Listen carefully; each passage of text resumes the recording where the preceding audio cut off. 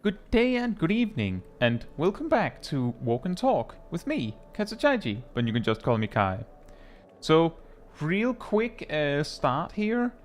I'm dealing with a bit of an infection in an ear, so I don't hear as well on that ear, which makes it very confusing for me.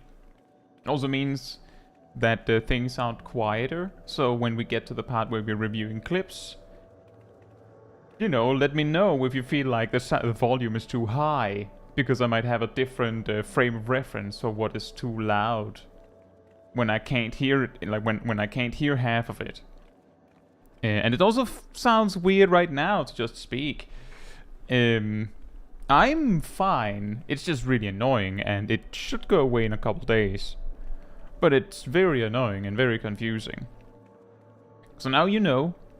That said, the way this works is, this is Walk and Talk. I have planned somewhere we're going. So we have a starting point, which is where we left off last time.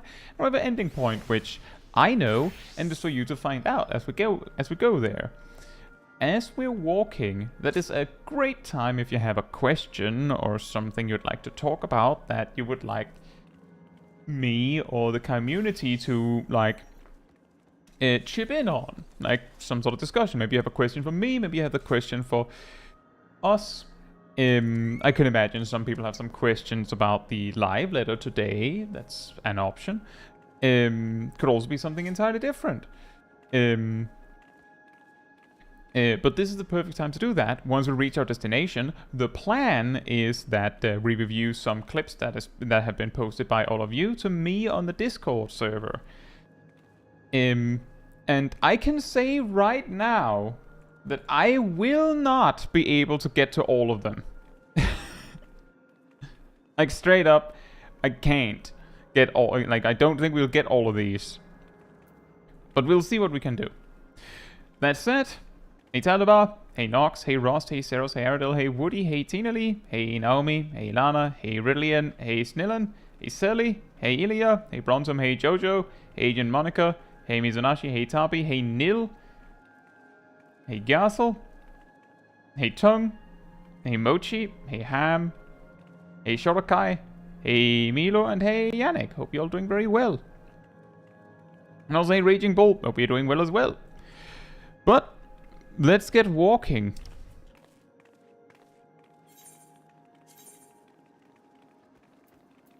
Yeah, exactly, Nox.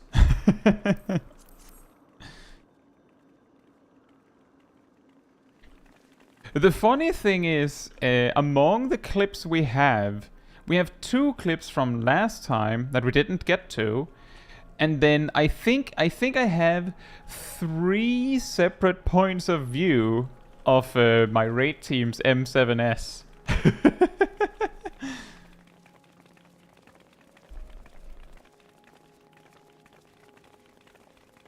Which is always a classic. I think we've done that with the 2 previous fights as well.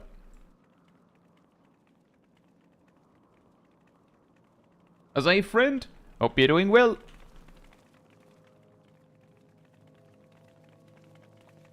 You are here. Yeah, I couldn't quite see which was which ham, because I know that some of them have labeled that it's the first clear, but some of them don't. So I don't know. I might know once I see them. Hey Caitlin, hope you're doing well. So, a funny thing in relation to the video I put out yesterday, the Everything is Brain Dead, some of you might have seen it, is that an argument against the exaggeration thing that I talk about in the video was that a bunch of people were like, well, obviously many of those situations are clearly exaggerated. But the funniest example of it was that what you'd see if someone like addressed both jobs and content, like guides, was that there would be like this weird like break in logic, because it would be like, well, when they say that the job is exaggerated, it's obviously because, well, the person saying it were used to the harder version of the job, so relative to their experience, now it is brain dead. Which is obviously an exaggeration. Like, obviously it's an exaggeration, but their point is, of course, that it's too easy now. That's what they're trying to get across. You're just supposed to know that. That's the key that I'm trying to get at here, is you're just supposed to know that. But when you go over to the content side of things, like the boss guides and such, they're like, well, obviously if the guide is a brain dead guide, it should be clear that once you know how to do it, it's basically autopilot, and you're just supposed to know that. The reason why I found that funny was because in both cases, it was basically you're just supposed to know that was implied. Like, well, obviously it's like this, but it's only obvious if you know that. That's what they mean. So I just found that really funny. Also because the only way that the use of calling something brain dead like that, the only way that it could be justified was by going, oh, well, they obviously didn't mean it like that. Like, obviously it's an exaggeration. Which, of course, means that it was never accurate in the first place. And the whole point of the video was that these statements are being used a little too liberally for things that they don't apply to, which confuse other players and people that don't realize that it's an exaggeration. So, like, the best defense being, well, obviously they're exaggerating, doesn't look that good. I just found that really funny. Hey Bob, hope you're doing well. And same to you, False Geek. I mean, you can still be there in spirit, False Geek. But it might be an idea to work on the MSQ if you have it just lying around. It's been a bit, hasn't it, Bob? I hope you're doing well. But yeah, genuinely, the main point of that video was trying to get across the concept that we're exaggerating in both directions. That was also something that a lot of people were taking a little bit too personally, you could say. That they were like, well, some people also exaggerate how hard things are. True. Absolutely true. It's just a lot easier to get the point across if you focus on one thing, especially one that is more recently relevant. APH, hope you're doing well. Your Endwalker vacation is almost over. Are you in Endwalker because it's just taking you a while to finish the MSQ, or is it because you're like parking there to do a lot of optional content?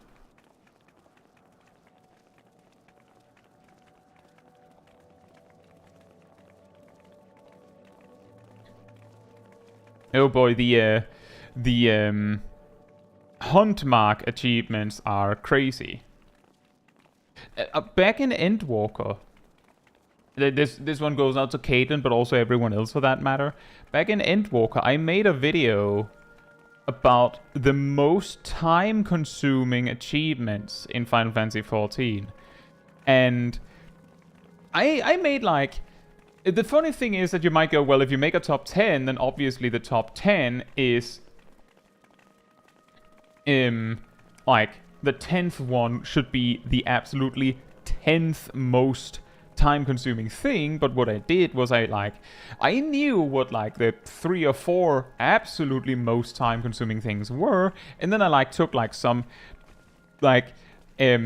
checks in different types of achievements to be like, this is a good example of a really time-consuming achievement or a really obnoxious achievement or something like that, where I think one of my examples was the Lifer 3 achievement, which is do 10,000 duties. You just 10,000 duties. And the fastest way I could find out how to do that was just do Ifrit normal unsynced. That takes 10 seconds or so. If you have a fast PC, then it's 2 to 3 seconds to before you can hit the boss, and then You hit it and then you leave. About like if you take about 10 seconds each, that's still 100,000 seconds. But then, again, why would you do that? If like genuinely, why would you do that? Because most other achievements in the game, like all those various time-consuming achievements, turn on Mythic Plus. Sorry, Mythic Plus and New Game Plus. Can I do that from here? Can I just activate that? Like this? Oh. So that does look better.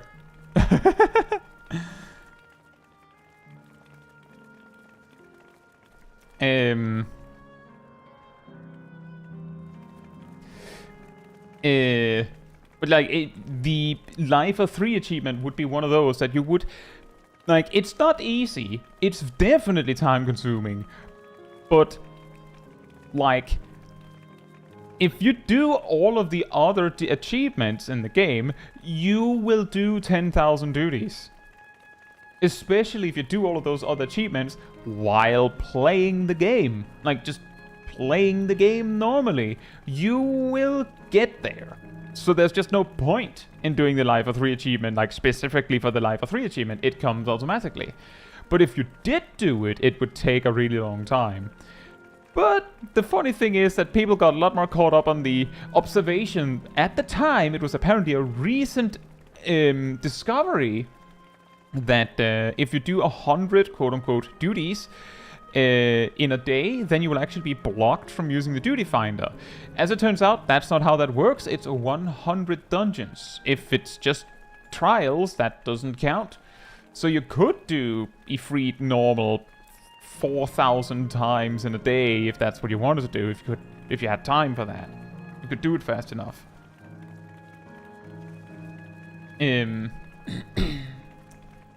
Let's see, but there's also like other examples. Like that's also where I have the Levequest achievement takes 7 years, something like that. It still takes about 7 years because it hasn't like the bottleneck hasn't changed. The bottleneck being that you have to do like a grand total of like 16,500 Levequests, and you can only do 6 a day. At like you get 6 allowance per day. So if you don't have the allowance, then you can't do it. So there's like that bottleneck, and that doesn't change. With Dawntrail, they didn't increase it.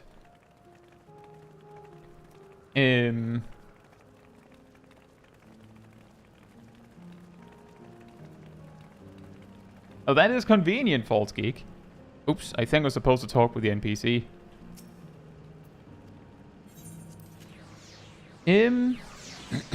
Also, hey, Rainbow Sour and Tetra and Cat and Stegera. Hope you're doing well. So your question, Rainbow Sour, I do not use plug-ons. I do not have any game plug-ons for Final Fantasy XIV. Not a single one. Hey Annie, hope you're doing well, and thank you so much, I'm glad to hear that. Yeah, I do not use any plugins. Which also means that anything you see me do in my videos, you can too. Well, if you have the capacity to do it. The closest to a quote-unquote plug-on I have is that I have an MMO mouse, but that's not a plug-on. That's just hardware.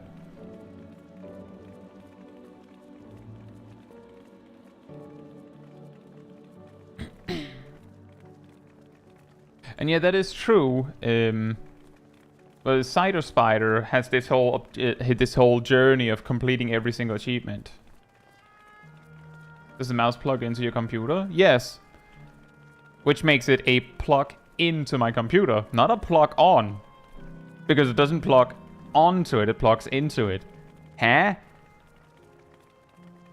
Sung says, I don't think Cider Spider's gonna do it, honestly. Part of the problem with a journey that long is that you will only finish that if you stick around for that long. I think, if you think about the Final Fantasy XIV content creators that have been around as Final Fantasy XIV content creators for long enough to do the Levequest achievement. Remember, I said 7 years. I believe it's like around 7 years, but 7 years. How many can you count? How many content creators can you count that has been with Final Fantasy XIV long enough that, had they put their mind to it, they could have done it? It's like Mr. Happy. I think MTQ Capture. There's definitely more, but I don't remember a lot of them.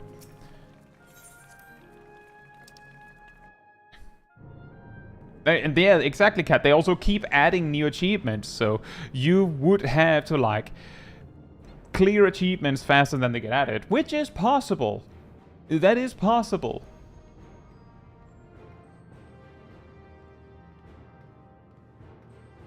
I have heard about that, Rainbow's Hour, and part of it comes down to, I believe, the fact that the official definition of plug-ons for Final Fantasy XIV is so extreme that it could easily be counted as that. Rust says Renon. Has Renon been a content creator for Final Fantasy XIV for that long, Rust? Because I don't think they have.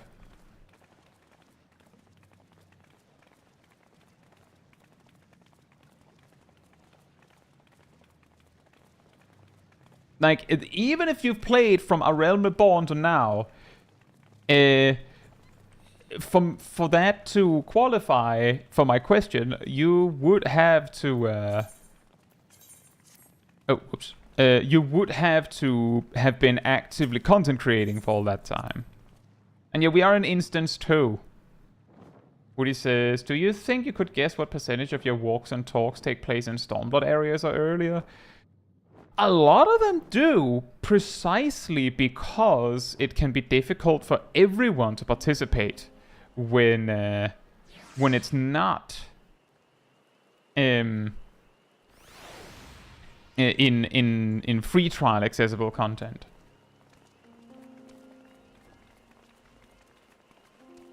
But somewhat recently there were a question about, like, do you ever do walks in the Dawntrail areas? And we did at the start of Dawntrail, and then, like, we finished that, so now we're doing it again. Say, Connor, hope you're doing well. People are saying their first is some of their Heavensward clears. Fair point. I just, like, I know I'm moving the goalpost here a bit, but if you have a video, like, you making a video, like, for instance, of you doing some content and sending it to Clip Review, for instance, like for these streams, does that mean that you qualify as a content creator? Do you view yourself as a content creator in that respect? Like, in the same way that, like, a developer is, you know, like, do you count as a developer if you, like, write a few lines of code every so often and that's it? Does that qualify? I'm not trying to downplay anyone here. I'm asking, and that's also why I'm saying I'm sorry for doing this goalpost moving, is that I'm saying, like, does it count if someone has, like they just, like, archived an accomplishment and then that was that? Like, I don't think I considered myself a content creator until I, like, got pretty far with this channel, even though I've made videos on YouTube since I was, like, 13, maybe 12. But that didn't count for me. Hey, Necrofits. And Asymmetricon, hope you're doing well. The content enjoyer, nice.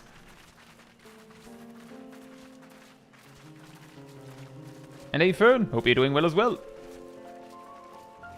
Yeah, exactly, Sally. That's also why I'm saying I do think that it's pretty accurate when I say that this is what I want to do, right? Because I tried doing it very early. Hey, Zip Zap, hope you're doing well.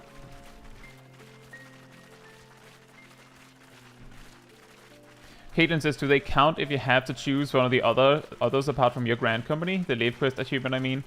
Oh yeah, let me see if I can just find those.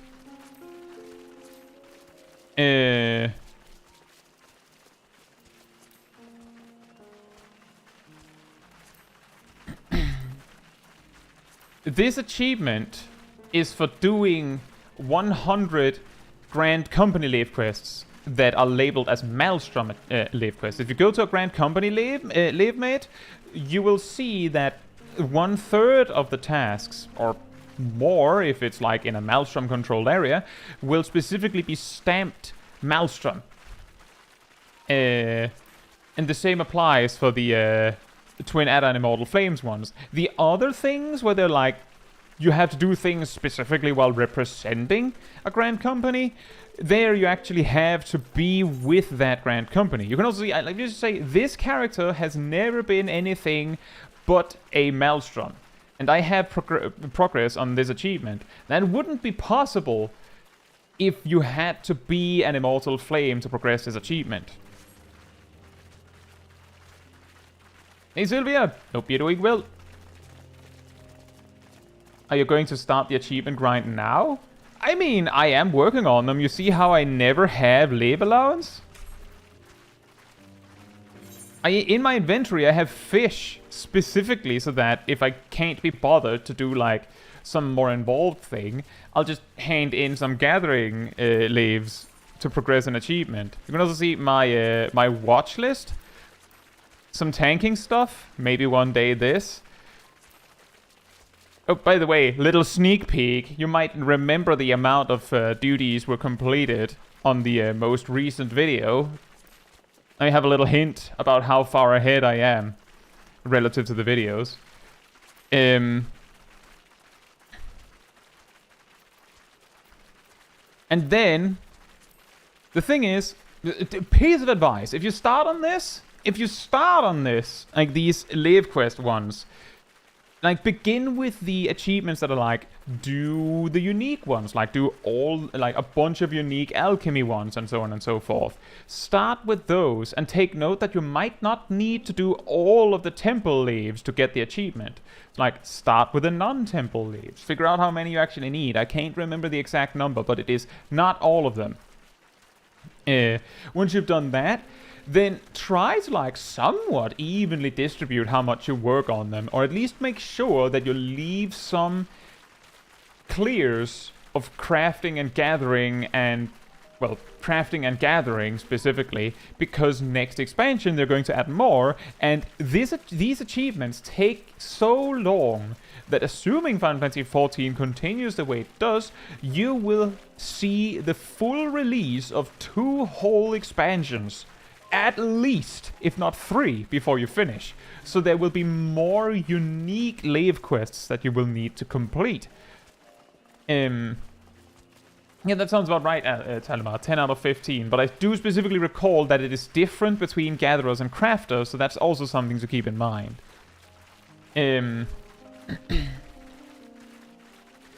But yeah, make sure you don't finish any of the clear 5,000 lave tasks. Also, if you don't have all of the A Realm Reborn relic weapons fully finished, don't fully complete the Grand Company Lave achievements either, because you're going to need a like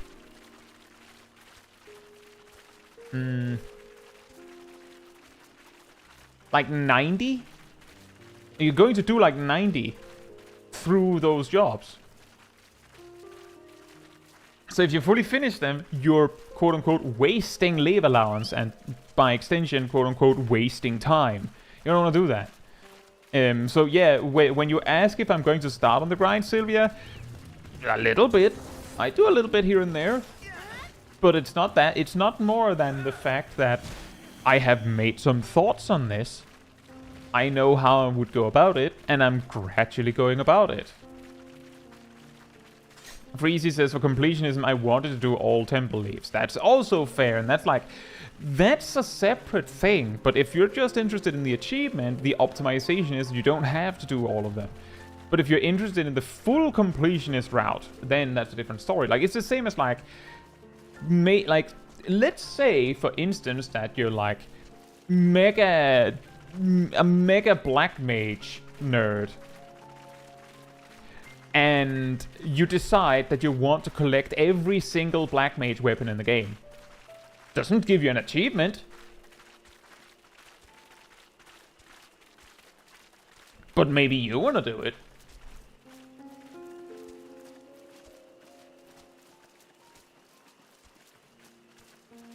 Rainbow South says, do you talk about anything during Walk and Talk or game related only? You can ask me anything. If it's something that I don't want to talk about, I'll probably say it. Also, I realized we missed the path we were supposed to walk off, but I think we can continue down this path as well.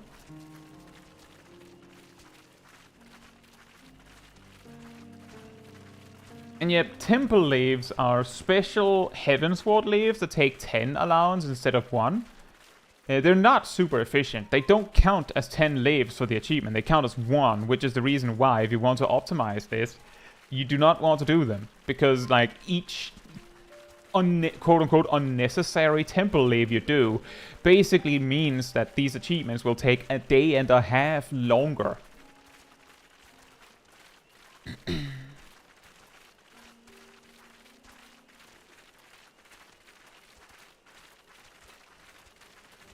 And thank you, Goodbye. I'm really glad to hear that. The saddest part about it, Goodbye, is that it's not just Final Fantasy XIV, as a lot of comments on the video actually highlighted. It's not just Final Fantasy XIV.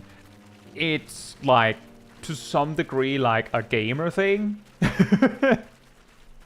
Straight up just a gamer thing. I think part of the problem is that you give people that might not be super skilled at specifying what they mean, and might not be the best at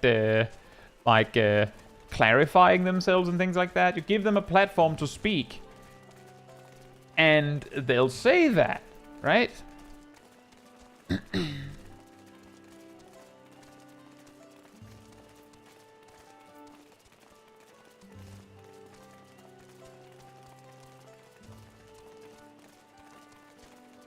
Yeah, exactly, Goodbye. People just like, basically, a lot of this thing is brain dead is someone said it, and then, like, 10,000 people heard them say it, and then just reiterated. Like, the funniest one I've still seen is, like, people going, Black Mage is brain dead now.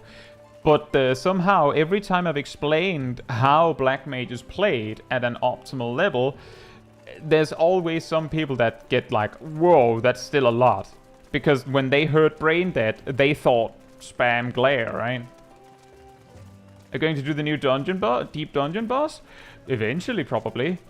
And yeah, that is correct, QB. It is called bandwagoning, but a lot of people don't realize they do it. I would probably do it eventually, Cole, but here's the thing. When Eureka Authors came out, I did go in there with a few friends for like a bunch of goes. Like, we tried a bit, but then we didn't get it done.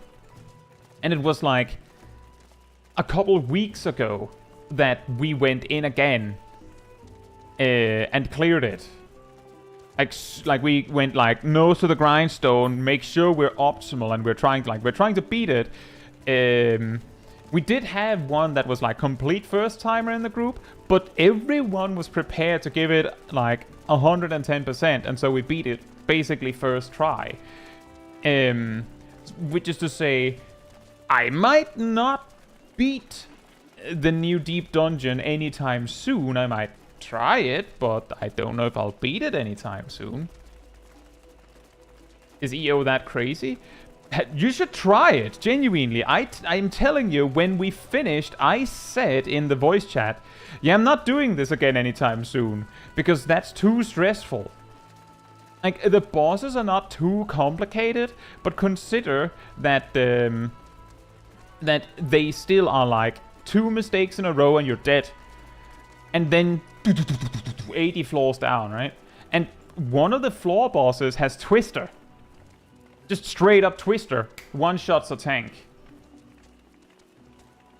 And basically every single mob in Eureka Authors, with very few exceptions, if you don't dodge when they do a mechanic, you die, even as a tank. They just, every single one is basically a hard cutoff. You die if you don't get it right. And they are not always very good at indicating what they're doing. I died sometimes as Paladin because, the mob did have a telegraph for the first attack, but it didn't tell you that it swings twice. So like, you sidestep for the first one, step back, dead. Very fun way to die, yeah. So, you should try it if you're in for a challenge. It's not going to be like ultimate, and it's going to be very different than Savage, because it's like, you know, if you're being careful, think about what you're doing, then you're going very long periods of time when nothing is happening. But if you hesitate, or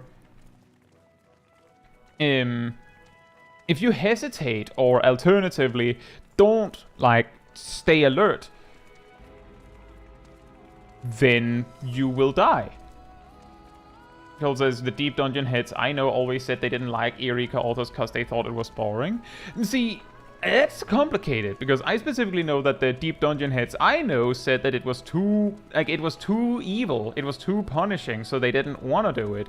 That can also be boring, because it means that you can't, you know, flourish your skill, because you have to play so carefully that there's only one correct answer. That's also not very fun.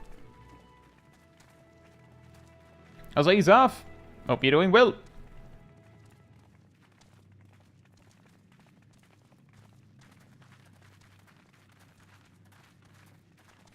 And Sylvia says, it would be interesting to see your take on that as you progress in videos.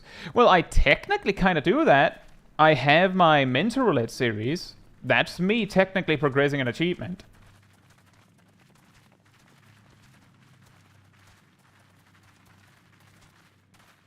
Enjoy your day, Caitlin. Any opinion on the Phoenix Down change? I think it makes sense.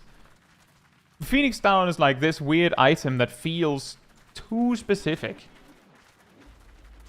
And then it's a unique item. Like, something that's worth keeping in mind, and I think a lot of people don't realize, is Phoenix Down is a unique item, which means you can only have one on you at any one time. The only time where you will find yourself replacing it is in deep dungeons, because some of the bronze chests will have one. Are they changing it to also stack up to 999? But yeah, basically they made it so that it's like for 4-man content.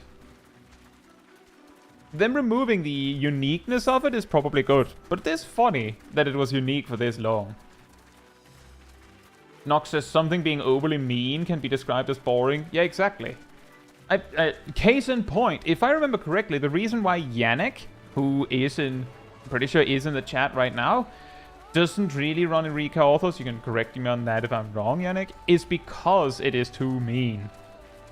And Yannick does a huge amount of deep dungeons. Like, Yannick is regularly competing to have, like, the top scores on Palace of the Dead, especially. But says no to Eureka Authors because it's too much.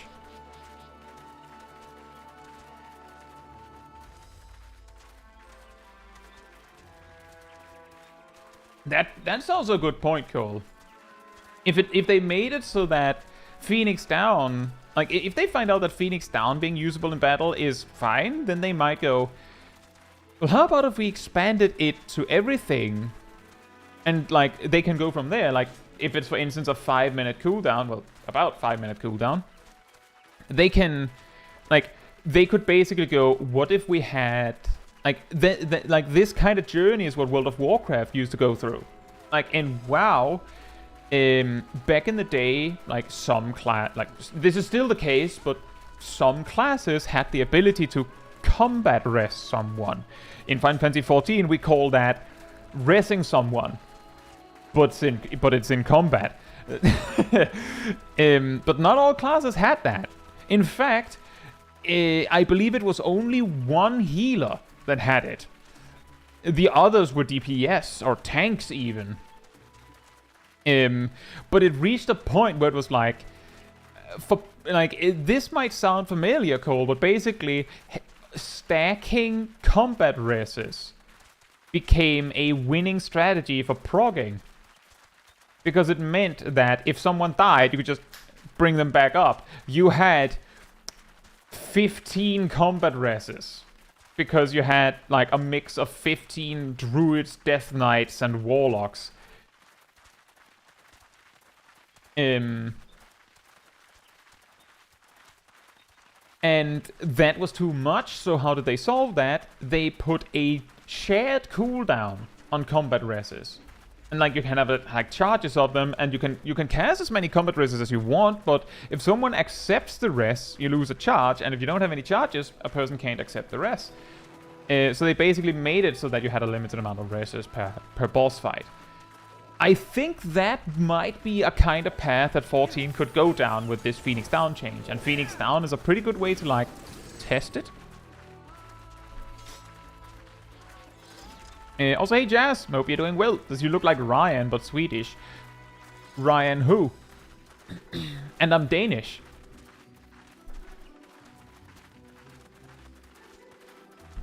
That might be correct, Woody.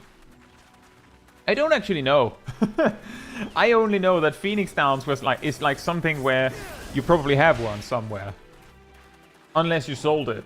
But if it's that inconvenient to get,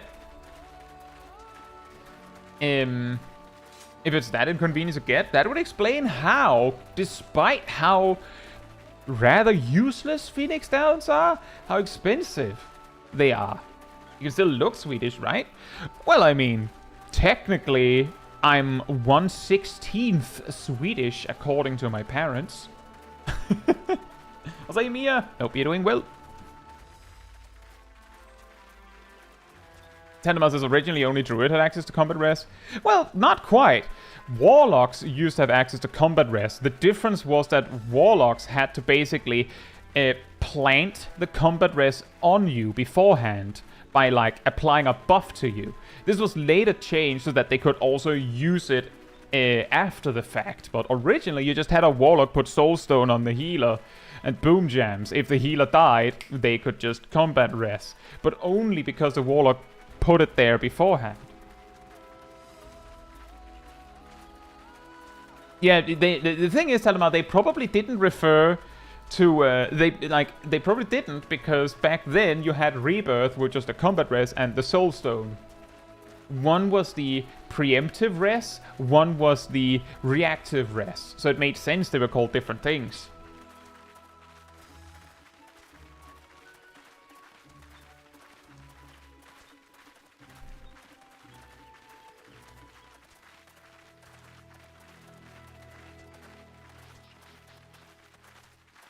Also, I'm just scrolling up a little bit. Nox saying, we can ask anything. What is your current opinion on Tiki Masala? I don't have one. Tongue says, do you like hummus? Yes.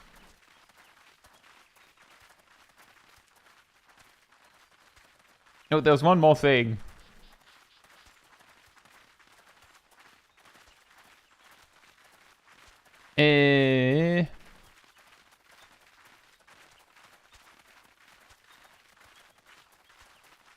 False Geek says, Glare Mage to me still sounds like a person who's just standing over there and watching menacingly.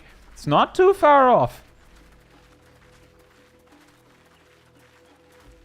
Hey Lucas, hope you're doing well. So, the story is April Fools last year? Was it last year? I think it was last year. For the memes, I made a stream of just walking a lot. Like, a lot of people, like, when they make an April Fool's thing on YouTube, they'll do, like some sort of fake out of, like, making, like, some sort of, like, video where, like, they make a claim that is not true or whatever. And I didn't want to, like, make a video that was, like, basically saying something that wasn't true or just messing with people, like, just a joke. I didn't want to do that. So instead, I made something that was absolutely real but so unbelievable that you wouldn't think that it was real, which was a stream of just walking in Final Fantasy XIV. And then we did that. And we just talked about stuff. And at the time, I already had like every so often streams that I called Tea Time, which was just, we are somewhere and we just talk about the game. People ask questions, and I would usually position myself somewhere where there was like a striking dummy nearby, so that like I could, for instance, demonstrate something someone asked about. But then it occurred to me that a common problem was, like, we also usually review some clips on these streams. Is that on the Tea Time streams, I would usually spend like 90% of the stream talking about stuff and then be like, oh, right, the clips.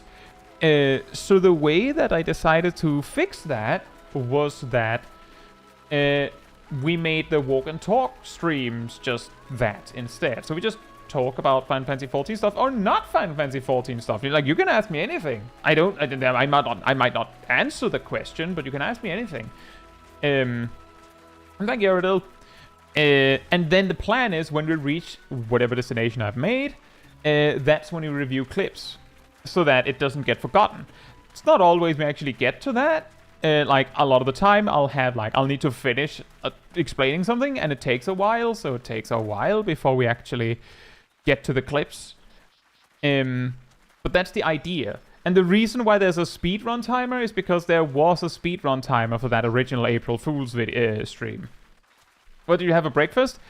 Muesli. With chocolate in it.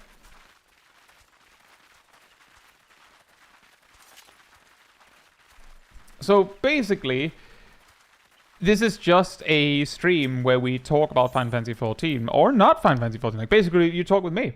It's like a Q&A stream. And part of the reason why we just talk and we just walking somewhere is because I have tried doing like something similar to this, but while we're doing something slightly more involved, a while back we did a cosmic exploration stream where it was meant to be we are on the moon, but it's actually like just a Hangout talk stream. Was that what happened is that even though it was the same as this, everyone basically only asked about things related to the moon or crafting or gathering. Like, because the center piece, the center focus of the stream was on crafting and gathering, because of where we were, people didn't feel like it made sense to ask questions about anything else. So by making the backdrop to the stream basically a nothing burger, I can somewhat guarantee that whatever question you ask is not associated with what we're doing. Or it might.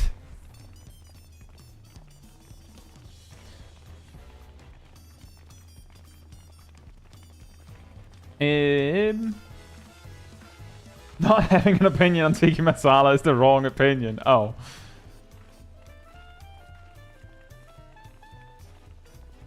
Sting Arrow says chat bubbles or players talking being a change that came out 12 years later too is funny to me as well. It is quite funny that it took that long. My ice cream order, I don't know. I actually don't know. I really like pistachio ice cream. False Geek says, if anything goes, what do you think about coffee with energy drink? With energy drink? That seems like a hard stop. Me personally, I sometimes... I have experienced getting like a panic attack from coffee. So with also energy drink, no, that's a bad combo.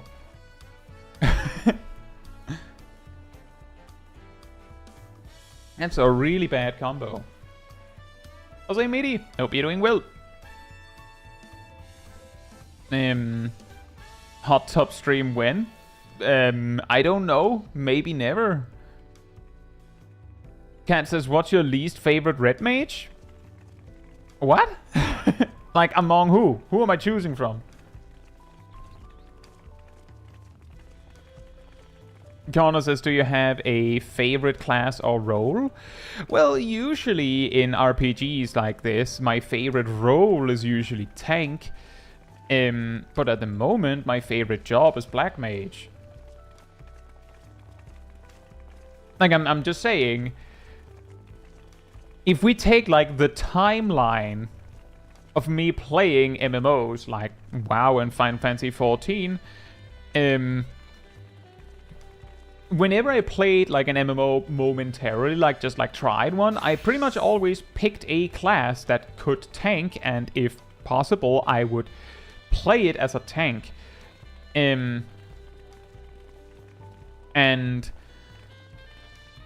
in World of Warcraft, like in Wrath of the Lich King, I played Protection, Paladin, and Cataclysm. I played Blood Death Knight, tank again. In Mists of Pandaria, I played a Brewmaster Monk, that's also a tank. In Worlds of Draenor, I played Blood Death Knight, which is a tank. In Legion, I basically played every single tank except Warrior and Paladin. And I did have alts covering other classes, but I basically played tank all the time, and it of course didn't help very much that that my friend group was like, I was the tank guy in that group. So like, I kind of set myself up for that one in a way too. And when I came back to the game momentarily in Battle for Azeroth, I played Warrior Tank for a month. And when Classic WoW came out, I played Warrior Tank to level 60. And in Final Fantasy XIV, the only time that I haven't mained tank was in a period in Shadowbringers where the friend I played with the most happened to be a tank main, so I switched to healer. That was easier. For Ratia, I was DPS main in Savage, because that's what the group needed more. I played Summoner. And then now, where I'm playing Black Mage. Pretty much at all other times, I've been maining tank, and then had other jobs that I also played.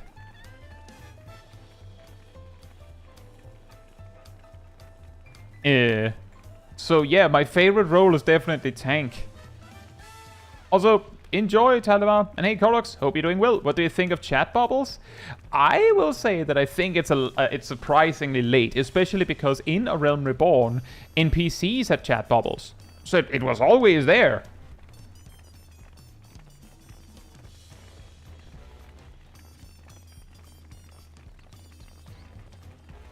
Mia says, get a hot tub at your Final Fantasy XIV house. Have you seen behind my house?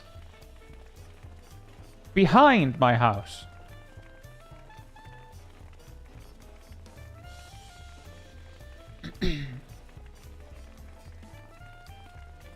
Cat says, the question was very straightforward. You're choosing between Red Mage. Well, then I have to choose Red Mage, I guess.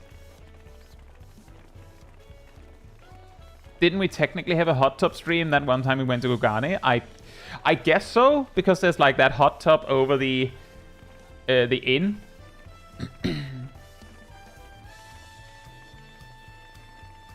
And also true, Mia. Tanking in WoW is very different. QB says, any tips on how to get motivation for doing post A Realm Reborn? One way you can do it is maybe try a different job while you're there. Like Samurai and Red Mage are level 50 when you pick them up, so you could try one of those to like mix things up. You could, like, if you find the story extremely boring, you can also just skip it. Like, you just skip the cutscenes and everything. I have on the channel, and this relates to Ridley's question a little bit, I have a stream playlist on the channel of me playing through the entirety of the MSQ, up to and including Endwalker, on an alt, which is Small Kai. And I do voices for all the dialogue. So if it's because it's inconvenient to read it all, you can just have me do it. And you could also just go, like, you can just put it on and then just listen to it while you progress ahead. And, like, if something interesting happens, you'll see that. So, like, that way you can overcome this problem that if the story is really boring. But it's a little difficult to give advice on this because it depends on what it is that is making it hard for you to be motivated. And thank you, Ardell. And hey, Rash, hope you're doing well. And to your question, Rillian, how many Kais is a small Kai worth? Depends on a lot of things. In height, I think small Kai is like about half the height of a regular Kai. Of this Kai. Maybe a bit less. As in, maybe it's a bit more than 2 small Kais. If it's something else, then let's not forget that small Kai is supposedly a primal, so...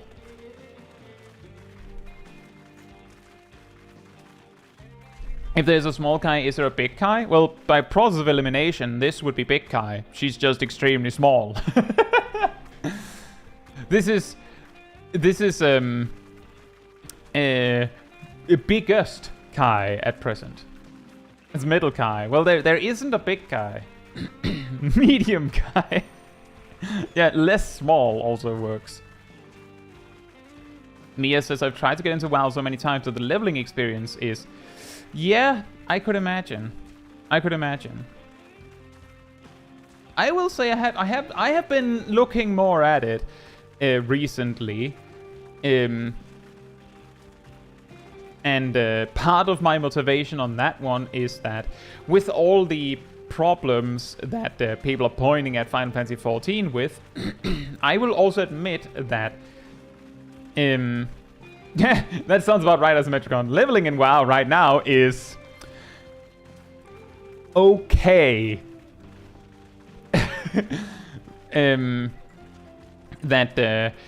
Sometimes I recognize that I might be very biased on Final Fantasy XIV things. And I have noticed that more recently, where I'm like trying my best to be like someone says something negative about the game and like, no, I don't think that. And then like, instead of just saying that, I think, well, actually, is that like, do I actually think that Final Fantasy XIV is perfectly justified in being the way it is on that specific aspect?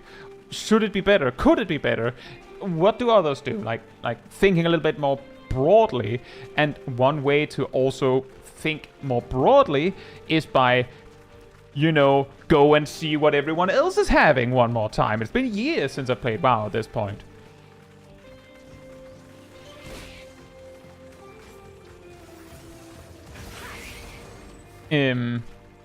Classic leveling is the pits of hell. I mean, there's a lot of grinding. Funny story with that, Cole. I said I leveled warrior in classic.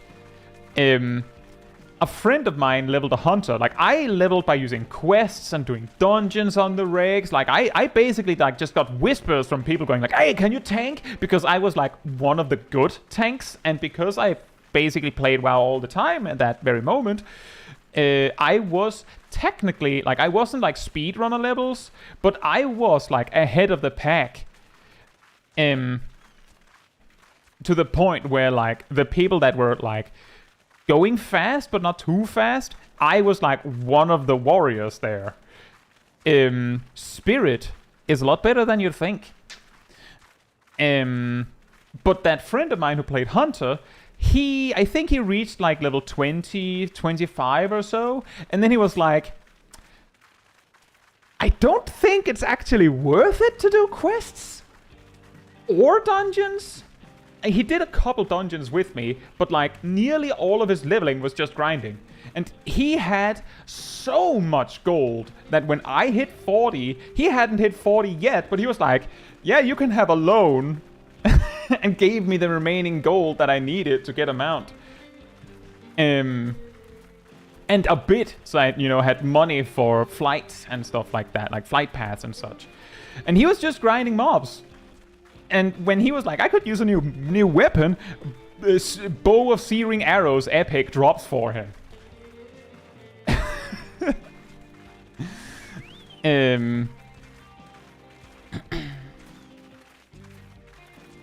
As Metricon says, honestly, the worst part of WoW is just how bad their free trial is. I have a feeling that a lot more players would be willing to give WoW more of a try if their free trial wasn't the way it is. Eric says... Oh, wait, sorry, there's something before that.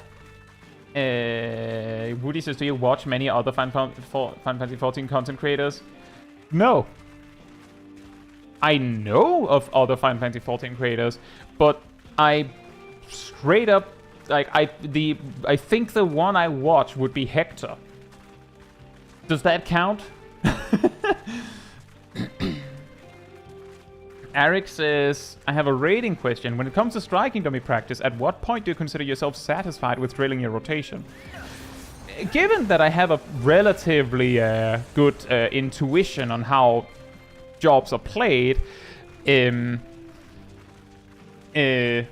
depends. Let me put it like this. Jobs that require me to go like multiple goes to get it, I typically only play in casual content.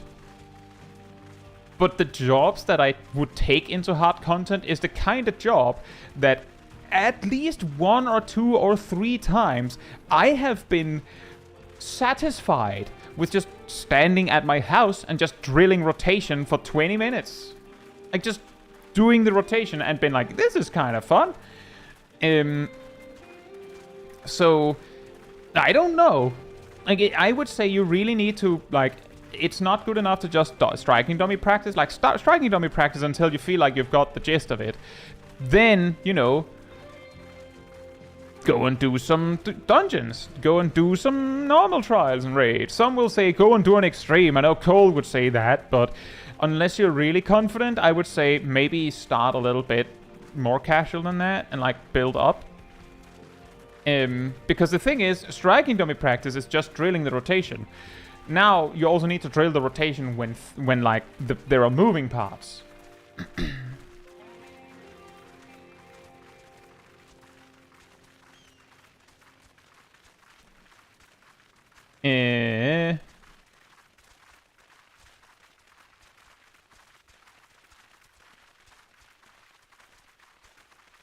Just catching up a little bit.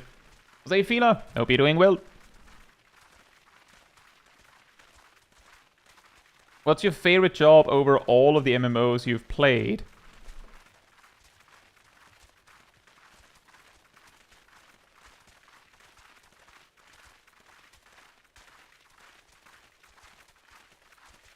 That's complicated. Because what my favorites on that is depends on a lot of things. There are a lot of classes and specializations where I'm like, oh man, that was awesome. But then there was this other thing.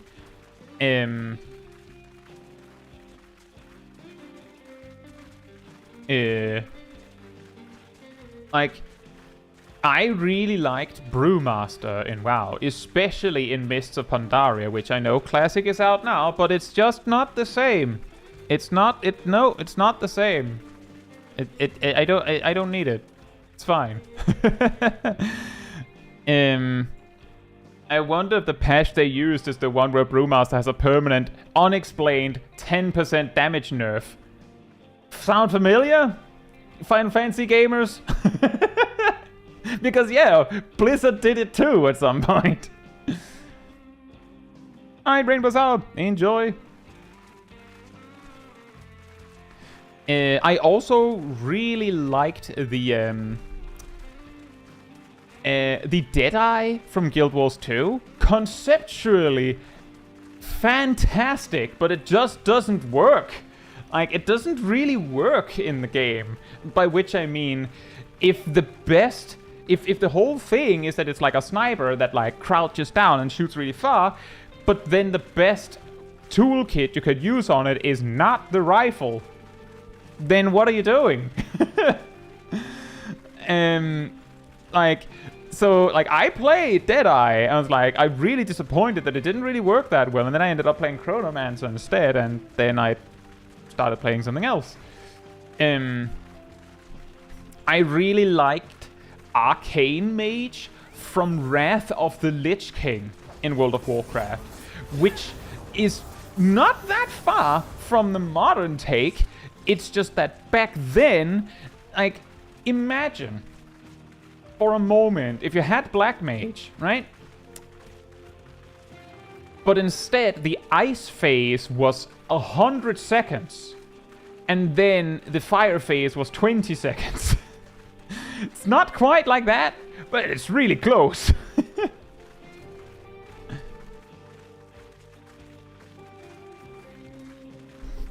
Oh yeah, just to be clear on that, Cole. Obviously, like, you practice on a striking dummy, you practice on dungeons, some like casual content. You make your way up, practice in extremes, and then you go to Savage.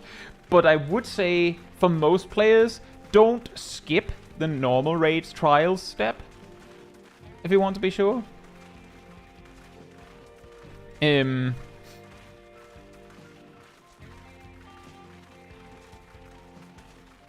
But my favorite MMORPG class, job, specialization, I don't know. I think it would actually probably be Mr. Pandaria Brewmaster. But I also think that that is a mega biased pick. Because the thing is,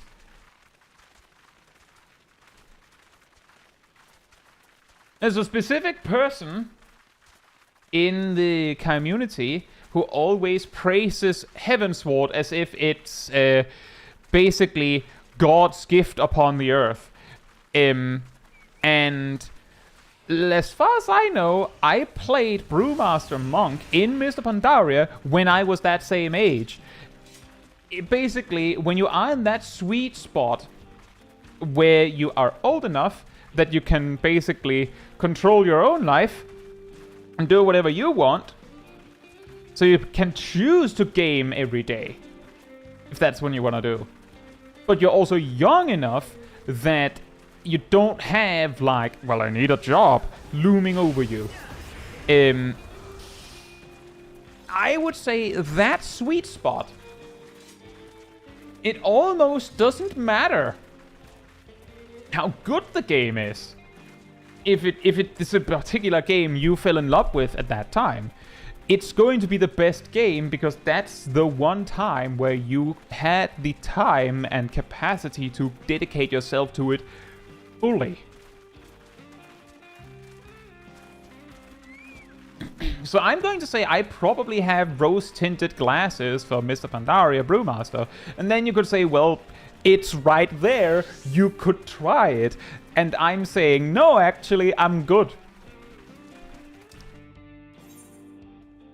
The thing that really motivated me to play WoW Classic was specifically that... and note that I made a warrior and leveled that, hit level 60, did like Blackrock Depths in full once, and quit. I didn't even raid. But what motivated me was that warrior was supposedly the hardest class to level from scratch in Classic, or, you know, Vanilla WoW. So I did that with the knowledge I had accumulated, which was Spirit good, and Spirit very good. Spirit very, very good. Spirit so good that I could regen running from mob to mob while other people had to sit and eat. I didn't have food on me. Don't underestimate Spirit. Ironically, the time where it became hard for me was like as I reached past level 50 because plate gear just didn't have Spirit on it. That was the problem. Was Spirit is mega good for leveling warriors. I'll say Hazel, hope you're doing well. And Super Genius, hope you're doing well as well. And Tiana and Evarian.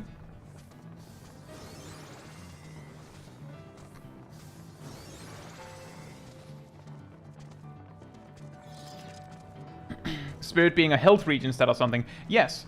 Basically, Spirit increases the amount of HP and MP you recover every 5 seconds. However, the way that works is that MP only recovers Well, not necessarily per 5 seconds. It's usually explained as per 5 seconds, but it's technically like every second, but it like ticks every few seconds in old school WoW days. But MP would only regen based on your spirit if you hadn't cast anything for the last 5 seconds. And HP would only regen when you were not in combat. Unless you were a troll, in which case you had 10% more HP regen and those 10% worked at all times. I was of course playing a troll. And warriors of course didn't have MP recovery, but I believe there was something crazy like them getting like 2 or 3 times more HP recovery out of spirit than other classes. So if you had a lot of spirit, you healed super quick between fights, so fast that you just fully recovered as you ran to the next enemy. Which is hilarious.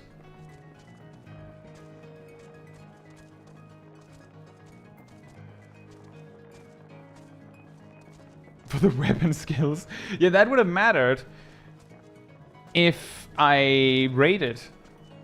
And then again, trolls had Berserk. Mia says, is there somewhere I can get a summary of the live letter from this morning? Possibly? I haven't written one, so not from me. Gianna says, my very first MMO was Conquer Online. Wow.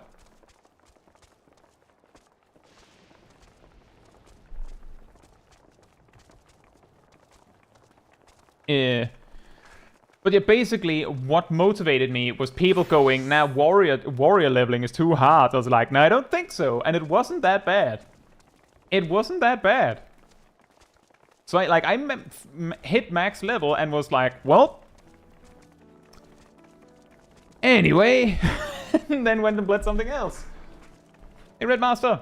Also, hey, Phil. Hope you're doing well. Hope you're both doing well.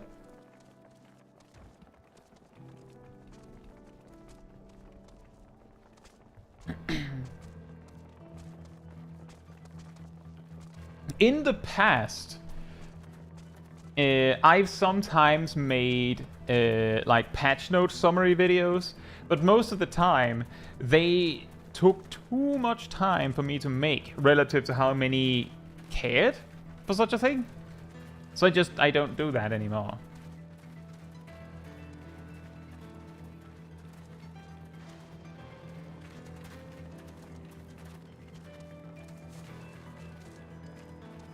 Progress motivated by spite. Yeah, exactly. Exactly, QB. Let's see, I will say, although it's a slightly less funny story when I add that, but like I did try to level other classes as well. It's just I discovered that, nah, I had enough. I had enough. Snellen says, waiting for Kai now to say warrior leveling was brain dead. It was not. That's exactly it. Is that a lot of people, the brain dead, quote unquote, brain dead route was to stack strength and maybe stamina. But while leveling, that is objectively the wrong choice. Because like basically strength versus spirit is basically like the Soulspawn equivalent of, would you like to have 10% more, like 5 or 10% more HP, or would you like to do 1% or 0.1% more damage sometimes even? You'd probably take the HP when it's that much, right? And that's the spirit path. Which meant that optimally, often, you should actually just use a staff that had spirit on it instead of an axe. Or a sword. Hey, Levin. Hope you're doing well. And also you, Jose. I think it's Jose. Jose Jazz Alvarez. Hope you're doing well. I progress by spite a bit too often. Levin says, what's your favorite individual piece of content in 14 if you can think of it off the top of your head?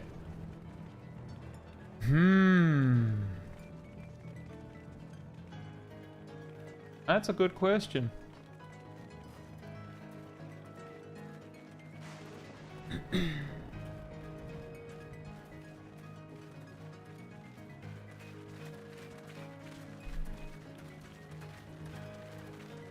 I think that my favorite content, quote unquote, is to level things.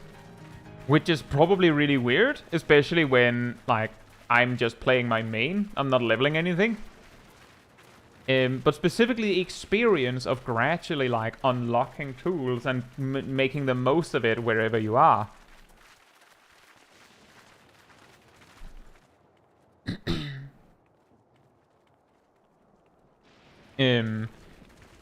But it probably makes a lot more sense when I came back to, like, so I've mentioned before, when I originally got into Final Fantasy XIV, it was straight up because I saw that Red Mage existed in Stormblood. I'm like, fantastic, I'll play that. And then eventually I quit in Stormblood. When did I come back? Oh, Blue Mage is getting at it. Fantastic, I'll play that. I knew that it was a limited job, but I was like, I'm gonna play that.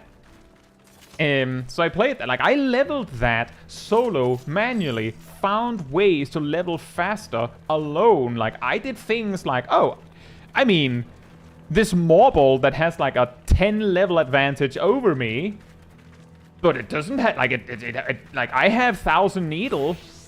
Like, I have 1,000 needles, and it doesn't have 2,000 HP. So if I can sleep it, and then hit it with my 1,000 needle, and then sleep it again, and then hit it one more time, then I'm good. And it worked, and it was effective. Not as effective as just getting boosted. But that was what I found fun, was leveling in this way and unlocking the spells and all that. Which is also why, like, I have lost a lot of the interest in Blue Mage, is that the thing that I think is the most boring about Blue Mage is that if you know about Blue Mage, you'll probably recognize that about 18 of the spells you're picking out of 24 are basically, I need that OGCD and that one and that one and that one and that one and that one and that one and that one and that one, and that one is a mandatory passive effect, and that one, like, I need a tank stance if I'm tanking, and oh, I need Moon Flute, and like all those things, like, and even with those last 6 remaining ones, you'll be like, and then I need these 3 or 4 spells that are like role specific. So it's like, oh, which Blue Mage build are you going with? Where, like, the difference is, did you pick that or that spell? Because that's, at the end of the day, all you had to pick, which, hilariously, is pretty much how WoW talent builds worked in the past. Yeah, so, you have all these talent points, what would you like? I'll pick all the mandatory talents. Okay, you have 5 points remaining. Do you choose the best choice, or do you choose the convenience choice?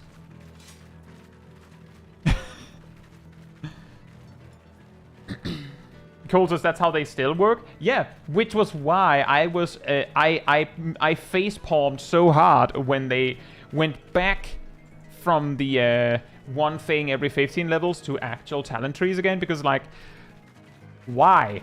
But okay then. Exactly, Eric. It culminates in the illusion of choice.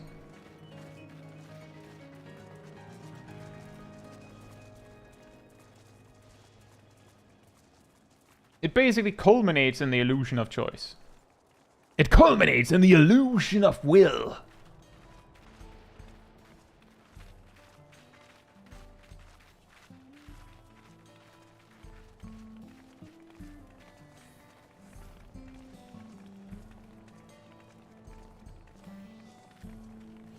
Actually, the reason I thought of that quote, Tongue, was because I did Innocence just the other day.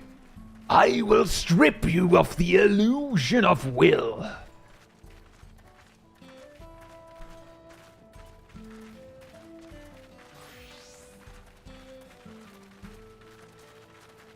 I see now. This is the passion of my ascension. Ascension.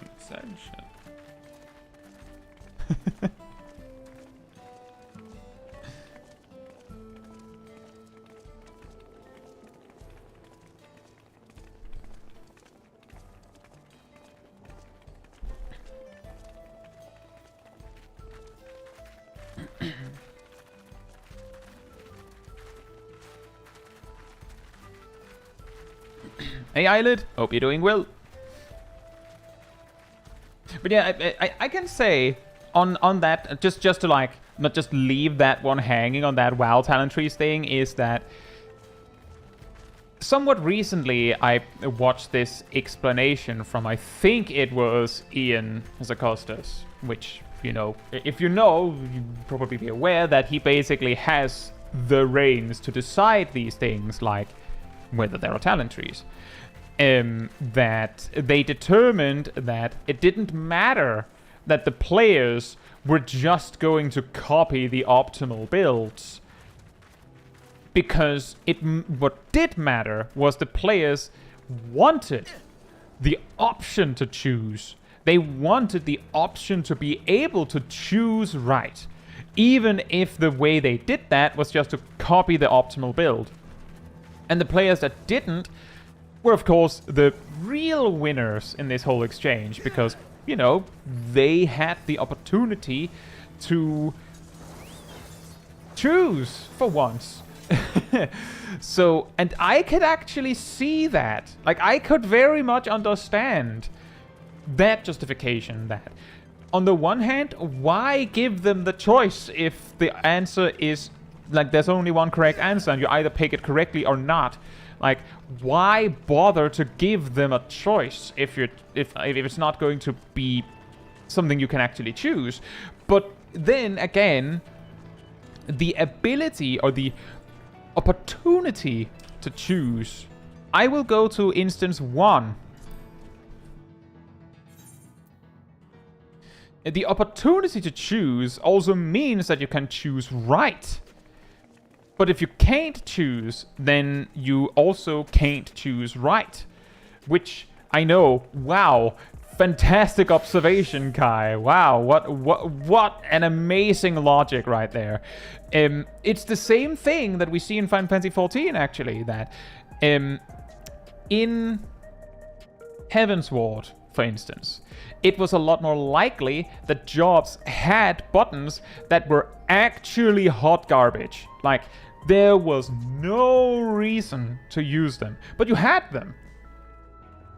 But knowing that you shouldn't use them was a quote-unquote accomplishment for the player. They could demonstrate their knowledge by choosing correctly.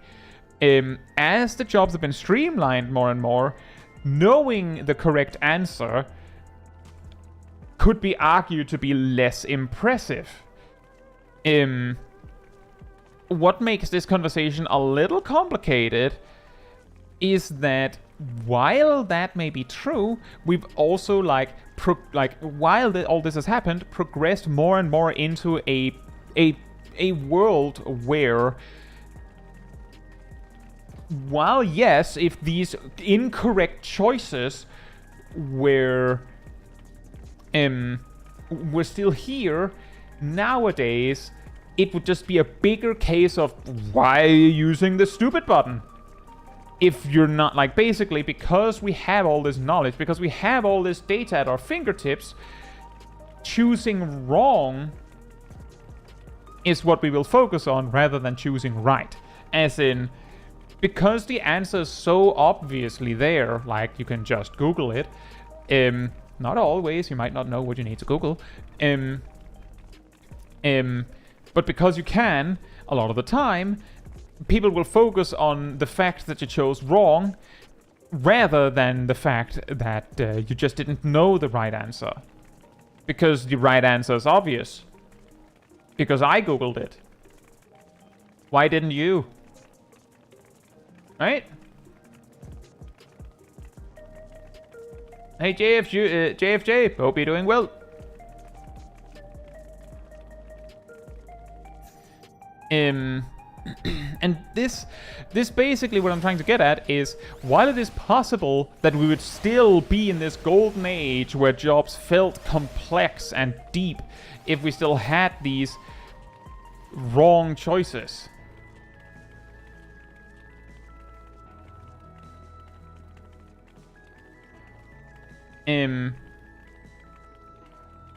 At the same time, I have a really strong feeling that it wouldn't be any different. Ham says we still have Scathe? Yeah, and we still have Ice Mages, and we still have Balance Mages, and we still have Ultra Slow Mages, and we still have somehow Summoners without a Carbuncle. And I learned recently that we also have No Painting Pictomancers. And we have filler only insert any job with a 1-2-3 combo. Like, the difference is that they just stand out a lot more because we're like, it should be obvious what the correct answer is.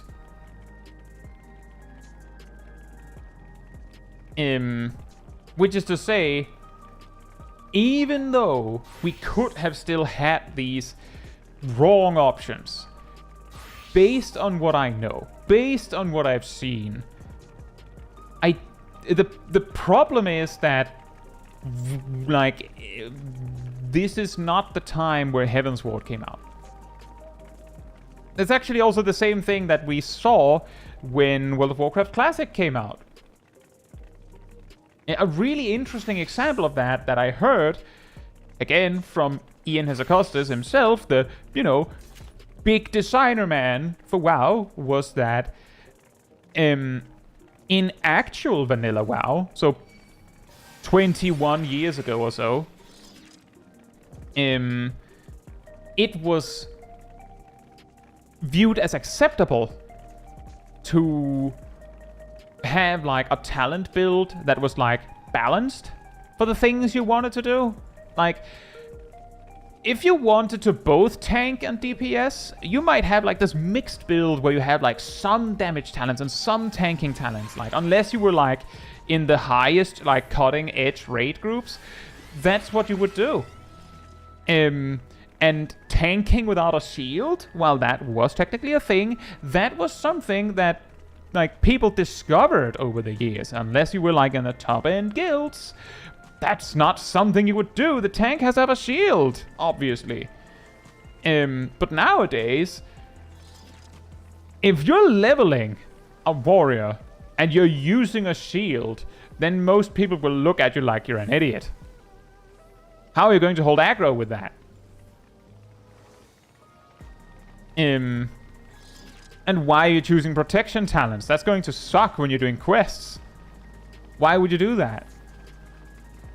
Which is a somewhat long-winded way of saying people still play the game, but they don't play it the same way. And we wouldn't play Heavensward the same way. We wouldn't play A Realm Reborn the same way if they came out today. Not even slightly. Not even remotely. Even if the game is the same.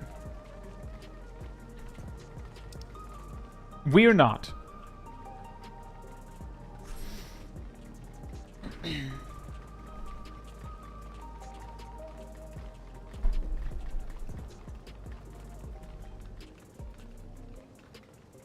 And also, hey Samuel and Sea Banana, hope you're doing well.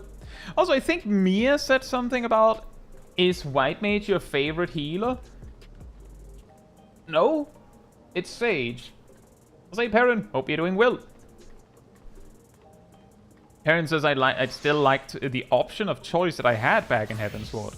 I can see it, and that's also what I mean, is that the thing that WoW basically have gone back to is going, well, we know that players are just going to look up what the correct answer is. But the players would like to have the option to choose wrong. So let's give them that. Here you go. Here's a huge overwhelming talent tree. And here's a copy-paste button. So you can copy and paste builds as you need. You can even save builds, so you don't ever have to click through these menus once you've put in your builds. Final Fantasy XIV does not quite have that option due to the limited customization, right?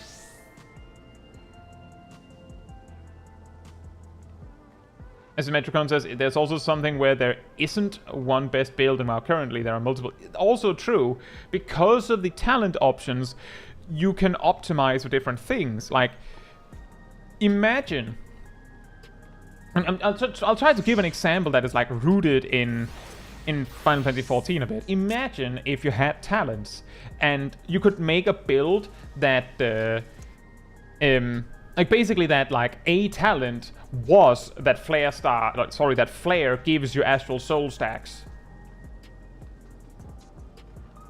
But there are other talents that say Fire 4 does more damage and things like that.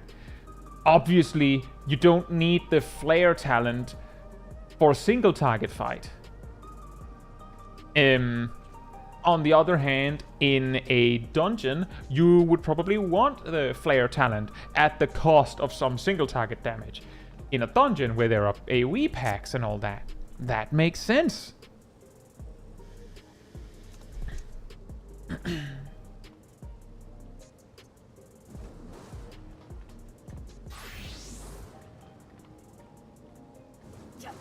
And yeah, if you haven't been enjoying this stream, the discussion, or wherever it may be, it does help me a lot if you leave a like on it here on YouTube. That tells the algorithm this is an enjoyable stream, like other people to check in too. So thank you so much in advance.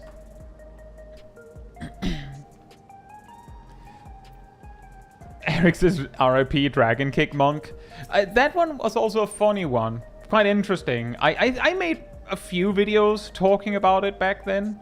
I think the most fascinating thing about Dragon Kick Monk was that... Alright, Singera, enjoy your evening. Was the fact that while Dragon Kick Monk, as it is, was like... I think like 90% as strong as a filler rotation. Like it didn't hold a candle to a proper rotation if you just spam the Dragon Kick, right? With no perfect balance or anything. But if you used it as a filler rotation, just a Dragon Kick until you had to reapply your damage buff and your dot, it was like 90% as strong as a proper rotation. And if you could reach an unreachable amount of crit, it could actually be superior because of the way that Dragon Kick scaled with crit as opposed to how Bootshine scaled with crit and things like that. A little complicated, but what was really fascinating is that Dragon Kick did so much damage that if you only had like 3 GZDs left before the fight was over, and those 3 GZDs were not going to include Bootshine, then it was actually better to just go Dragon Kick, 6-sided star.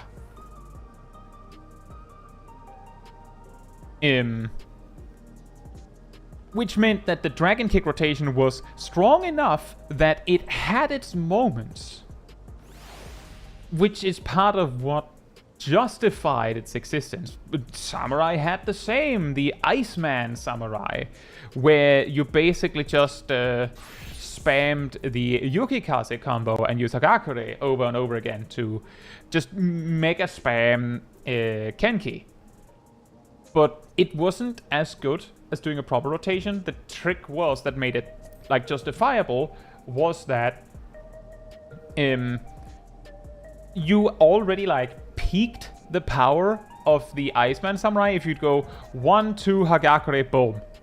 So 1-2 GZDs kaboom. Then you had already maxed it out. And then you just did it again. Just 1-2 boom boom. 1-2 boom boom. Over and over and over again. Which meant that if your alternative was, you know, finish the fight with the Midara Setsugeka, that would require that you go 1-2-3, 1-2-3, 1-2, boom. Which is 9 GZDs. But if you only have 6, what's the point? So in that sense, Iceman Samurai was also like a finisher. And that's also what like kind of justified it. But they were both so hilariously memey by design that a lot of people looked at it and went, wait a minute, isn't that a filler rotation?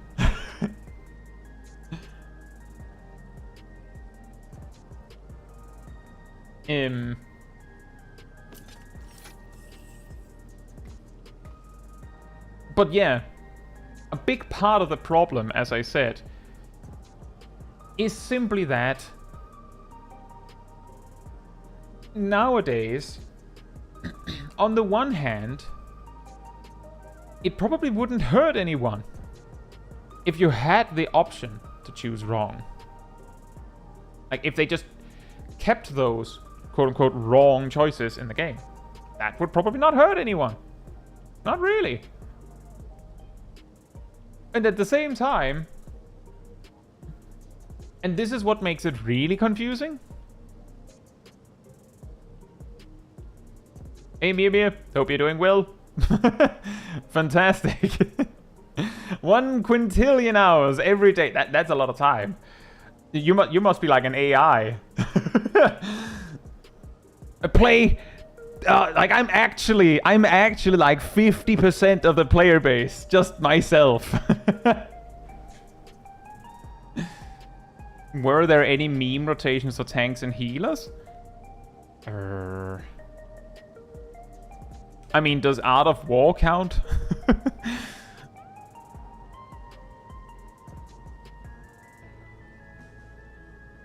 I guess the closest you'd get to meme rotations for tanks and healers is healers just spamming their filler attack. For tanks, I think one of the meme rotations, quote unquote, is Holy Spirit spam. There's a reason why I included it in Mythbusters. It's reasonably clear, mostly, reasonably clear that spamming Holy Spirit isn't worth it once you hit max level. But when you initially unlock Holy Spirit is actually so good that just going 1, 2, 3 Holy Spirit over and over and over again is only better because of how spamming Holy Spirit interacts with your auto attacks. And that basically means that it is so specific that it is you could say a concept that a lot of players are simply not aware of. Like, players know that you auto attack, but they might not be aware that casting reduces the amount of auto attacks you get, and they might not know or realize that the auto attacks are valuable enough that would be a problem. Which then leads to people doing the Holy Spirit spam in the first place.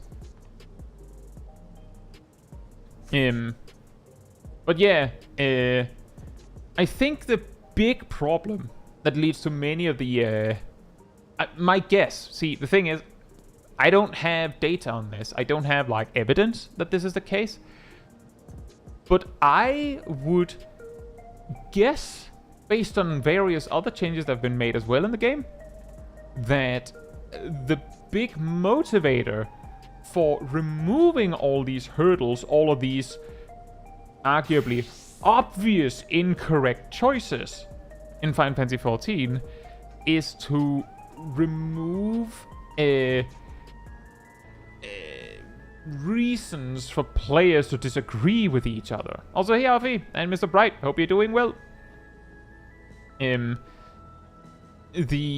What I mean by that is that the harder it is to play your job wrong, the less likely it is that you will.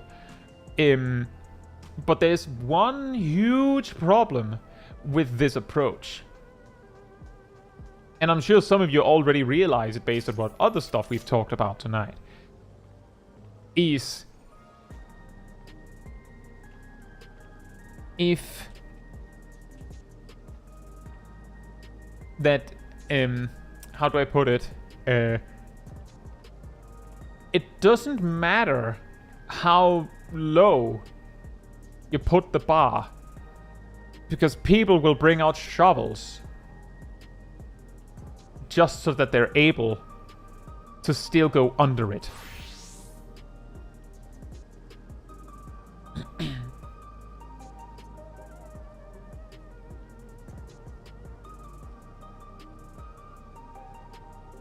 That's also true, Mimi.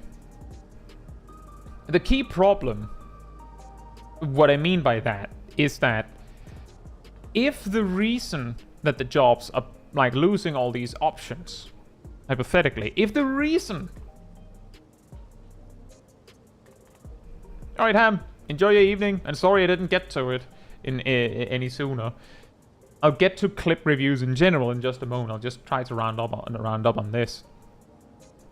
If the reason that the jobs are being simplified is to make sure that players have less reason to fight each other over how to play, like in casual content kind of logic,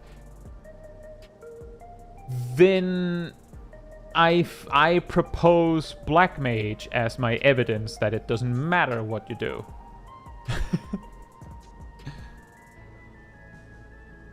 Because the funniest example I don't think I'll ever forget it, was that someone said, precisely, parents, someone said quite a while back that they had, I believe, their significant other get into Final Fantasy XIV, and they were recommended to play Summoner because it's very easy, right? And this person somehow got to like level 70 or 80 or something with Summoner. And that's when they were like, it's really boring. There's only like 2 buttons. And like the question was like, wait, what do you mean? And that's when like the commenter said, yeah, so that's when I discovered that my significant other hadn't summoned Carbuncle once. So they had gone through like 70 levels of Final Fantasy XIV just clicking Ruin and Outburst. Yeah, I'd imagine that would be really boring.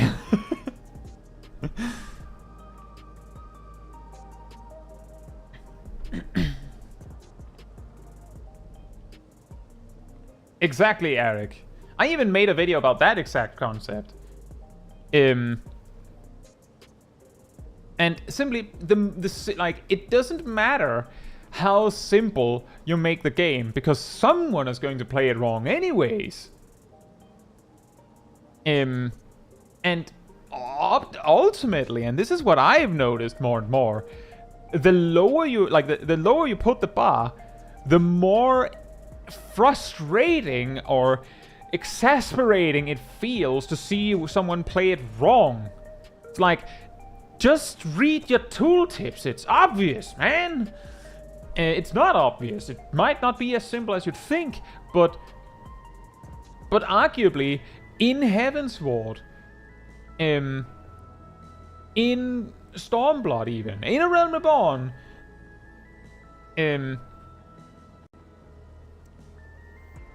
the amount of possible choices, the possible paths you could go down, the options you had, meant that there was a little more likelihood that, like, you missed something that wasn't obvious.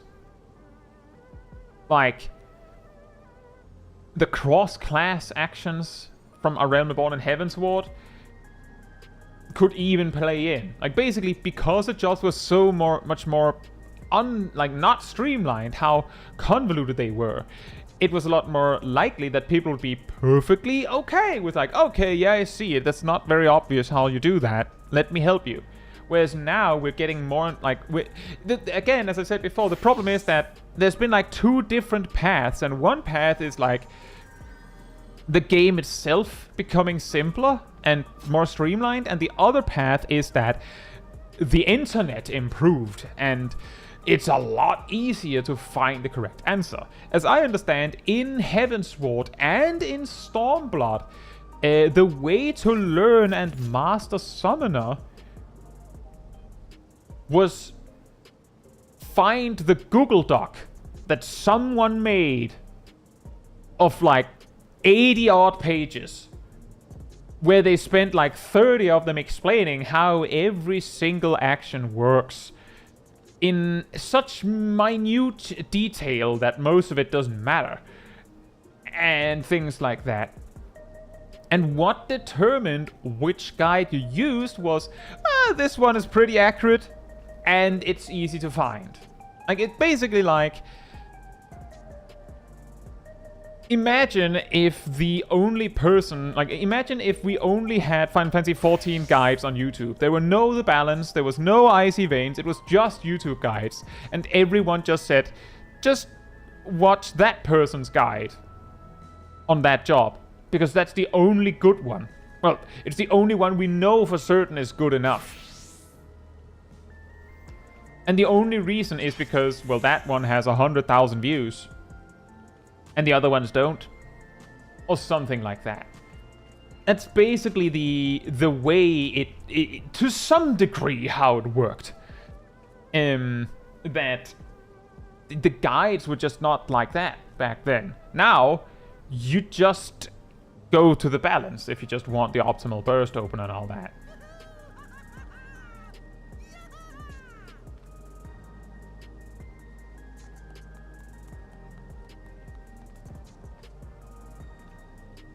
Baron says, to be fair, the way to play Uma Musume is to find the 144-page Google Doc that explains the game in minute detail. Times change, but times don't change. Well, I think there's a very good explanation for that one, Perrin. Because it was around Shadowbringers, I feel, where Final Fantasy XIV really started to boom, right? And it's also around Shadowbringers that it suddenly became a lot easier to find all the good guides, and where all the information became a lot more obvious to find. Arguably, that's also where like a lot of simplification happened, but I feel like that might be a coincidence. In A Realm Reborn days, maybe Heavensward, thereabouts, around A Realm Reborn Heavensward, World of Warcraft had Icy Veins, and Icy Veins was basically The Balance for WoW, to some degree. Something to that effect. Might have been Heavensward, maybe Stormblood. But point being that once the community expands enough, once there's enough interest, once people start to figure out how everything works, all this information becomes a lot more easily accessible, especially if there's enough interest that there is, like, possibly, you know, an economic incentive to it.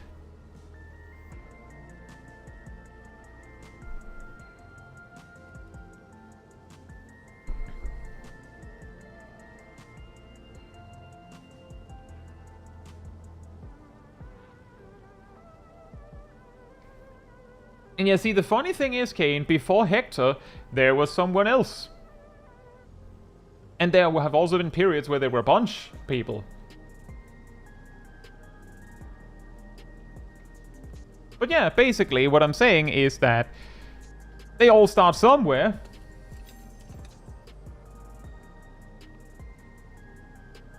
And I'm sure Uma Musume will have all sorts of nice guys instead of our 144-page Google Doc.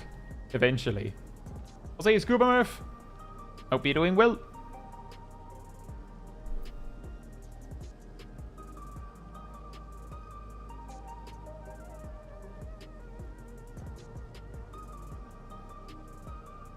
But yeah. These things are difficult. These things are complicated, which is the reason why it matters to have a little bit more of a nuanced look on things instead of just calling anything that you think is not hard brain dead, and everything that you think is hard is only for sweaty tryhards or whatever.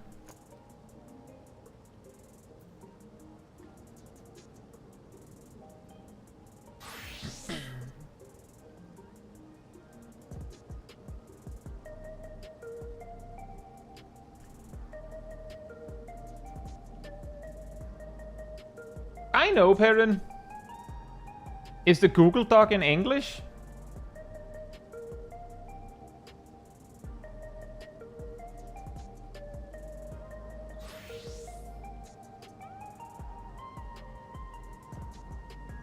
Yeah, the Google Doc is in English. What do the Japanese players rely on?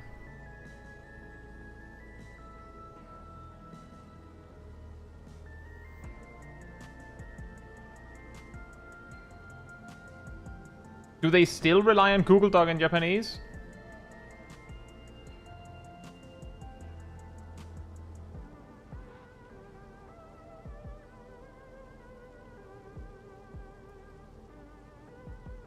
I know, right, Joel?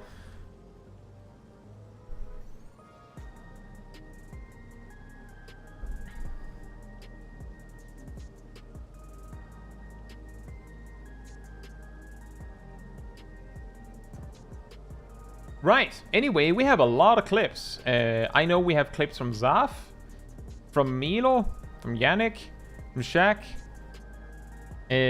from Nox, from Kat, and Ham, and Woody, and Gazel. We have a lot of clips. So if you are in the chat, do let me know that you're there. That is interesting, Perrin. Although, I will say that I might be wrong on that, but I have gotten the experience that that's basically how Japanese players prefer this kind of data. Like, that's also the reason why the global release would start there, is because they already have that.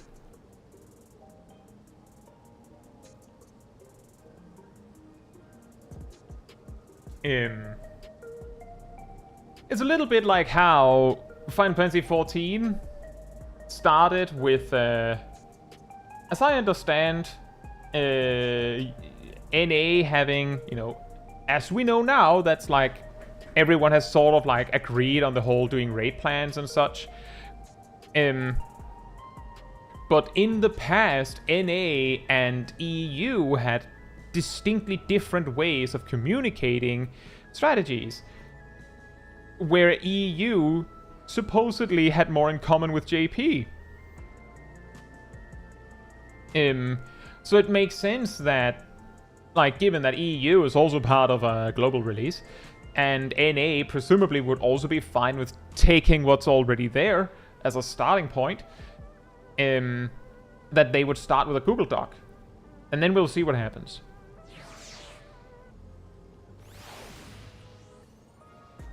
And yeah, that's a pretty good example, Kane. When I played Dark Souls 3 as, I think, one of... Well, it's not my first Souls-like game. I spent an hour on the first boss. Because I had to learn how the rules were in that game. Depends, as Japanese websites are also notoriously bad for a UX perspective. Yeah, also that. So, I know that Woody is from the Australia, so I'm going to guess that there's a possibility that Woody is the most likely to drop out due to exhaustion alone among all the people that have posted. So we could check that out first. Now, what Woody have sent in is a clip of soloing, I think. Yep. Soloing T13, so Bahamut Prime, unsynced at level 60 as Blue Mage on the Heavensward free trial. So, the important part there is any spell that was acquirable past level 60 is of course not available. And even so, like, it might not have all of the spells at level 60 either.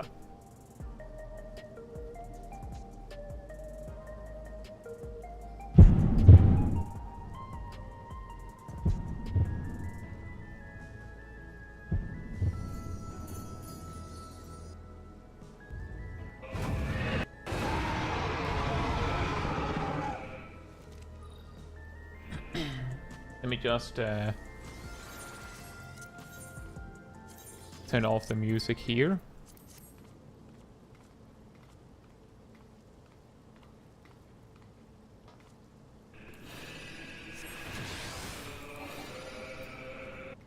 Just a quick recap. I'm having some ear problem, so it's a little harder for me to hear. So if you feel like the game audio is a little loud, just let me know. I'll turn it down a little bit. But I'm having a bad point of reference for what is too loud right now.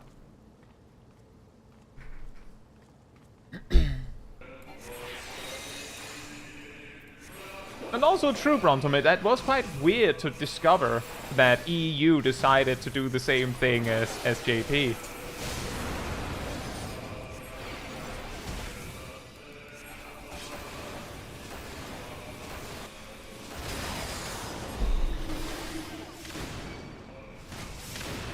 What I think is very interesting here is the confidence of the moon flute when you're alone.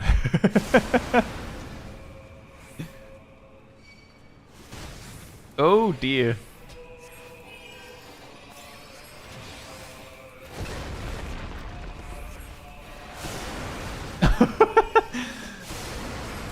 You know, I'm guessing you tried multiple different strategies, but a specific thing I remember from like soloing stuff as Blue Mage, whether it's level 60 or 70, or 80, is that I know that a lot of Blue Mages swear or swore by healer mimicry. With the justification being that, well, with all the damage you're taking, you need to have Palm Cure be strong so that you can use it. And I typically, like, I didn't solo raids, I soloed dungeons typically, but I did them on level, like synced. And I discovered, given that I too, I also prefer tank mimicry. And I, like, when people were like, oh yeah, well, you need the healing from Palm Cure to be strong to be able to, like, survive, like, you need all that healing. Because of all the damage you're taking.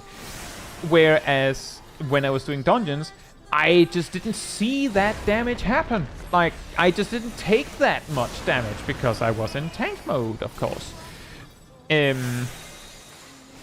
And it was very hard to convince anyone to, you know, follow that, because they'll be like, no, you need the healing. It's a little easier to talk about now because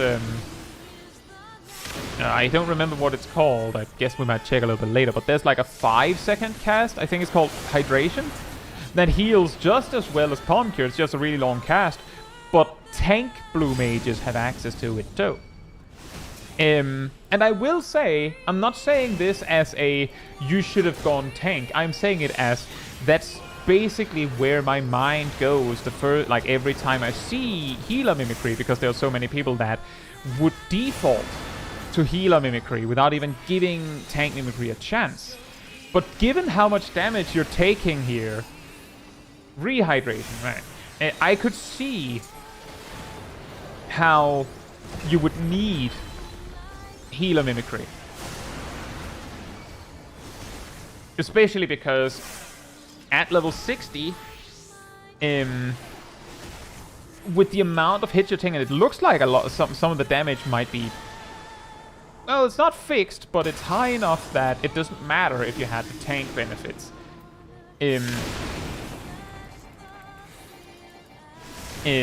But if you drop below half HP, then you have to use White Wind possibly multiple times. And where are you going to get the MP for that?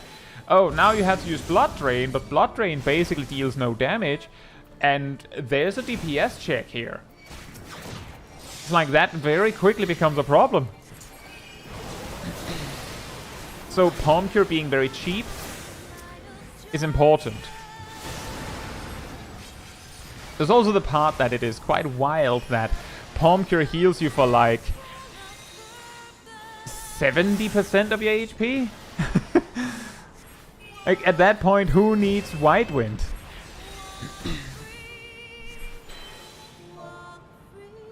Actually, there is one possible reason you might want White Wind.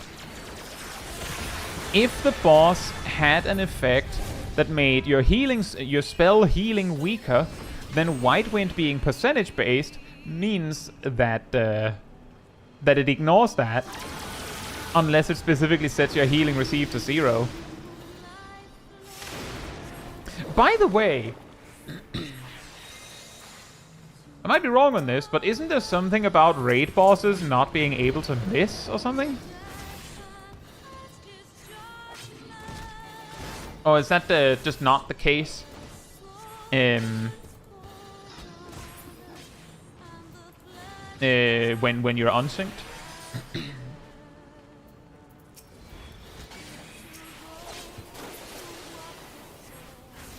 Bahamut has weird autos? Okay. Oh, Tongue, I specifically... I asked because I saw Toad Oil. But I was specifically asking because the information that I understood was can't miss. As in, it doesn't matter whether you have Toad Oil or not. This was back when accuracy was a stat. Don't know if that would change anything. Yeah, indeed, exactly. This was also back when bosses could auto-crit you. So, perfectly possible that that observation applies to Shadowbringers, but not a Realm of Dawn. Toad Oil is kind of lossless here, since I barely had 24 spells that are useful. Fair point. Fair point. Like, I was not saying, like, the thing is, you might have gone into it going, well, I didn't actually know that.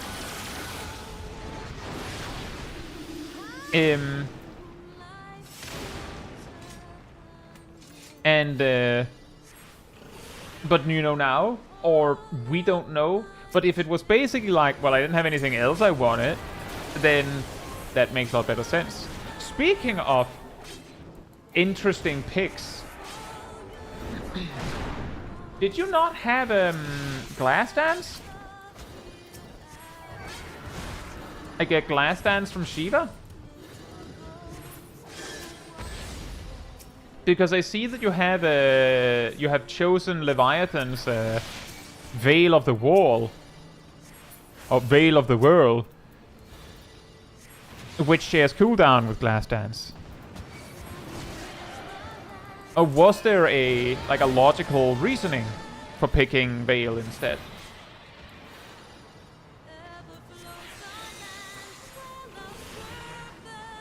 Ah, right.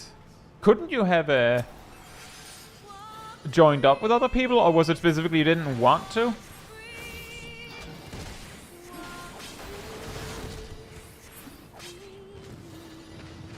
I'll say Malice. Hope you're doing well. Brontome, I believe... yeah, I basically said yeah to what you said, that it was strange that EU would agree with JP way of doing things when it's usually NA that gets to choose.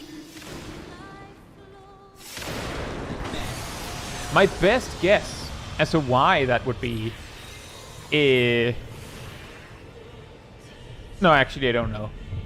I think there was something about EU servers originally being in NA. So it's possible that part of it was because, like, some EU players played on JP because that was the best they had. And then when they came to EU, when the servers later moved to EU, they basically brought their ideas with them. I don't know. That's like pure guesswork. It's just full guesswork from me.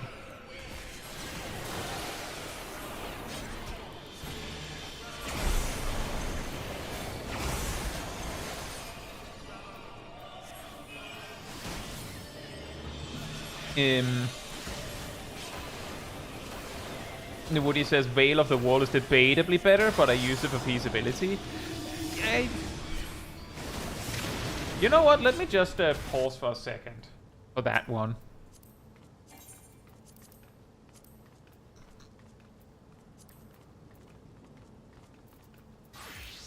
The big problem with Veil of the World is that for it to beat Glass Dance, you would need to be auto-attacked at least 7 times in 30 seconds. I thought it was shorter than 30 seconds, to be honest. But in 30 seconds, that should be possible. That should be doable. But, you know, a boss swinging 7 times in 30 seconds? But if it hits more than 7 times, then you're in business. Brilliant says, when you get a second, do you have any cherry pink dye handy? I have 999 cherry pink dye on me. Neon pink, on the other hand, I don't have spare. Turns out neon pink being only from the moon makes it ludicrously expensive.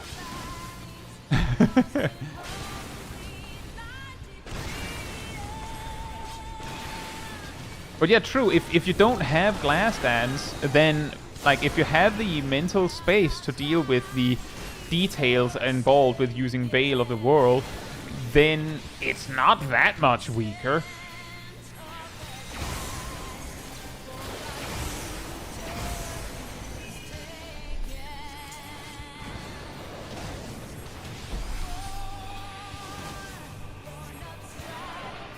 Like, it's still an option.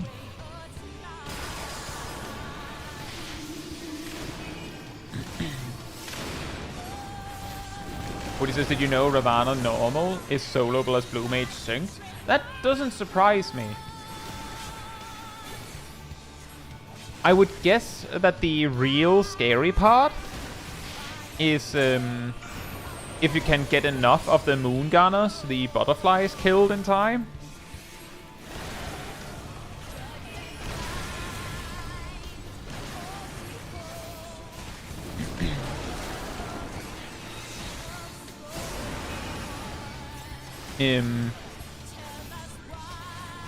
But part of the reason why I'm not at all surprised is also because, I mean, we beat Ravana Extreme synced with 3 normal jobs. Just 3. A tank, a DPS, and a healer.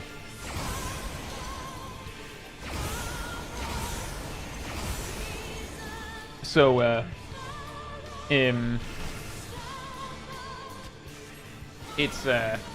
it's no surprise that normal would be doable like that as well, like with just a Blue Mage. Mr. Bright says, I don't get why I can't data center travel to the EU, but I can to Australia, who is further away from me. That's because what you're allowed to data center travel to has nothing to do with distance.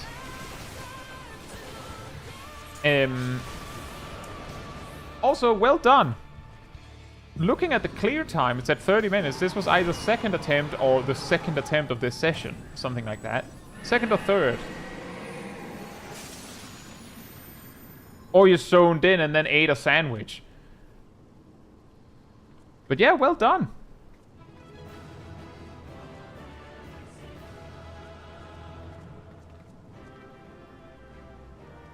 Very well done. Now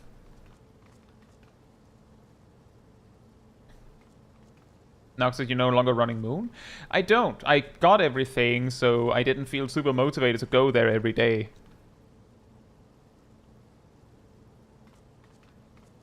But yeah, Mr. Bright, I believe the reason is that...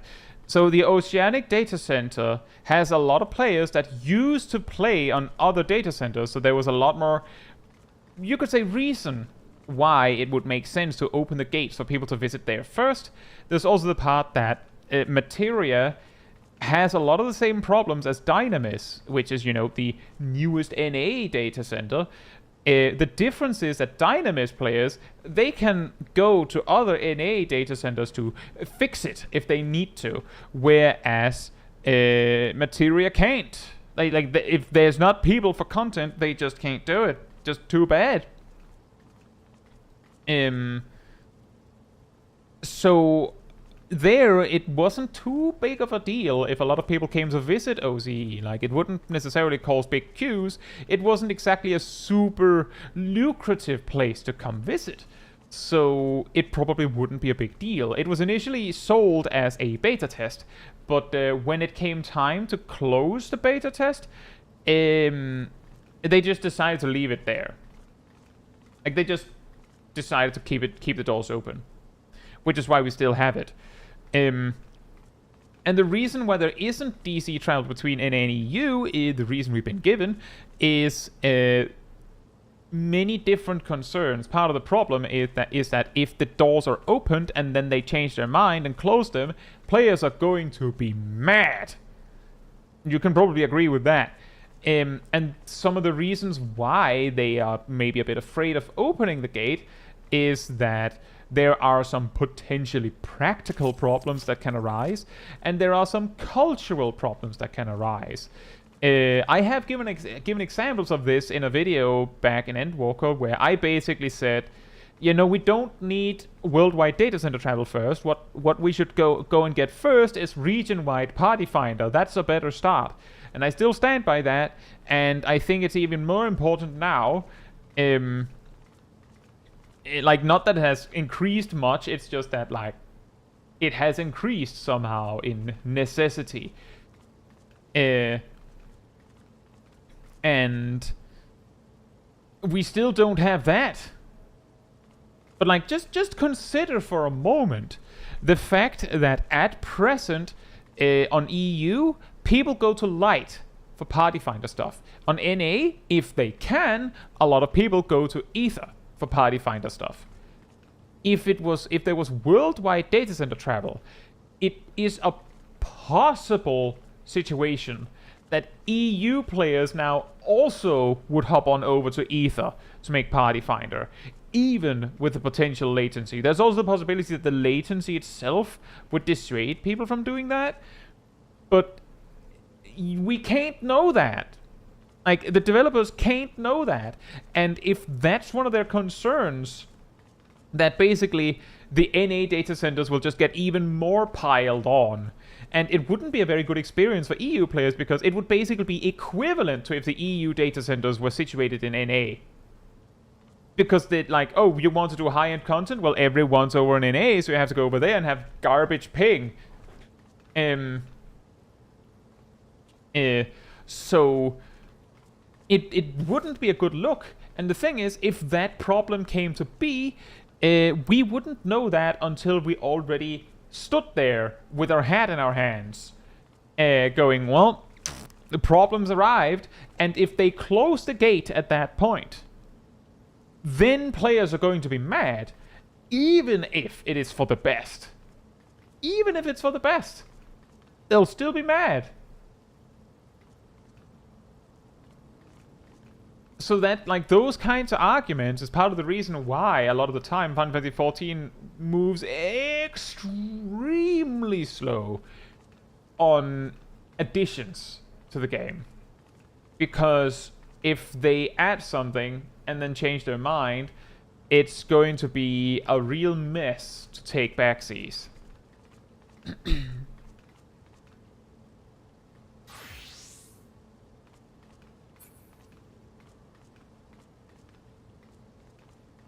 And Nopon says the longer it's considered normal to hop over to Light, the harder every single Chaos person will do exactly that, because that's just human choosing the least resistance. Exactly, that's also what I said in my videos on the topic. That's exactly what I've said. And the thing is, Nopon, at present, the situation is so bad that I checked during the live letter reading, the live letter stream earlier, and I think there was a grand total of 9 party finder groups posted on Chaos, and half of them were like nothing burgers.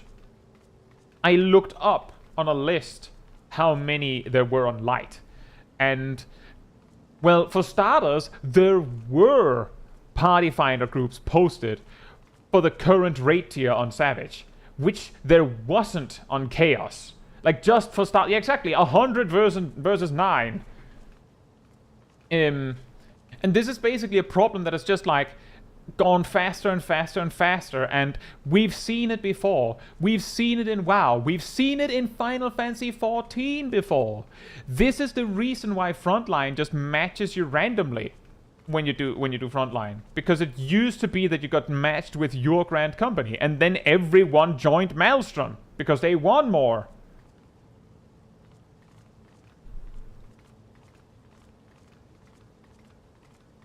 Path of least resistance, as Nopon said.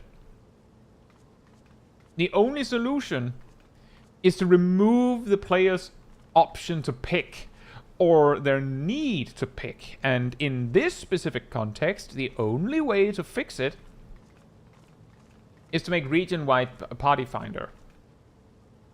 Or merge the data centers. Like, I mean, same seas, right? I mean, that would solve EU. That doesn't solve NA. Because I don't think they can fit all the 4 data centers in one. over there. I don't know if they can fit both of the EU data centers. Who knows? But point being that the problem is that the party finder is what lures people over to light. I also started on Maltram's Scuba and I learned of all this, like, in the history books, you could say. Like, I never had the opportunity to win a team join with it.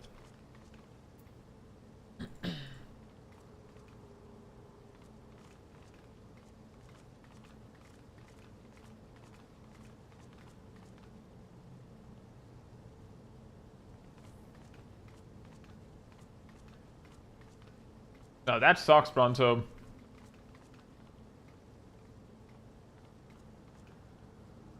And yeah, that might work, Tiana. Anyway, is Cat here?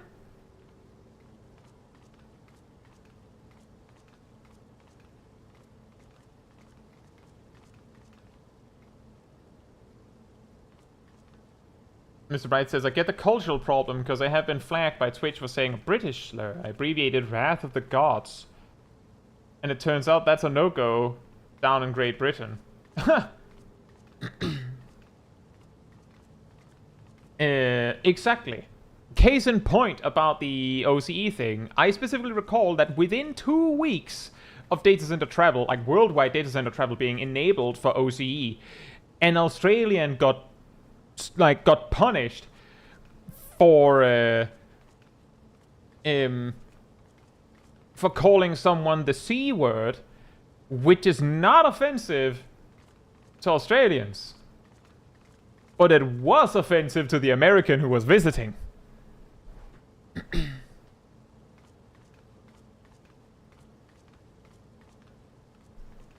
The weird part there is, of course, that the GM should probably just have said, I mean, it's not offensive here, so...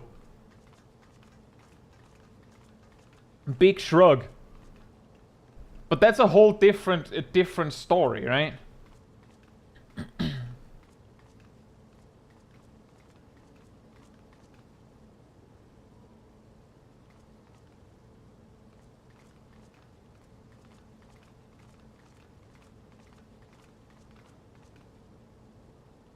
And exactly, Woody, it was almost certainly not meant to be offensive. Like, this is, by the way, this is just, you know, hearsay, or whatever you want to call it, but I've also gotten the experience that there's this thing with people, yes, exactly, Korox, that I've noticed, and it might not be accurate, but I've noticed that it feels like people that will report others because they can seems to be a more common thing in the NA region. I don't know if this is true, but if it is, then that would explain why it was suddenly a problem on OZE, right?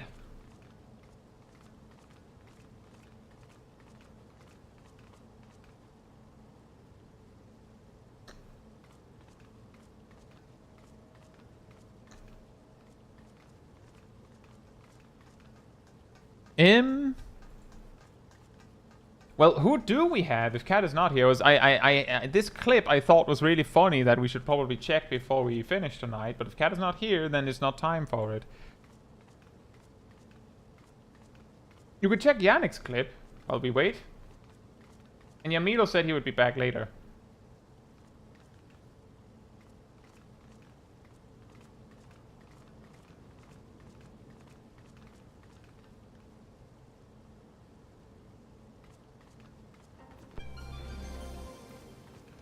We have a Paladin on floor 198 in Palace of the Dead.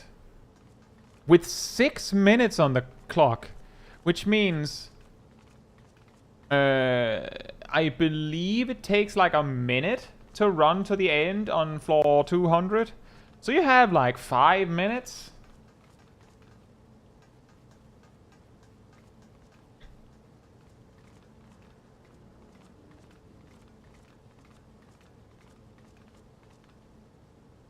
I'm assuming that what you mean by max kill is how many you need to be able to exit. Right, 13 mobs to open the key.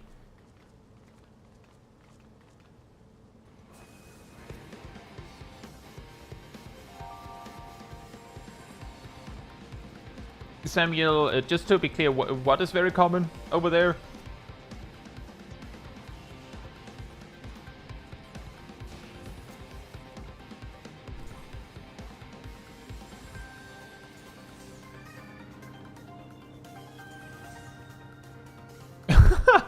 Wow, that is extremely precise.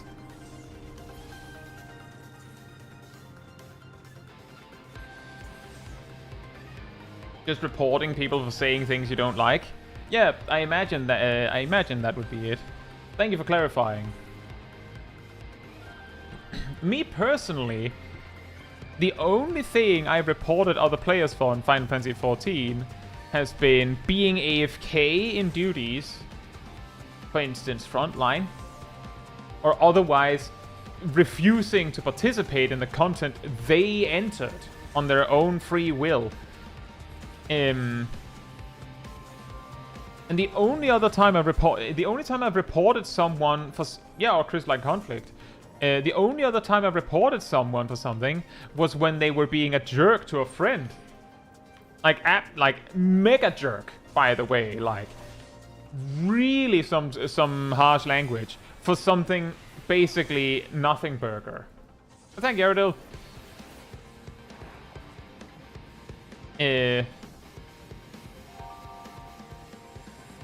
So, like, if someone does something, like calls me something, I will probably just be like, okay, whatever, and move on with my day. What?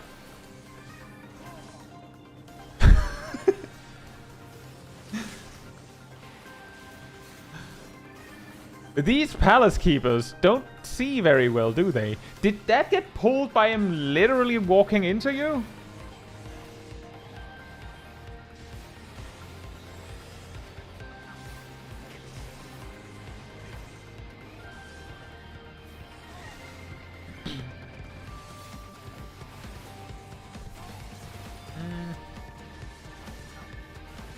Thank you for letting me know, Naomi. I can't see anything on my end. It doesn't look like there's any problems on my end. And YouTube isn't saying anything. Usually YouTube will say something if it's like persistent for a while on my end, but it's not on my end. I say, Skylar, hope you're doing well. Man, you... you will have to book it when you get to 199.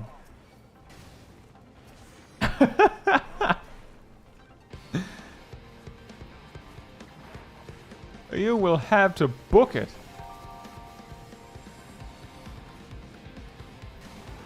I'm guessing that you have killed 10 and those are the last you need.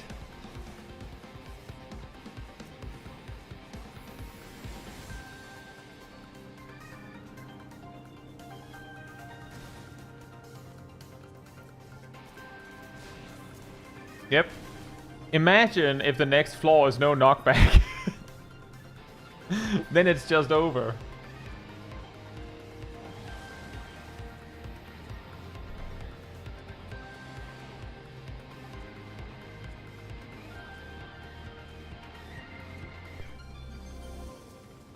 Skylar says, one of my friends on Crystal was talking about a guy that was sitting by the mass carnival entrance and was telling people to... What? For using ethereal mimicry. Like, on him? Or them? Like, getting that mad because players were mimicrying them. Last 3 floors cannot have no knockback. Oh, right. Right.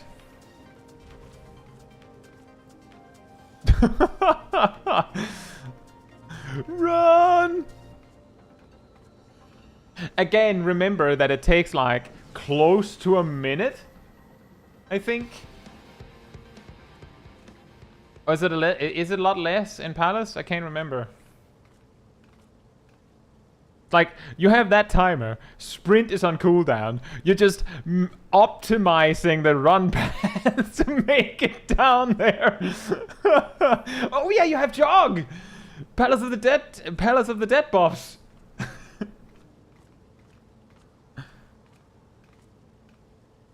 Huge.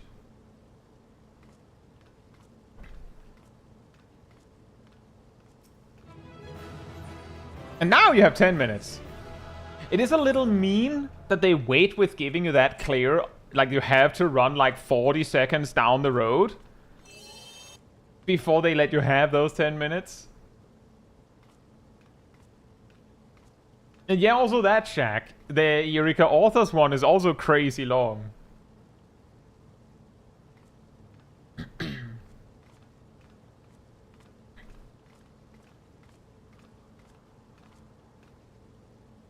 Yeah, so this, unfortunately, there are JP players that AFK in Limsa and dislike getting ether mimicry by a blue mage. They stated it as uncomfortable.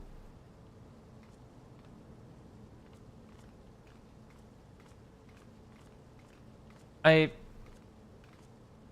if I try really hard, I can, like, I can put myself in the mental space to, like, deconstruct why they would feel like that, but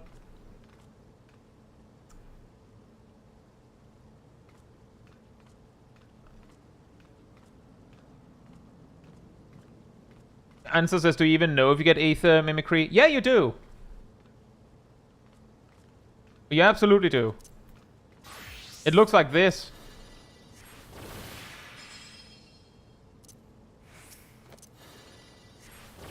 Looks like the blue mage steals something from you.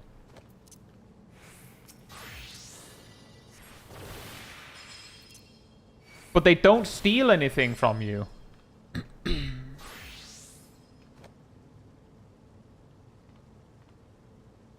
Like, it's closer to them just going over and copy-pasting some information from your character. Does that matter? Jose Seraph, hope you're doing well. Isn't that more of a pink mage? Oh yeah, it is. Mine is.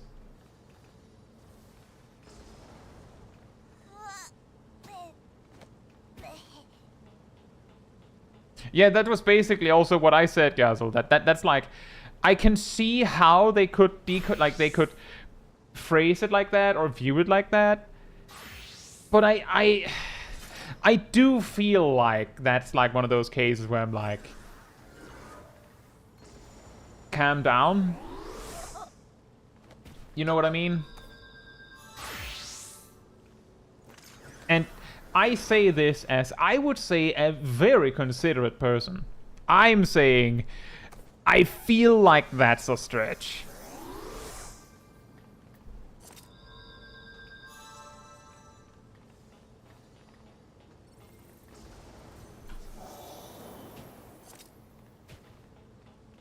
But yeah, well done, Yannick. Lucky one, I guess. Feeler says that's one of the that's one chance for two people to socialize, but they just dismissed it by making something bigger than what it is. Yeah, exactly. Yeah, also that, Jazz. Relax, relax. I'm merely copying the fact that you're a tank. Exactly.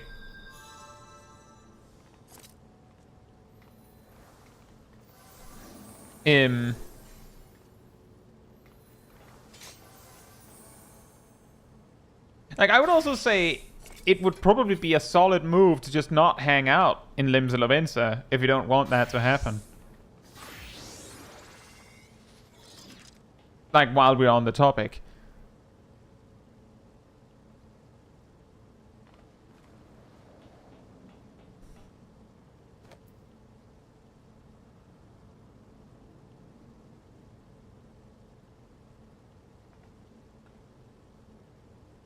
And yeah, exactly, Gassel. But that is, like, I suppose that's the explanation that also happens in NA and the EU sometimes, that people actually react like that. And I'm guessing that would be the reason why that person near the mass carnival reacted so aggressively.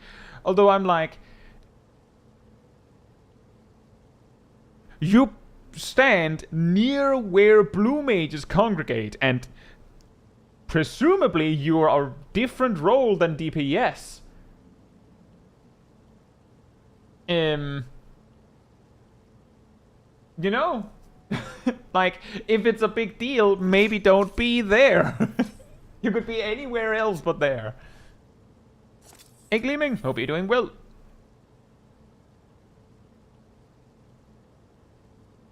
Yeah, we could take one of the Zav clips. We have, I believe this is minimum item level, no echo. Is that correct? On Pepsi Man, Savage, the OG protein. He has so many proteins.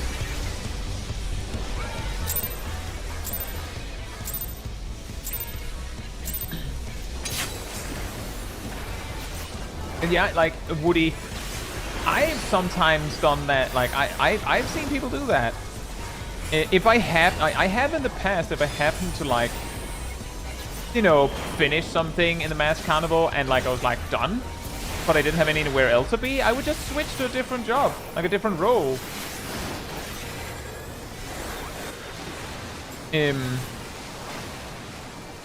So that, like, if people needed it, I just be nearby. And sometimes people, like, leave a thanks.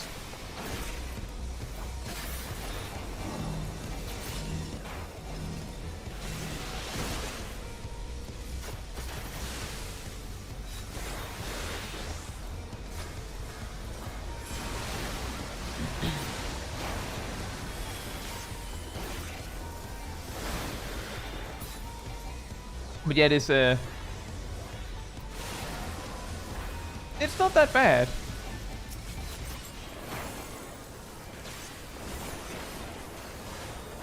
But then again,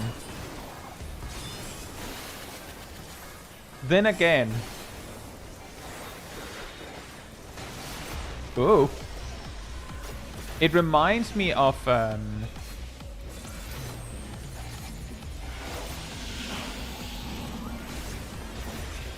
yeah.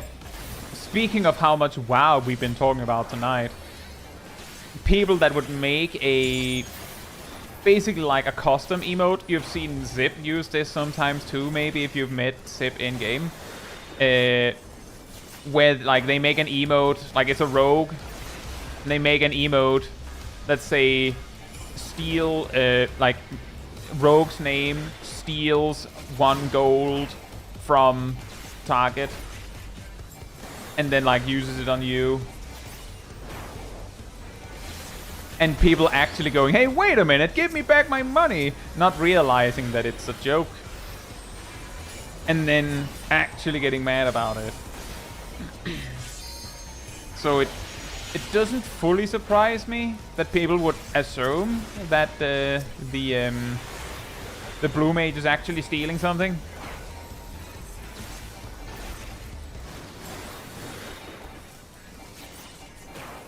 Oh, that was an Aeolian Edge without Kazumatoi.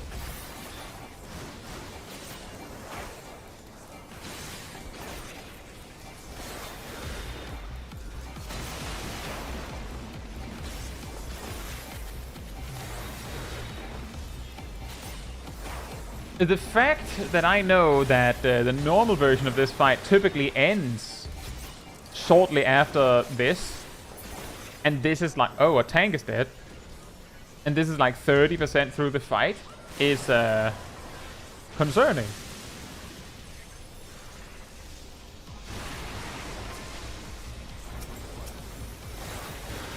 Welcome back, Milo. What about my identity? My identity as a Limsa AFKer. Oh no, we have a summoner death. I should have like a soundboard with the various sound effects I use in my videos, just for that. The tethers are tank busters? Oh.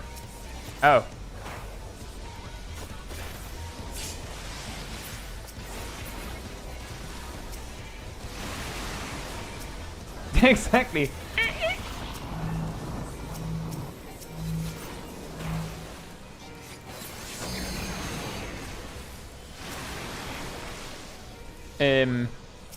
What do these lubricant mobs do? Do they hurt the boss, or is it just death upon you if you don't make it? Like if they get out?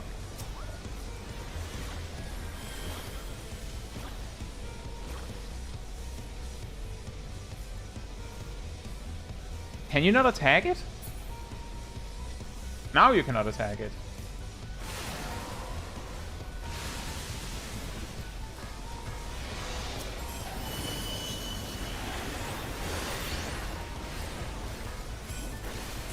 The tornado is invincible. Oh, okay. I didn't quite see where the debuffs were, so like what I saw was like, well, there's no debuff here. Ignoring this part.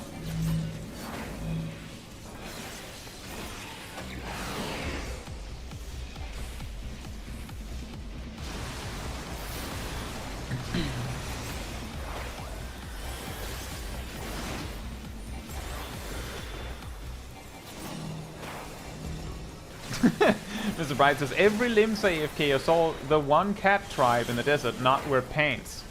And that became their identity. Wow. Wow.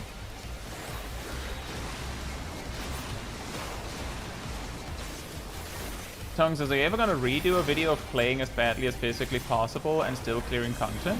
I mean, it's not that long ago that I made the previous one, was it? I could do it again. I felt like we could easily do it again. I just felt like, I mean, I guess it's like one of those cases where like I'm a little more self-conscious about the content I make than people watching. Because I'll look at it like, well, I already covered that.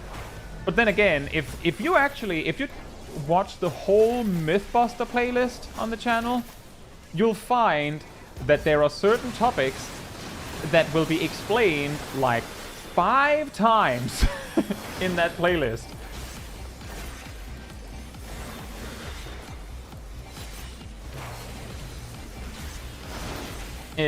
Because surprise, surprise, a lot of people didn't watch the first one, or forgot, or didn't mind to get it told again. Or maybe they remembered it wrong, or didn't pay close enough attention.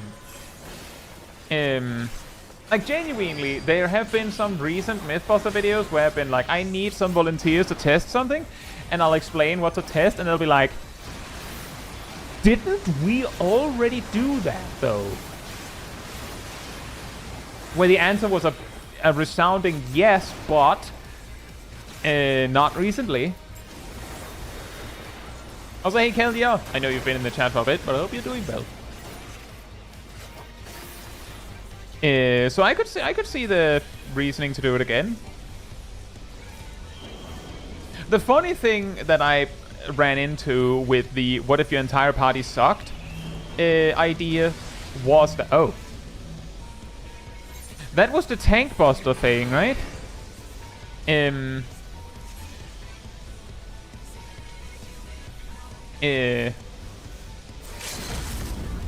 Oh, healer limit break. Yeah, that makes sense. That's a huge gain with 4 players dead, especially two tanks dead.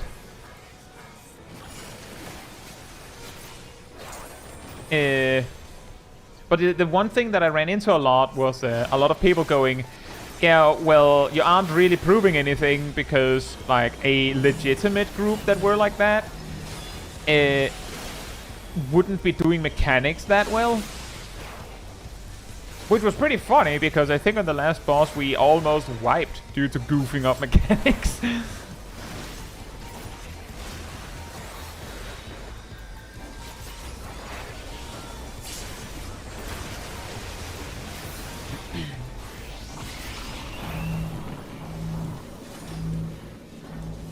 But yeah, we could like I could, if it's something people would find entertaining and funny, I could easily be convinced to just make like a whole series out of what if your party sucked videos.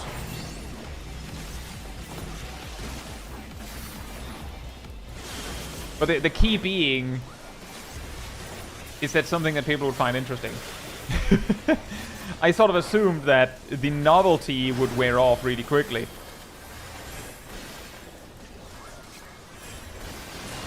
You could swap what classes we bring.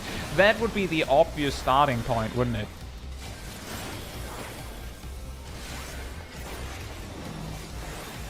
It's only funny to have a, oh yeah, and one of our DPS is an Ice Mage. Once. What if the whole party was good? I mean, I'm not joking, Cole.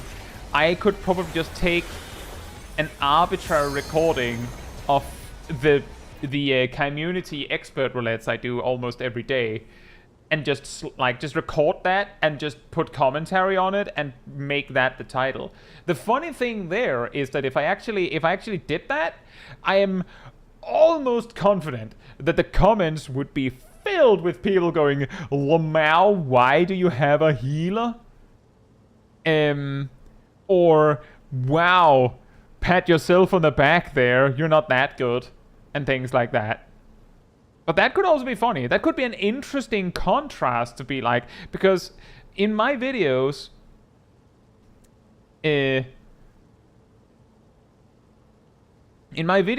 I might sometimes have a completely different reference point for what is considered an average player, because when I do expert roulette, I grab like just ding ding ding a light party. I usually have Sip and Aradil in my party, and it's often Shaq or Nox. Sometimes someone else, but it's often Shaq or Nox. So it's basically the same party every time, and like I know how Aradil plays Dancer, so like I will like hold Xenoglot, like I'll hold Polyglots and then like just let it rip for Mega Burst. When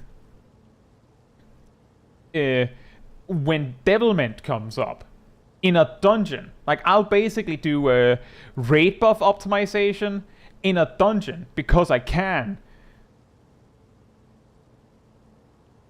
There's a side-by-side comparison of good versus bad. That could also be like do a specific high-level dungeon and do it as good as you can, and then do it again with the bad party stuff. And then maybe that could be 2 videos of their own, and then like a third one where you compare them. That could be pretty funny, maybe. Skylar says, I think the farthest extreme for the bad players one would be to do a raid or trial. Oh yeah.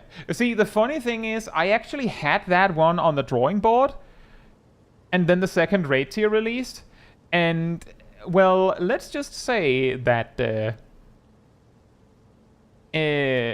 current raid tier is on YouTube. Sorry, not on YouTube. The current raid tier on normal, as I read Gazel's comments, so my brain wired weird. On normal is hard enough that like I would need to make sure that everyone actually can nail the mechanics while doing some wacky garbage rotation deliberately.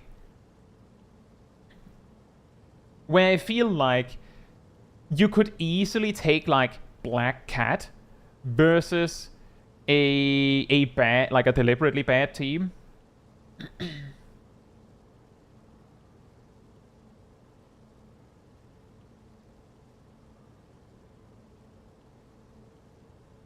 You could try M4S on Dark Knight again. No, I'd rather not. Curious if bad DPS could do the ad phase in M8 and... Oh yeah, that's a DPS check, right? Also, by the way, well done, Zav. Very well done. And I feel like I should clarify for a moment here that I'm not trying to like detract from the clip that we're watching. by like talking about something else. It's like,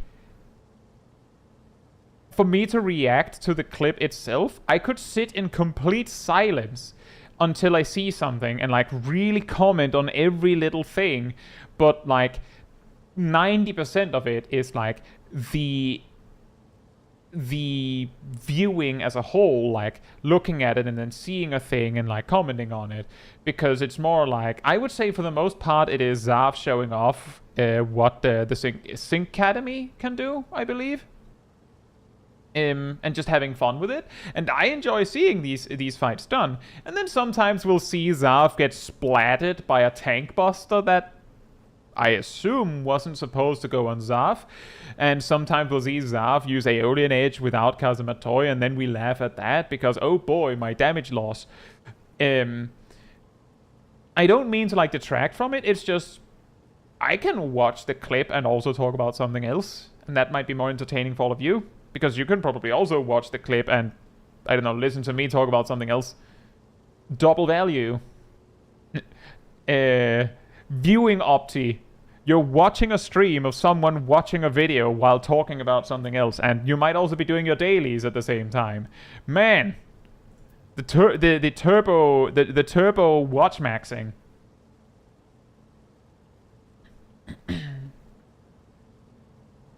Anzo says, as a bad DPS player, you can do at phase barely. I will say, Anza, if you haven't watched my what if everyone was like, if your entire party sucked video, that features, just as a little teaser, features Black Mage that is only allowed to use ice magic. They are allowed to use thunder, I believe it was, but how are you gonna get thunder hit? It also features Dragoon that only uses filler combo. It features Dark Knight that only uses filler combo, but sometimes uses Abyssal Drain or Carven Spit. Sometimes might even use an Edge, but for the most part, no defensive cooldowns. The only reason they're using Abyssal Drain and Carven Spit is because they heal. And a White Mage that only uses healing spells that cost MP. And they have Swift Cast for Raise.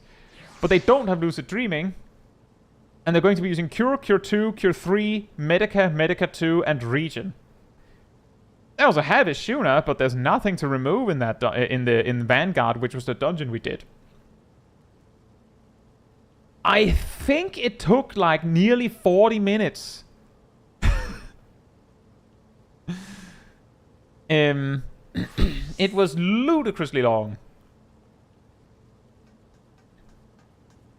But yeah, if you check the comments on that, there are a lot of people saying this is basically an average Duty Finder group, probably in jest.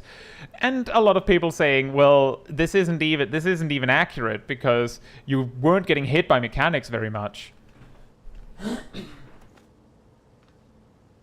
And just to be clear, I was playing the healer because I thought that was the suckiest of the 4 slots. Like, I believed that was the worst seat you could have. It would also be the one that most obviously looked bad. Like, you could immediately tell that, wait a minute, he's not attacking. Which might not be as obvious from anyone else's position. Volvian says the fact you even had Ishuna on your bar was too advanced. I'm just saying, I didn't get to use it. And arguably, the fact that I deliberately screwed over Gazel every time he tried to use Living Dead was also advanced in its own right. Yes, really. As in, Gazel would use Living Dead, and then I would basically go, well, I'm low on MP, but nope, and just Cure 2 spam to make sure it didn't activate.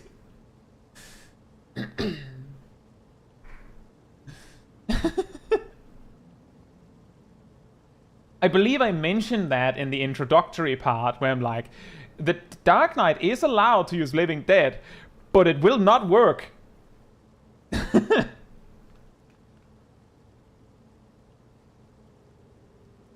I will be right back.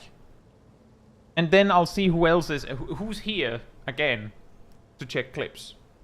And I'll be right back. In the meantime, manatee restore.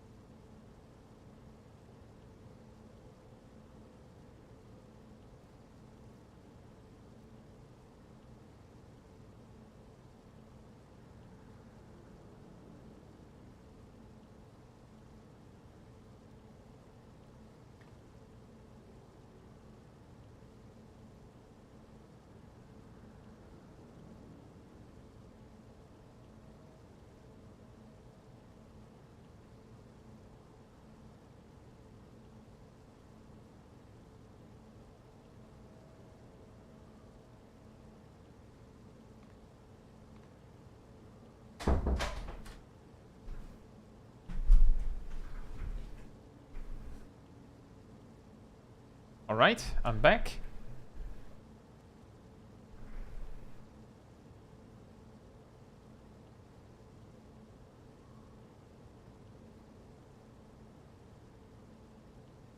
Oh yeah, that's also true. Gazel using Living Shadow, but only when there's a stack mark on incoming. Just for the memes.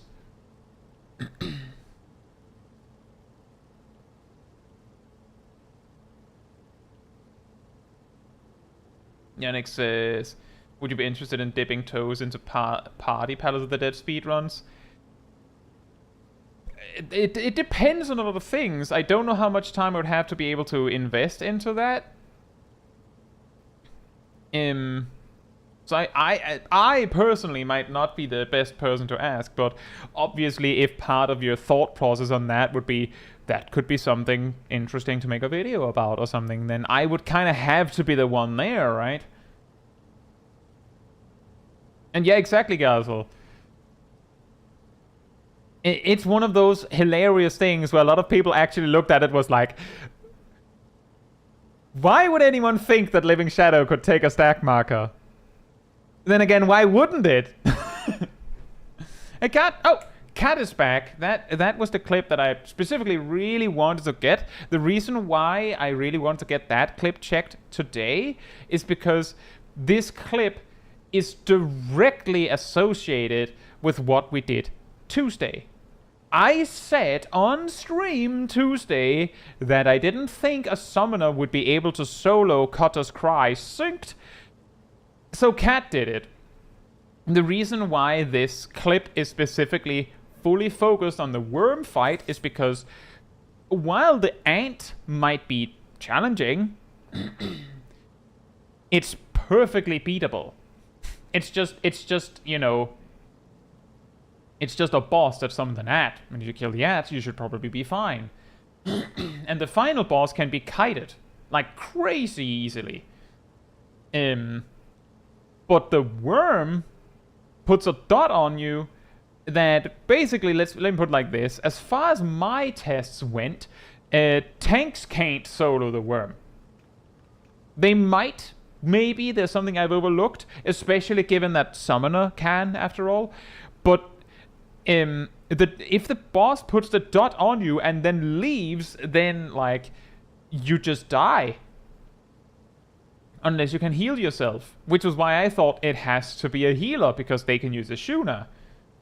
Summoner can't use a Shuna, so unless they can heal through it with physic, I don't see it happening. But there's one specific thing that I had forgotten about in the moment.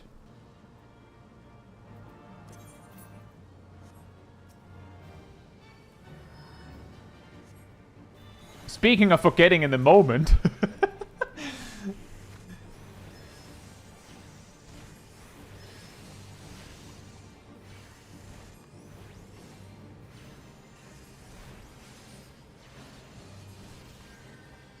Oh boy. I had hoped that those physics would heal for more. Yikes. And there's the dot. How much does it tick for? About as much as an auto attack. A little bit less. And it ticks 10 times. So like, look at that. Like 2,000 damage.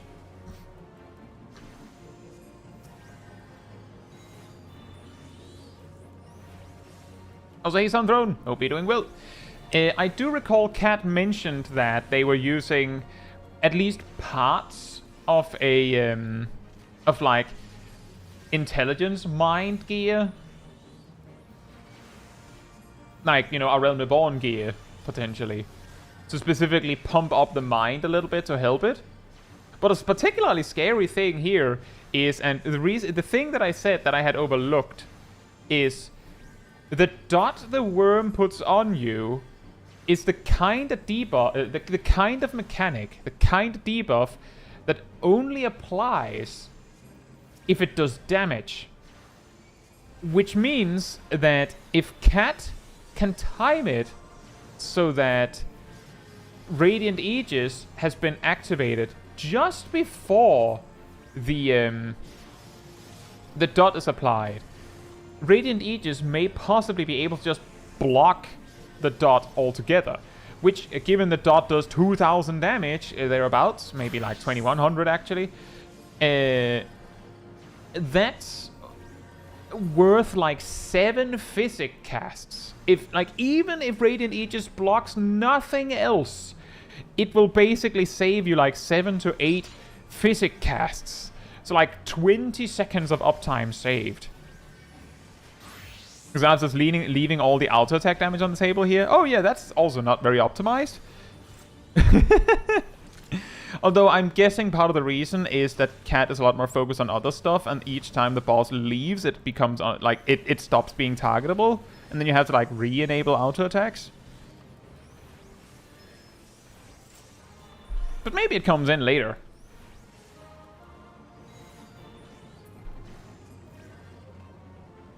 But yeah, that is the key like the two key advantages that Summoner has over everyone else that is not a healer.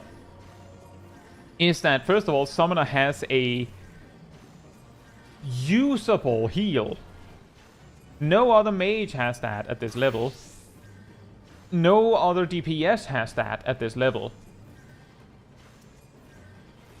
And then they also have Radiant Aegis. Like, Summoner would already have a huge advantage just because they have Physic, but they also have Radiant Aegis.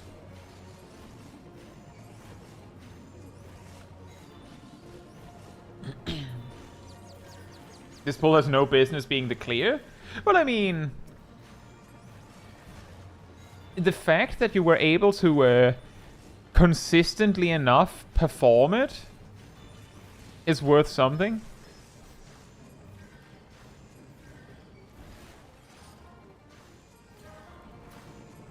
Like, I believe Cat was doing this possibly while I was doing Sunken Temple of Khan as Astrologian, and I equally had some really close calls because I did something stupid.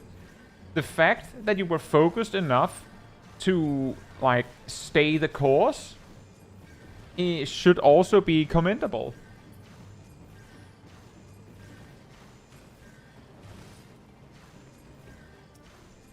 Like, I remember on the first boss in Khan, I took a final sting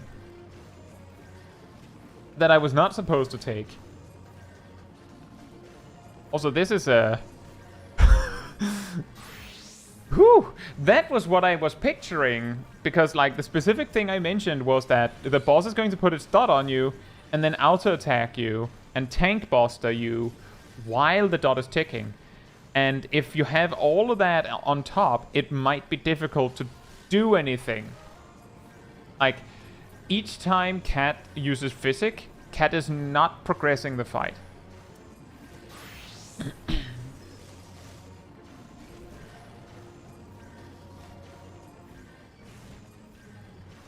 Which is why I said getting one Radiant Aegis to block the dot just once could be worth like 8 Physic casts, which would be equivalent to 8 Ruin casts, not cast.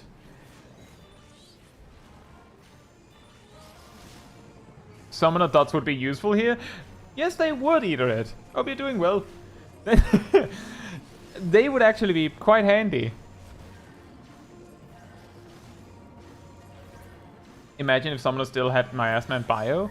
Well, to be fair, I am pretty sure Miasma's potency was so low that, like, compared to today's standard, and also Miasma's cast time, if you were trying to do this, like in Shadowbringers, you'd probably just use Bio. Like, you'd probably just use Bio. And then just spam Ruin 2.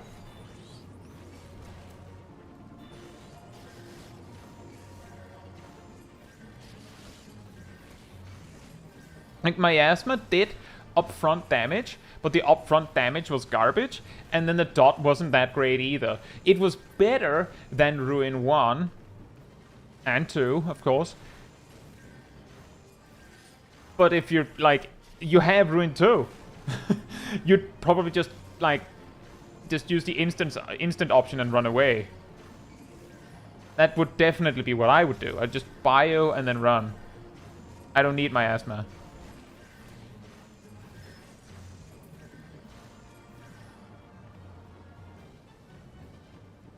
So like the real helpful part would probably be having access to the old, like the Scholar Ruin 2 that is infinitely spammable. I think that would be the biggest gain if it was old Summoner doing this. But then you wouldn't have Radiant Aegis. No, you wouldn't have Radiant Aegis. I'm pretty sure Shadowbringers era, I'm pretty sure Eggy Assault 2. I'm pretty sure Eggy Assault 2 was Earthen Armor from Titan. And that would be level 40, I'm pretty sure. And that's basically that was basically Radiant Aegis. On 2 charges out the box, by the way. And I think a 30-second cooldown as well. But it was like, instead of an attack, Eggy Assault on the other summons were attacks. So you typically didn't use it.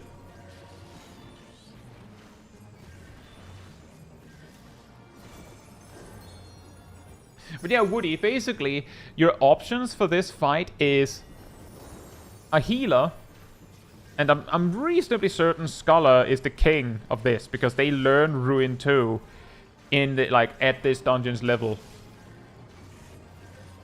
Which gives them a huge amount of uptime. And they have Adloquium to, like, block those dots.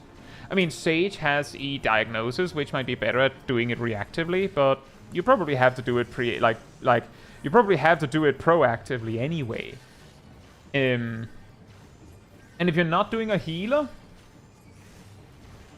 it has to be Summoner, because tanks can't survive it. Sally says, I think Earthen Armor could still give Ruin forecasts. No, it did not. It did not give Ruin forecasts.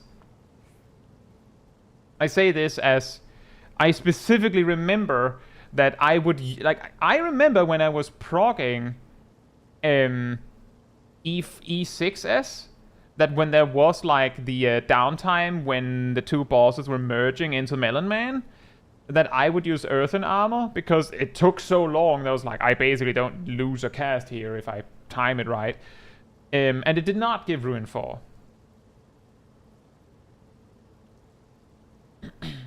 And yeah, the dot thing doesn't have a cast time. It's just splat. And yeah, well done. And the stats were at the start of the video. There we go. And hey Percy, hope you're doing well. But yeah, the problem for tanks is that none of them really have good enough healing while there isn't an attackable target. And it's just too painful to recover if the boss puts its dot on you and then leaves. So it's too hard to recover. And all the other DPS and Summoner don't have enough healing. And that leaves Healers and Summoner. And Scholar's probably the strongest.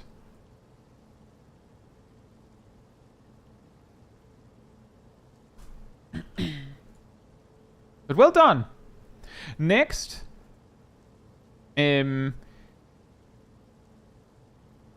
is here, and I believe Nox wanted some feedback on tanking advice on this clip. So how about we do this? I know Nox also has posted other ones, but given the sheer quantity of clips we have, I don't think we can get to everything. So maybe this one has more value. Like the ones where it's like, I would like some advice on how to improve, it's usually better if we can catch it earlier, so it's not like, yeah, well, thanks, but I mean, it's a month ago, and I kind of don't do that mistake anymore, so, you know, derp.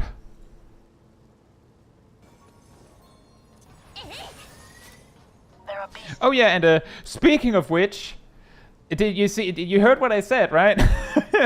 That, well, I basically do my expert roulette. Like I bring Aradil and Zip, and then it's usually like Shaq or Nox. Shaq says, I don't think the recordings I did for Nox would help on his cooldown usage when I watched it, though. Actually, Shaq, the main benefit we thought of for that one was that it could be funny to observe what you can see from like a different player's perspective. It's ahead of you. They must have gotten in and made themselves at home.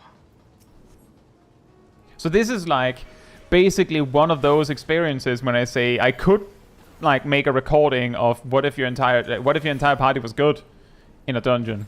What would that look like? This would be that, probably. Just not from my POV. Let's see if I can locate your buffs. Over here.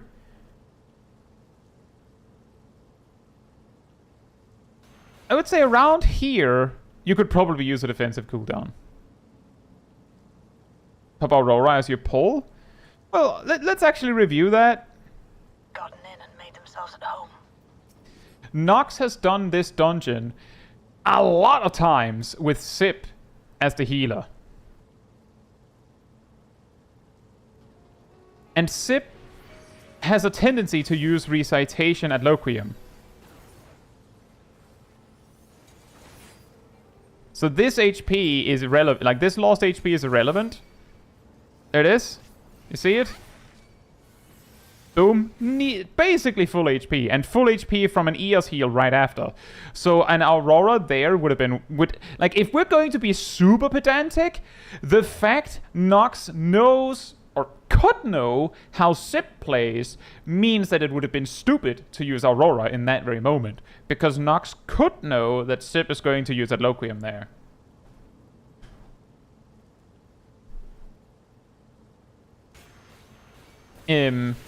But around here, you could use a defensive cooldown if you like. But again, you're at full HP right now with a barrier. Zip has put down Sacred Soil. Like, you're not in a hurry to fix that, technically. The thing that I could say is this is going to be like super optimization. You have a Black Mage in your party. Mind-blowing. I'm pretty sure that if my target is that one, every enemy is going to get hit. If my main target is that one, then every enemy is going to get hit.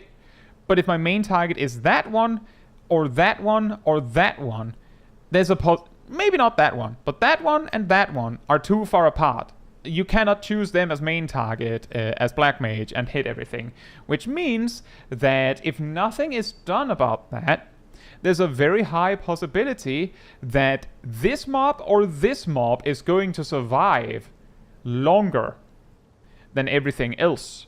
Because you're probably going to send that Lionheart combo into one of these three guys, and Sip is probably going to use Out of War in here and might miss that one or that one.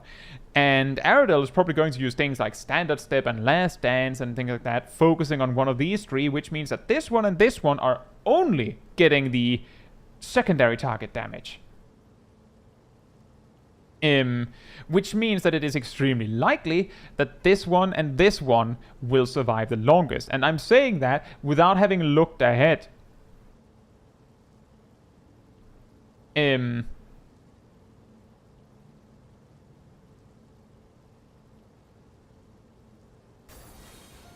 So the suggestion I would give is, I call it sheepdogging, but in this particular case, I think another way to describe it is folding. If you run over here, not necessarily, like, you don't run over there and stay there. My suggestion is, specifically because you're in the middle of your burst, you click your GZD, maybe weave your OGZDs. Like, eventually you run out of OGZDs that do damage. But you do your GZD, and once you've done pressing things, you run over there, and then you run back for your next GZD, and then you run over there, and then you run back. And the reason why you do that is because that guy over here is going to maybe coincide its next auto attack queue up with you being over there. So it'll run over here and come in closer. And basically you just want all of the mobs to try and come over here to you, like surround over here. And once you've done that, you just run over to, like, if they make like a crescent over here, then you just choose a side, preferably towards the healthiest mob, to get the other 4 mobs to clump over on it, which is why I'm calling it folding. Because that can help to, like, make sure that the healthiest mob is in the middle, and at some point in this pull, I'm going to target the healthiest mob. Because my flare does way more does significantly more damage to the main target, and my flare star does way more damage to the primary target. And that's just my AoE rotation. I'm just going to do that anyway. So knowing that gives you the ability to control that. And there you did use Heart of Corundum. That's good. And you also have Great Nebula. And you can also see, by the way, after that whole spiel, speaking of what if your party was good, I've had this pull take like a minute in a full random party. Ley lines have been down for 3 seconds. Technical finish is being cast right now.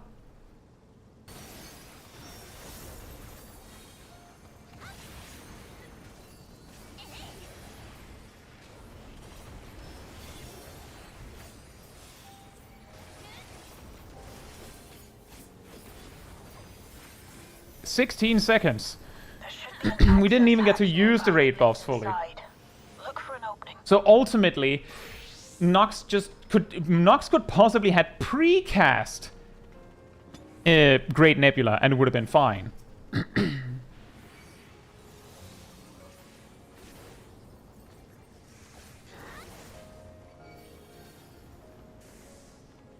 Is that with gear? Of course it is. Partly. Nox doesn't Savage Raid, but everyone else in the party does. So we have probably a higher item level than the average player. And here you can also see the difference between a pull where you have your burst and where you don't have your burst. And here the same thing applies, where the difference in this pull and the last one is, of course, that well, actually, there's not that much of a difference. It's the same deal. Like, this sand cake is healthier, and this sandworm is healthier. So what happens is they survive the longest.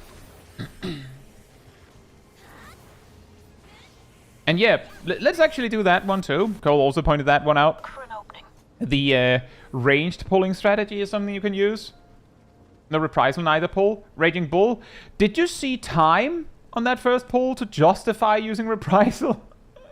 Like, Nox didn't get to finish their burst. You can see there. Isn't that Lionheart?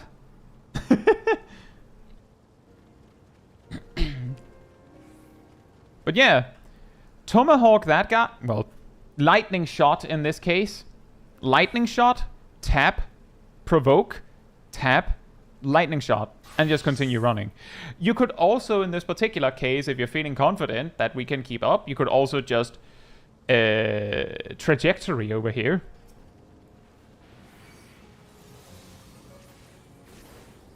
You can see, because you need to hit them with an AoE, you kind of had to stop, where you could have just ran straight past.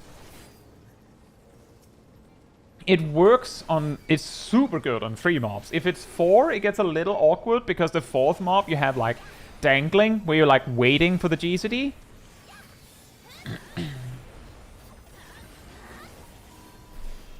Oh yeah, indeed, Raging Bull. The thing I'm pointing out here is that, you see, Camouflage is used. I would probably use Rampart myself, because it's more potent. And Heart of Grondom is being used, and Aurora has been used. But I don't really look at that. Because did Sip use Sacred Soil here? Sip is using Aether Pact. Like, the thing is, these pulls are pretty safe. And yeah, on an AoE pull, just to go back to that one, where we got so focused on the big damage numbers, optimally, and I also make that mistake, by the way, I'm also not a saint on getting my AoE burst out perfectly optimally, but optimally, you wanna, you know, double down into Reign of Beasts on an AoE pull, and then you do the Fated Circle spam.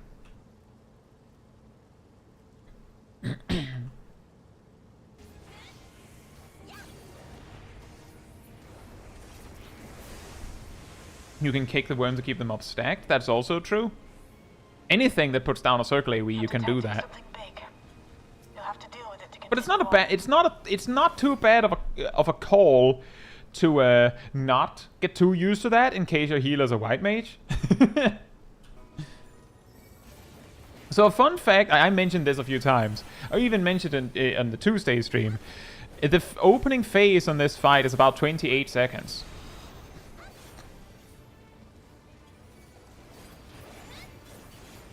There was a little bit of a brain lag, I think. No, I think you were writing something.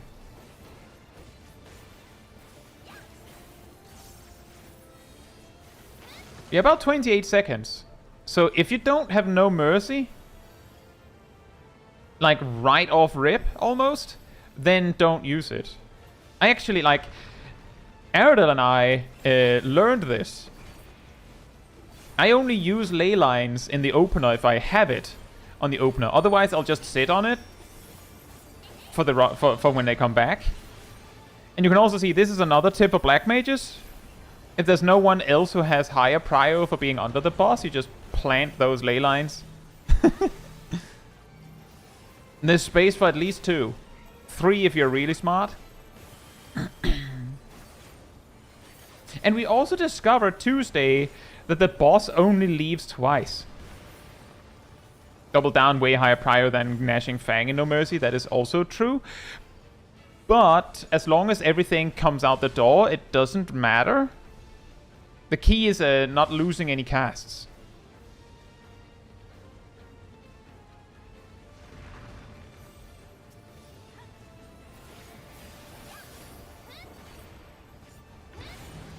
Because of the way the circle AoEs are placed at the same time as the spread Snowpon, I have a feeling that it's going to be tough to fit 4 in there. Especially if I already put my ley lines right under the boss. Because I can't get far, I can't max melee from there. Good work. Now, proceed to the access hatch and head inside.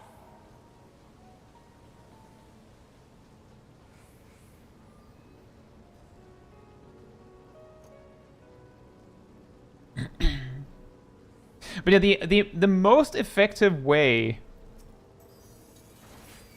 to... the reason why the optimal Gunbreaker burst basically starts Gnashing Fang and then, you know, steps through like Double Down and other stuff before they actually do Gnashing Fang is because the only reason why you lead with Gnashing Fang typically is to get the cooldown rolling on Gnashing Fang. Like, the cooldown is started the moment that you click on Gnashing Fang. You don't have to finish it. It does feel weird, and if you're not well acquainted with combos, which might sound completely absurd to some players, but if you're not used to playing melee or tank, or alternatively, the melee you typically play is Monk, who has a timer on their screen for their combo, you might not feel super keen on having the Gnashing Fang combo hanging. Especially if you have a tendency to click Lionheart. I've done that. Like, started Gnashing Fang combo, and then, you know, started working through the other things, and then accidentally click Rain of Beasts.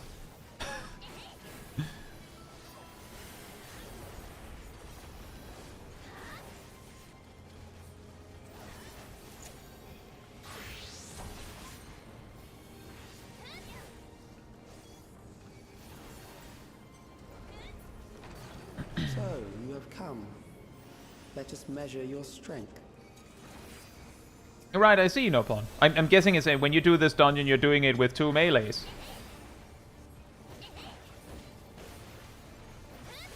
You dropped the Double Down? You possibly did.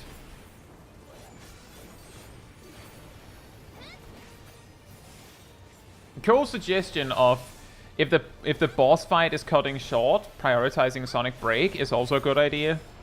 Since it takes 30 seconds for its damage to go through. I think 50% HP on the boss is maybe a little too soon. But I get the idea.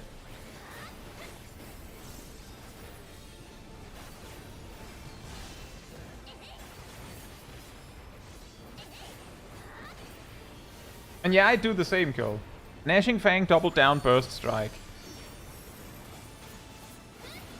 Although if you go into it with only 2 cartridges, you of course go Gnashing Fang, Double Down, and then you can do whatever. But yeah, getting your cartridges out the door, like, I think we've talked about this before on stream, but the general idea of the Gunbreaker burst is getting the cooldowns rolling as soon as possible, because the things that don't have a cooldown, you can push those earlier if you want to. But if you use No Mercy on cooldown and Double Down goes out 10 seconds into No Mercy, then Double Down can at the earliest for the rest of the duty, like if we're going to be super strict about it, for the rest of the duty, Double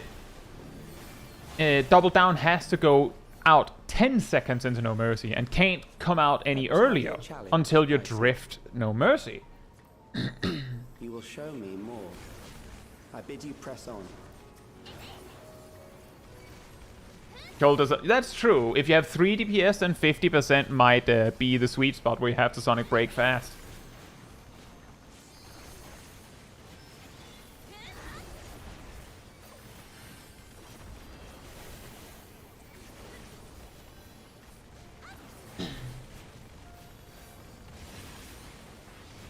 Noxus, I hate this pull. Well, how about we see what actually happened, and then we rewind and check it again. Notice how both of the Terror Knights are very healthy.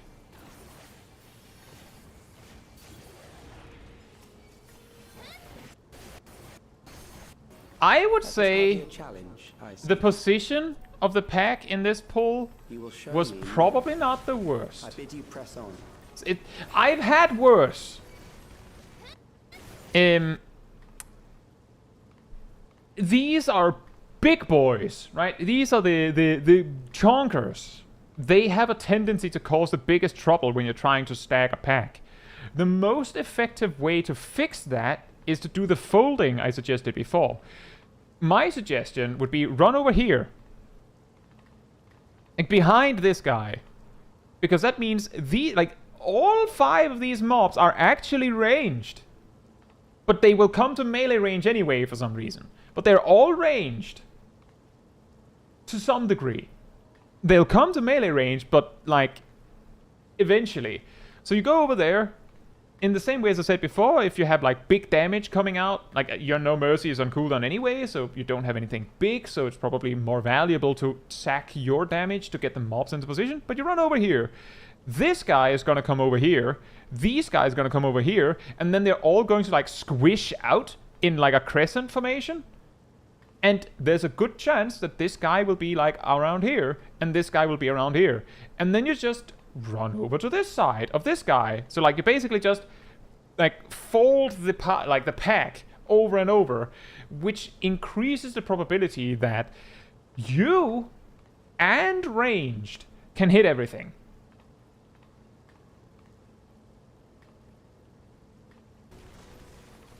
So that's my suggestion.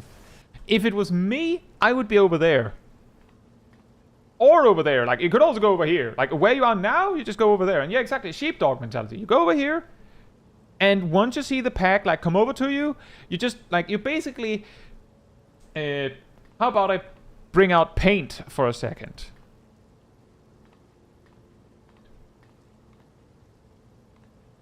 The pack starts like this. Hilarious. So you're coming. So you're coming running in here. You go to here or here. Then the pack should shape itself. I'll just use a different color. Should shape itself something like this. Around you. Like a banana. And in this specific example, you go over here. Which then causes the pack to, like, clump like this. And you just keep doing that. You just keep folding it by running to the farthest position from where you were before. So that, first of all, this causes the mobs to clump up better. The mobs are the furthest away, assuming it's not a ranged pack, will lose auto attacks while they shuffle over to where you are now. And you just keep doing that. Just like, oh, well, now I go over here. And then you go over there, and you go over there. Like, you just sheepdog it, essentially. But the way you do it is by just running over to where it is most inconvenient for the mobs to go, so they come over to you in an inconvenient way for them, and then once they've finally settled, you move again. The key downside is that the tank, might lose a little bit of AoE damage, which is why if you're in the middle of your burst, you'll probably move over there, but come back for each GZD. It's like, you'll go over there and be like, oh, right, my GZD. And then go back again. Because eventually the mobs will coincide their auto attack with you being there, and then they'll come over. And that's good enough. The key is, if you're just standing smack dab in the middle, then I, the Black Mage, and it's funny, convenient that I'm the Black Mage so that I can say my POV, right? I will have to choose between hitting the healthiest mob or doing the most AoE damage. And at some point, I will choose the healthiest mob. And I will basically, sometimes you might see me, while there are more than 2 mobs left, go up to full MP. I basically just went, well, the healthiest mob is really healthy now, so I'll just, I'll do the Transpose Swiftcast Blizzard 3, Blizzard 4, Paradox, and then we do the Firestarter. And then I'll just single target it, because that's the best way to clear this pack now. And at that point, there's nothing you can do, because it's so healthy that it would be stupid of me to AoE. Unless you, if you clump them really good together, I might use a foul. Like, I might get really creative and use a foul, but otherwise, no. Too late. The key downside is Dragoon players will hate you. Why?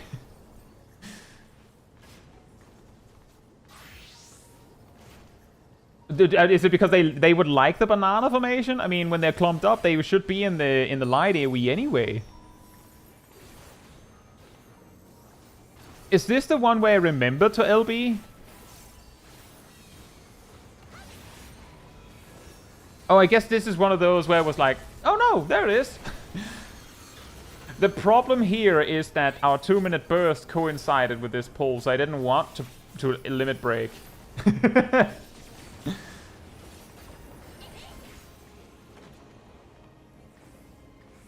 You are untroubled thus far, but I have something that may test you yet. Trying to line up Dragoon AoE on moving parts is hard. That is true, but the key is mobs will not move that much. They will not move that much. And if the Dragoon is looking ahead, they can also see which mob will not move. Has long guarded these, which is why I'm saying Nox should be moving to a specific mob each time. So you can telegraph your movement well enough that the Dragoon can go, oh, I'll just AoE from that one then. How will you handle this? And it's also like, as I said before, if you have the choice, you fold over the healthiest mob.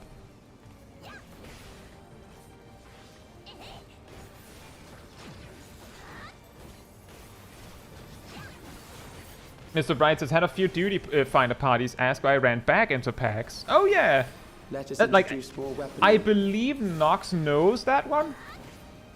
But yeah, if you have ranged mobs that don't come to you, which different from the packs here, then they basically dictate where you tank the mobs.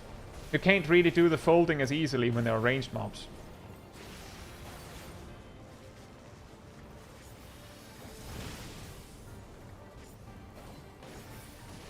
Let us see what this But I'll say, in regards to defensive cooldowns, there are probably a few points where you could use a little bit more, but it's not something you're not thinking of. And admittedly, perhaps oh boy, admittedly, you are in a party where the healer is probably not going to be too bothered by you not using anything.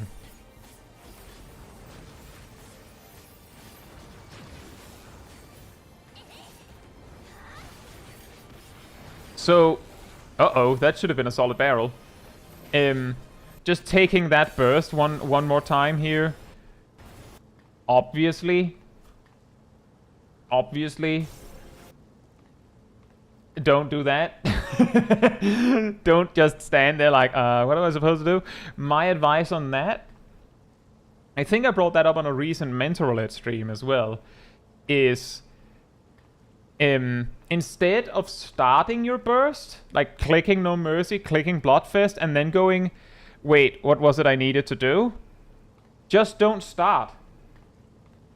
It's not optimal, but it would actually be better, probably, to just continue to do 1, 2, 3s until you're ready. Like, just accept that you're like, wait, I don't actually know what I'm supposed to click first. And just do a solid barrel. And Redmaster says pressing the wrong button is better than pressing no button. There are a few cases for specifically Gunbreaker where it might actually be a disaster to just press something. But yeah, overall, it would probably be better to just click any of the glowy buttons. But the general advice I'm giving here is, your No Mercy was already kind of drifting away from the raid buff window. Still alive. Just taking just accepting that you're not actually sure where you should start and just holding it until you are sure, would probably be helpful. It would, for you to die here, admittedly, it would probably also be helpful to just take like a little bit of striking dummy exercise, like just like build the muscle memory. But given that I know you're not exactly a Gunbreaker main, I could definitely see very little motivation to do that.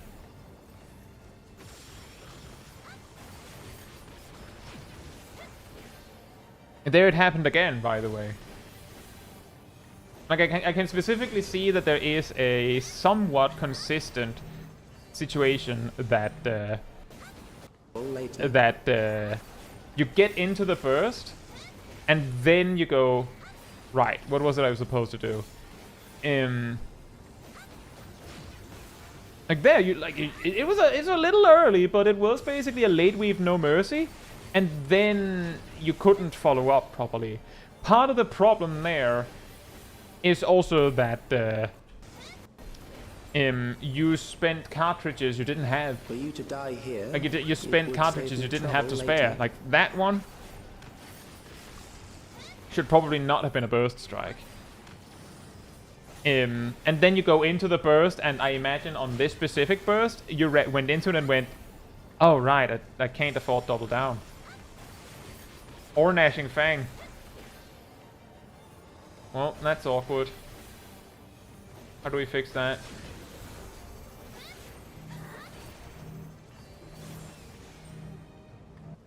It's like, if you fancy, I would highly recommend some striking dummy exercise, just to get like acquainted with what you're supposed to do, so you don't click no mercy and go, what was it? And if you don't want to do that, then my suggestion is, well, first of all, be better about stockpiling cartridges when you're not in no mercy. Like basically, if you're not in no mercy, then you don't use burst strike unless you're on like 3 cartridges. And then, like, for you to die here, around trouble later. Here-ish, where no mercy is 10 seconds away, like 10-11 seconds away, start thinking about how you're gonna do it. This particular burst is going to be a little cursed. Blasting Zone is going to be up too early. Bow Shock is going to be up at a slightly weird time, maybe. Double Down is going to be ready halfway through. Gnashing Fang is not going to be available on GCD 1, so you have to Sonic Break first. So, like, looking at what we have here, assuming you had the cartridges to spare, your burst would probably be you go no mercy, Sonic Break, Gnashing Fang combo, 2 steps, Double Down, 3rd step of Gnashing Fang, and then we'll see what's left. And that's really weird. And why that matters is that that's not a big deal if you're, like, used to Gunbreaker. Like, you'll just figure it out. But if you're not used to Gunbreaker, then straying from the default is going to be really hard and very confusing. There's also the part here, like in the with me saying you start with Sonic Break, is Sonic Break only lasted half its duration because the boss was near death. So I would say there's probably some points where you could have used defensive cooldowns a little bit better, but there's definitely also some no mercying that could be improved upon. The general suggestion of use Aurora while you're pulling is not bad. But if you don't need the healing, using it near the start of the fight is also good, combined with another defensive cooldown like Rampart. This can also be a convenient time to think about what you're going to do in No Mercy, like I mentioned. Because you might not have the weaving space for the defensive cooldowns once you're in No Mercy. Not initially.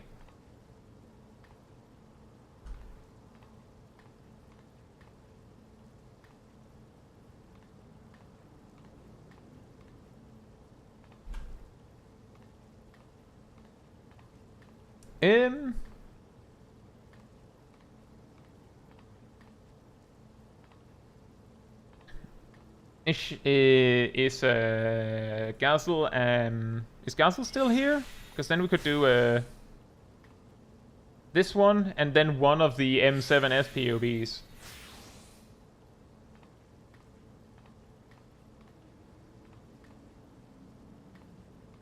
I can't stockpile.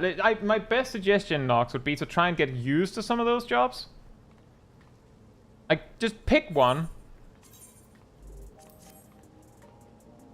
And then, like, practice it so you can get better acquainted with having a glowy button that you don't press.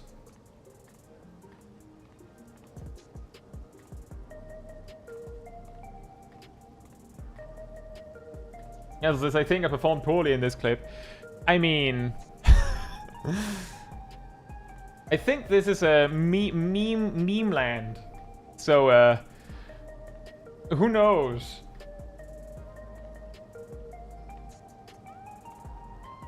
I would say... you should probably use TBN on the Gunbreaker. You should probably use TBN on the Gunbreaker.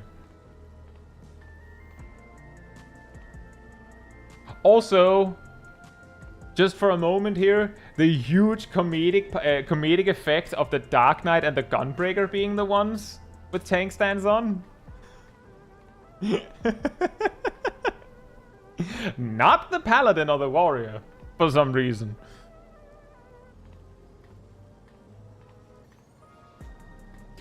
Oh yeah, Bunchen off cooldown? Oh. It almost never fails. I will look at Bunchen and go, oh, it's ready in like 15 seconds. I should hold gauge for that. And like 5 seconds later, I'll be like, ooh, I have a chakra. Boop. And I don't have gauge.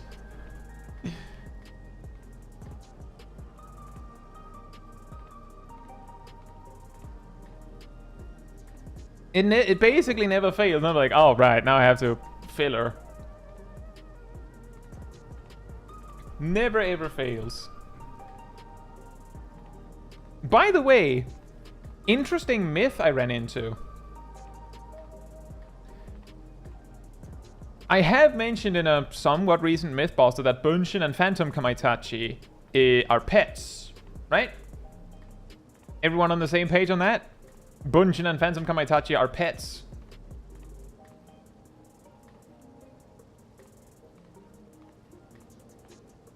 Oh, you ended up tanking in the end.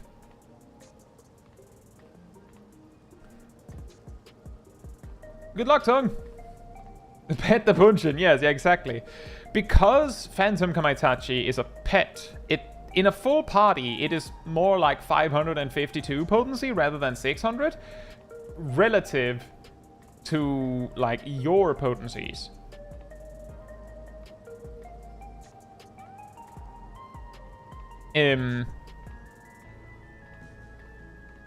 But an interesting myth I ran into was Phantom Kamaitachi and Bunchen, by extension, are pets and therefore not you, and therefore do not benefit from Kunai's Bane. True or false?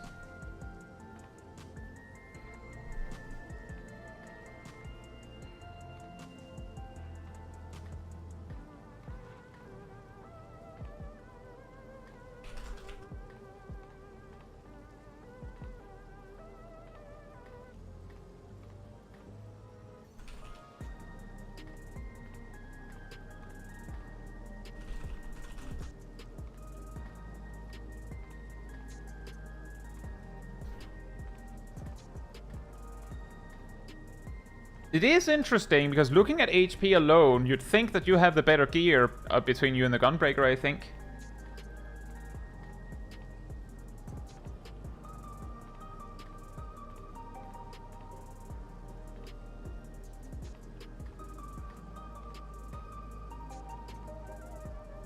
I'm just giving a chance for people to think about it and give an answer. I will tell you the correct answer. I tested it.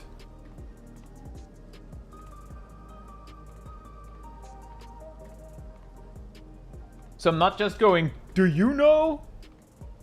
I know.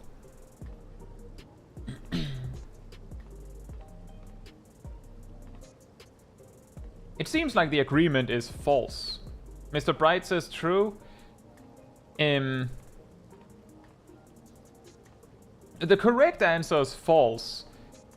Phantom Kamaitachi and Bunchen do indeed benefit from Kunai's Bane.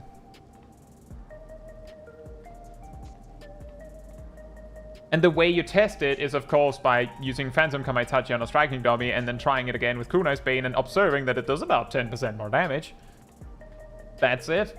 The origin of the myth is, if you check optimal openers for Ninja, you'll see that basically all of them put Phantom Kamaitachi outside of Kunai's Bane, but inside Dokomori.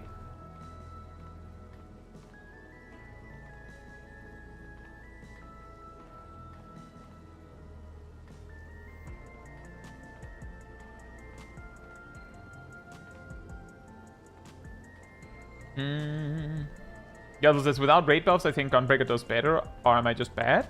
Well, the reason why I'm saying that you should be doing more damage, from my perspective, is you have like 8,000 more HP than the Gunbreaker. And I don't see a food buff, so your gear must be better.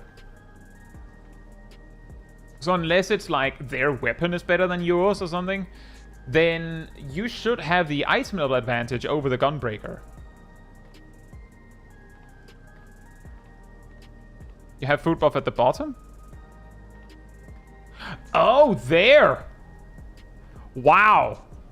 Okay, in that case, it's probably... I don't know if the Gunbreaker has a food buff, but if they don't, then yeah, they have better gear than you, probably. Or you have same gear, and in that case, Gunbreaker wins if they play well. That there is scary.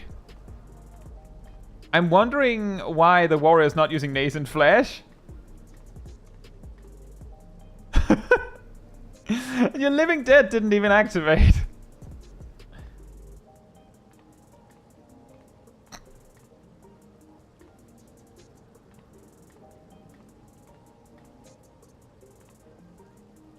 Yeah, that's pretty much it, Woody. Living Shadow is really weird. I can't remember. I'm pretty sure that Living Shadow does not care about your dark side effect. But, I mean, technically, your Living Shadow uses Flood of Shadow at some point themselves. Does Esteem Potency give you Enmity? That is a good question. I don't know. I think they did it... Well... I don't know.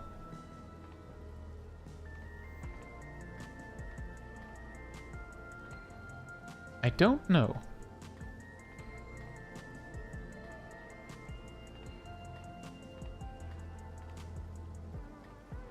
But I specifically seem to recall that Living Shadow is, first of all, really weird.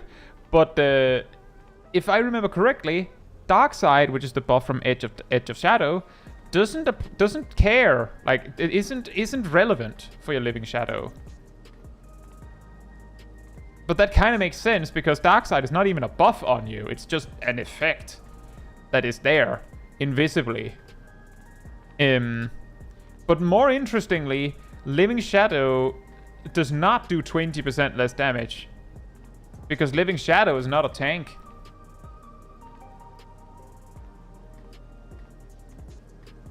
Woody says, I feel like Earthly Star might have a funky interaction with cards. No. Earthly Star is straight up a pet. Earthly Star is straight up a pet. So it doesn't have a weird interaction. It just works.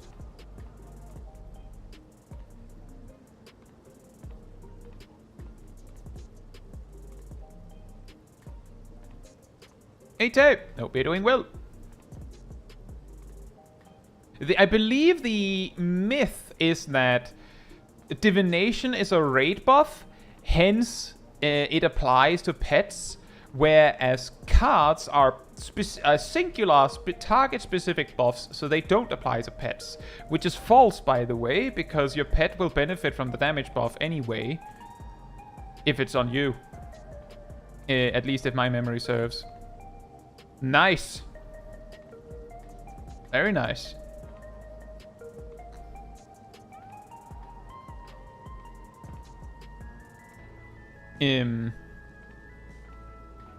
But pets and buffs are really weird, just in general. I still think the funniest one that I've happened upon is EOS.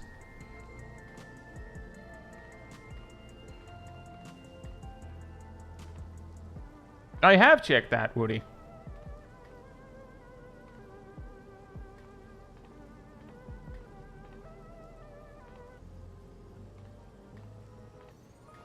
The thing is, Woody, you don't even have to just use the cards for that. If you wanted to test it more thoroughly, you grab a dancer, have them partner you, that's 5%, and then also a 6% card, that's over 11% because of how they stack together, and both of those effects are target specific, so if it doesn't work on a pet, like if pets ignore that, because, well, it's not on me, then it would be pretty obvious. But pets scale real time with their owner. They scale real time with their owner. Which is why it is important to take note that Earthly Star is a pet and not a placed AoE. Because if Earthly Star was a placed AoE, then you just need to make sure you have the buffs when you place Earthly Star.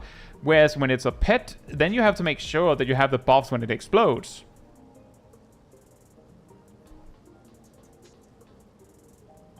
But yeah, I do specifically remember that the problem is that the 3% and 6% cards are very close to damage variance numbers.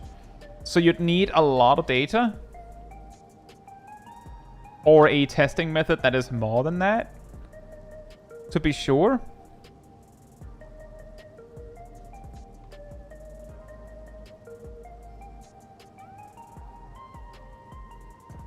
But yeah, I have done a lot of pet testing.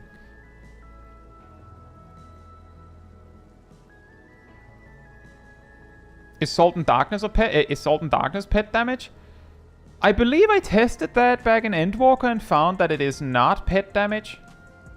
However, if memory serves, it scaled. If I recall correctly, Salted Earth. So Salted Earth is a placed AoE, so it snapshots your state when placed, and then it scales real time with the targets because they could just leave and come back, right?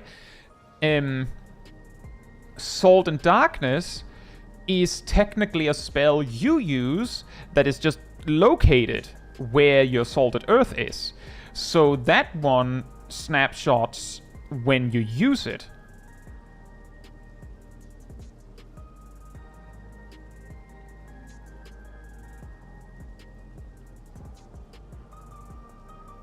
And yeah, the Kunai's Bane example is a pretty solid one for that.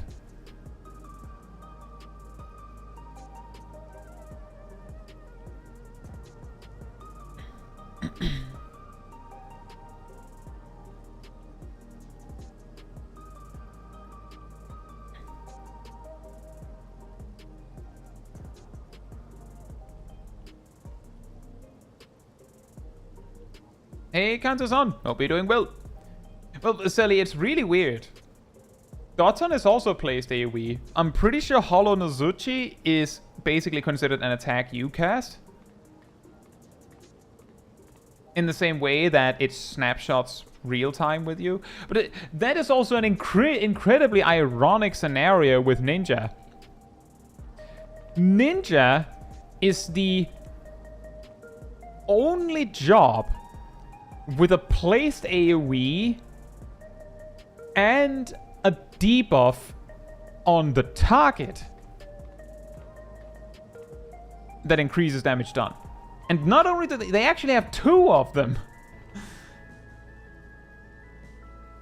And the reason why that's so ironic is because both of these debuffs, when they run out, will immediately stop benefiting Doton. Whereas if they were buffs on the ninja, then they would have snapshotted for Doton. How do you drown a dragoon?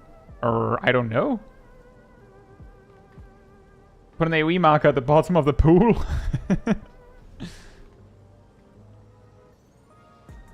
Wow.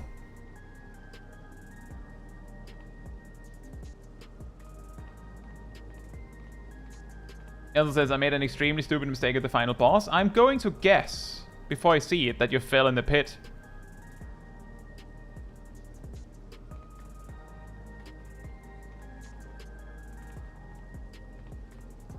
Alright, Sally, enjoy work.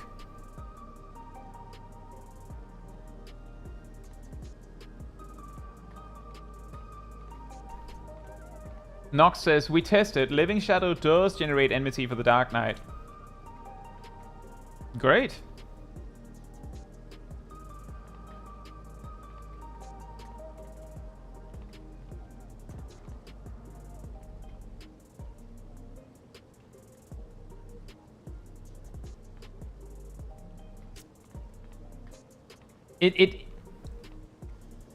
Yeah, that was the question, Nox.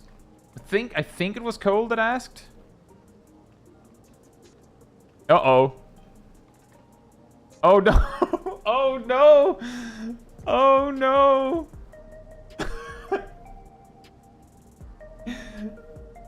Yeah, don't do that. Oh, that was a gambit. That was a gambit and a half.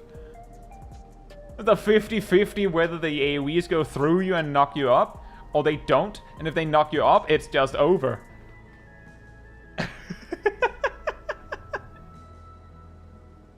Yep. The problem is, if you don't crit anything, then you basically need all 4 living dead, or walking dead GCDs to hit. To heal up fully in time. So getting stunned for a few seconds means you die.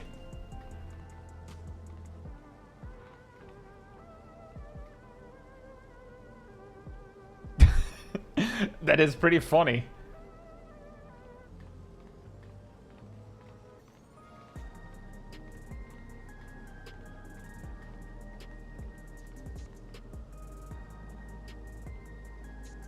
Galdo says, today I learned that in my past experience my healer was being nice to me. Oh yeah, possibly. I recall, I think that was yeah, that was live, mental roulette live as well. That I said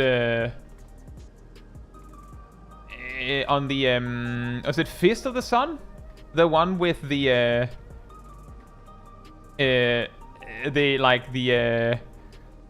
Jekyll and Mr. Hyde situation, where I basically said, well, as a Dark Knight, you can't really invuln that one unless you know that your healers have your back, because you're going to be stunned for half of your Walking Dead.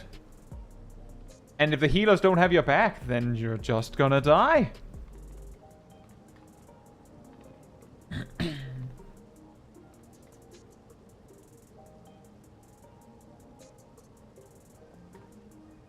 But yeah, as long as neither of these tanks goof it up, then it was basically in the bag. Because, well, did you know Warrior can solo you where was a field station synced? But I think it took like an hour. And this is just 20 minutes.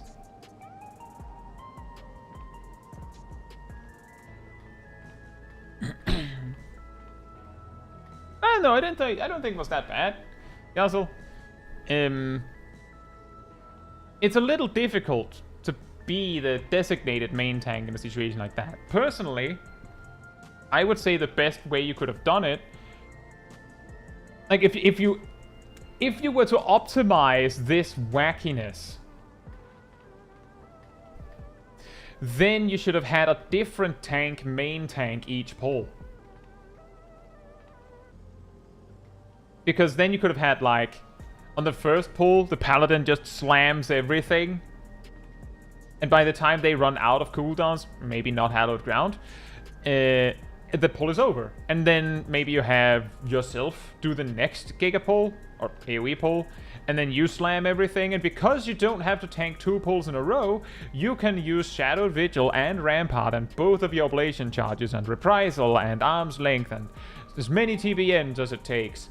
Like, just all in, because you're not tanking the next pull. And you could just do that the whole dungeon.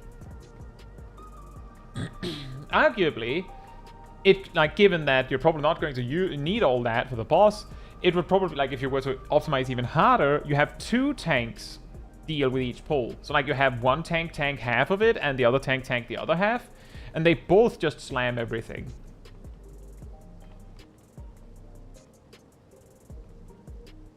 So, like, it is possible to, like, mega optimize this, but I don't see a reason to.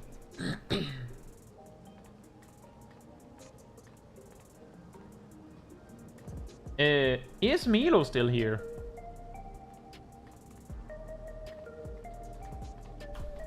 Hey, Darth JF. Hope you're doing well.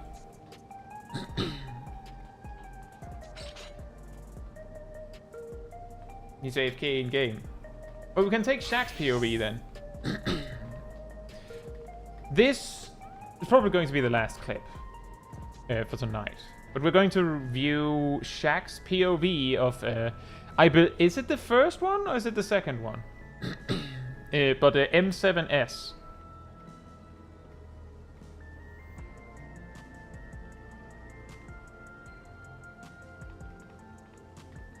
This week's. Okay. We do Shaq's and then next time we do probably Milo's. Possibly even Ham's. But this will be... I believe Zav wants to be blind to that. And if there's anyone else who's like intending to blind prog M7S, then this is also your warning. This will probably be the last clip. So like after that we might talk a little bit, but then we probably round it up.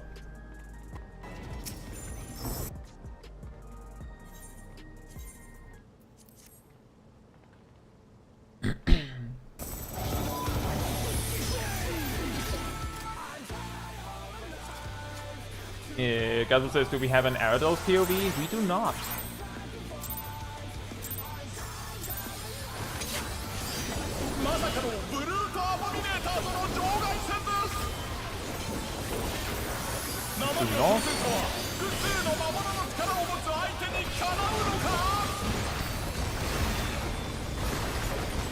It'd be too powerful.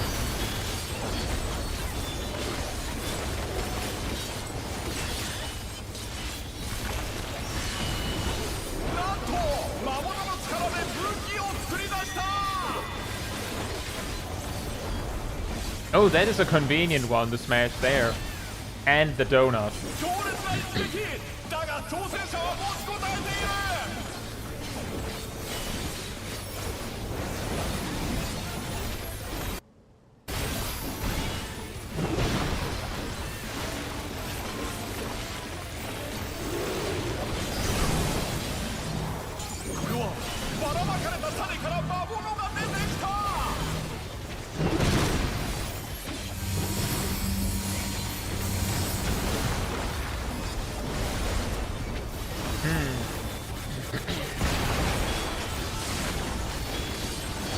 Just now that I can see it from your point of view, you had a coil here.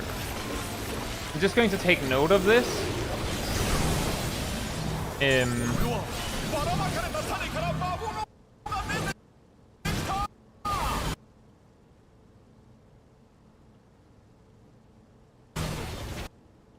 The reason why I'm saying I'm taking note of this is you can see where Ham is. You can see where Milo is. You can see where you are. You're closer to where Milo is, but you can also see that Ham is going all in on getting away. Let me just see here.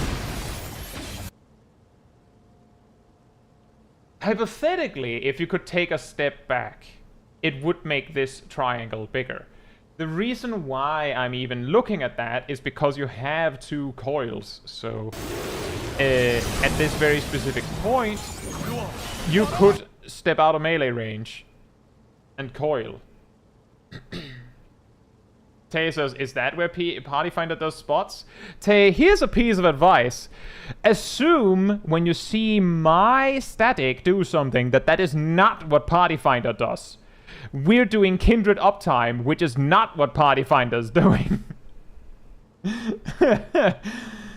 Never assume that we're doing the thing that Party Finder does. But yeah, that would be my recommendation. You of course don't have to change that, Shaq. Like, we've figured it out, but I'm just saying that seems like a pretty convenient opportunity to coil and just step back. Also because, like, I could see... Like, you're really pushing it. You're really trying to max range it. And I'm saying that because right here you try to do a GZD, but you're not in range. So at that point, I would say it would probably be easier for you to just send a coil and just commit to stepping out. Would be my suggestion, instead of having to deal with this. You might have also just gotten better at the positioning since.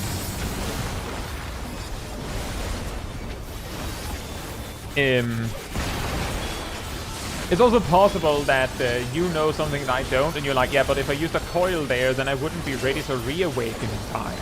Yeah, which is perfectly fair. Like, if someone said you could do this thing on your rotation, it's a very high chance that I would be like, yeah, no, I can't, because if I do that, then I can't do this.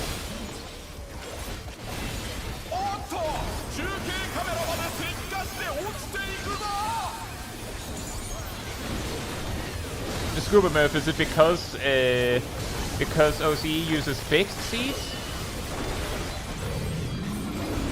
That was also a good point to use on Call of Fury. And call management is a bit of a mess. No worries. That's also what I'm saying. Like, I'm still looking at it and going, well, you technically have a coil, so the coil that I suggested you use would still be possible, but I don't know if there's something else that is being that I'm overlooking.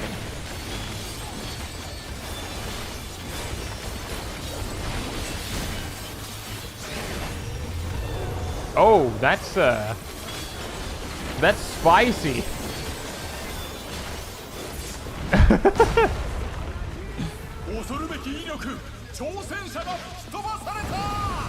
Oh, the damage buff. No, no. No, the speed buff.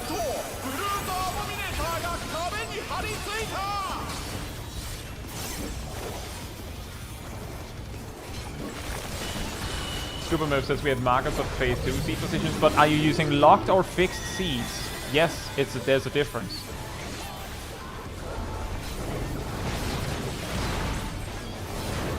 Right, Nox. Enjoy that.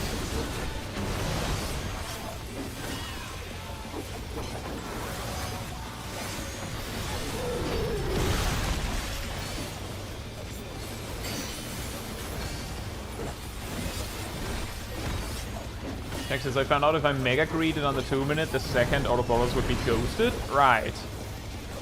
Yeah, that sucks.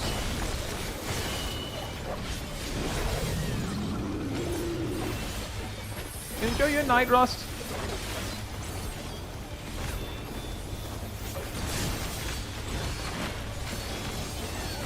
If you're not sure which kind of seats you use, Scuba Murph, then I can say that we use locked seats. So if you see something that doesn't add up when we get to that, then that would probably be why.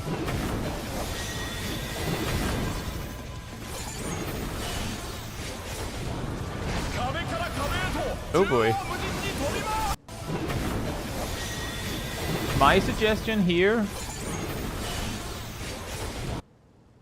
Uncoiled Fury here. In fact,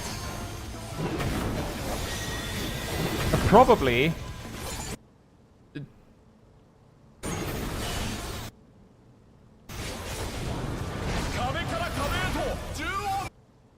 I don't know. I might actually, like, if it was me, I might be more on like leaning more on a Uncoiled Fury instead of finishing the Vice Winder combo there angle. But it might take 2 coils then, and I don't know if that's worth it, and I can't really math that out. I also see Serpent's Eyes ready. Oh, we used it. It's getting set up for the 4 minute, hence Vice Squeeze. Yeah, that makes sense. That makes sense. There you kind of need the buffs to come out in time. Meanwhile, I'm over here, like, just doing what I think I have a ley line around here. OZ is locked seats. Oh. Yeah, some teams might use some markers for some of those positions. I could see that. I think I've also heard people say that we're absolute lunatics for not using markers for this. But there are lines on the floor.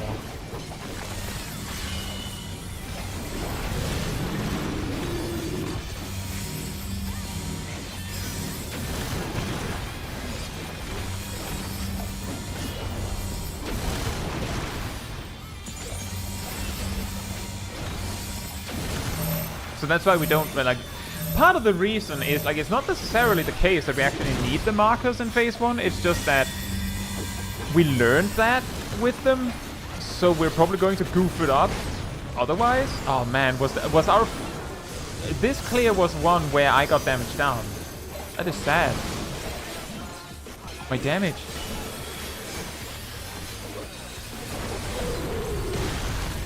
And yeah, true, you can do it in Phase 1 as well.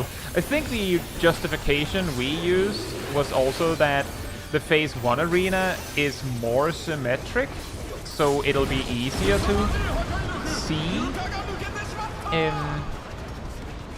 where north is by having markers in Phase 1. Whereas Phase 2 is... like, it's pretty obvious where north is.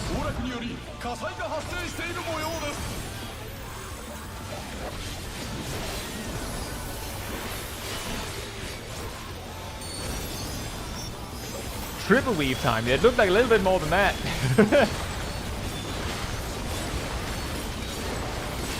Enjoy your time, Ridleyan.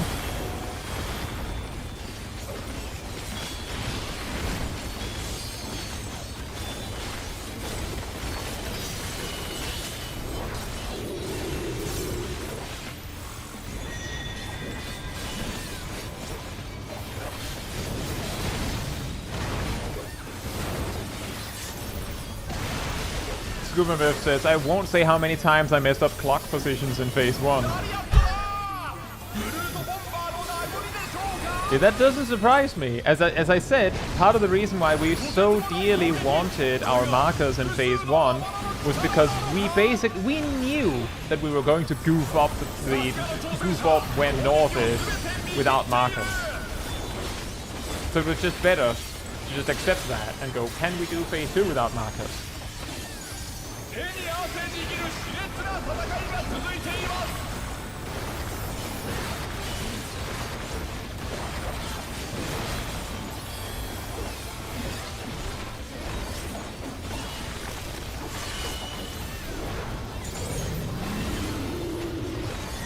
What do you mean you don't have a built-in compass like a pigeon? Yeah, I know.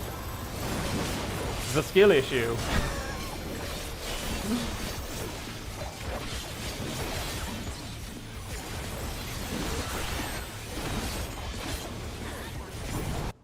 I know this is really, really pedantic.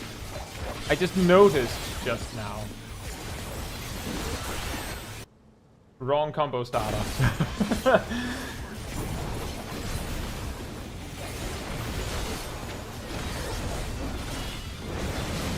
And now it's going to be really cursed filler for the rest of the fight until you make the mistake again.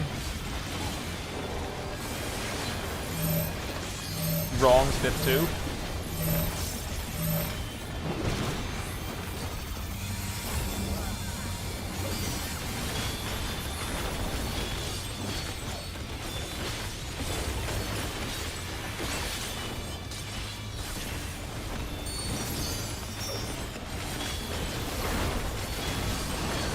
Yeah, that's also a funny one, Scuba Murph. I believe we discussed that possibility and concluded that the consistency at which we were willing to believe ourselves to be able to do that was so low that there was no point in trying to do that. It was the time saved by just having a consistent marker was valued higher than having a like movement optimal like position.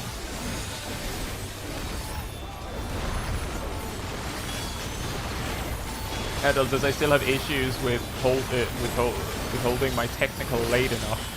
The difficult part there is, and this is why last time we discussed how we like synchronize our clocks, is if we all pot after the first GCD in Phase 3, then you can see when you're supposed to technical finish. Basically, when your pot hits like 7 seconds remaining around, like 5 to 7 seconds, that's when you hit technical step, I think.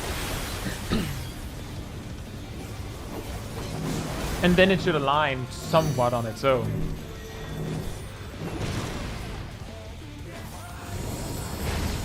I was just noticing myself. The run. and then the dash.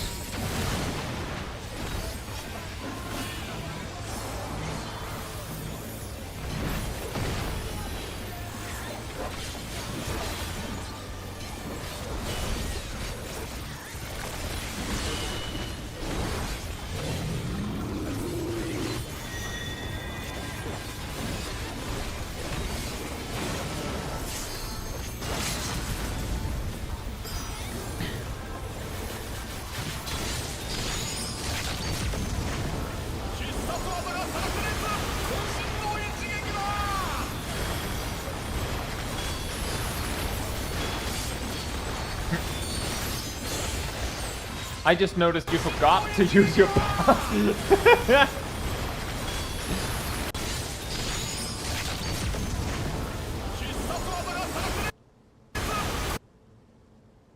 The thing is, if you had like, if you'd done it perfectly,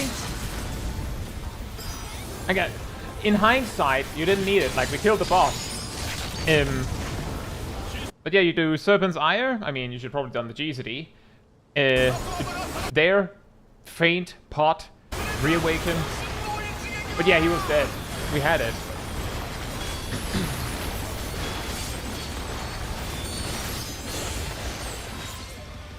You didn't even get to finish your entire burst. You had 3 reawakens ready to go.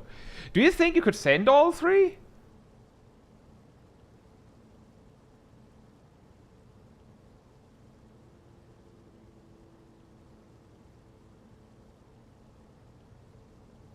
Scuba Murph, do you mean at the start of phase 3?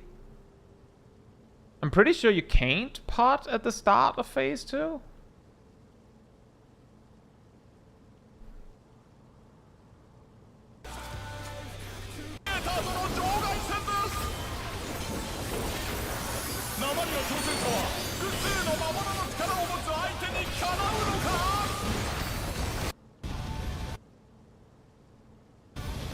Yep, that's the thing, is like, we pot on like the first GCD into phase 3, and part of the reason is, the reason why why that even came up is, from my point of view, was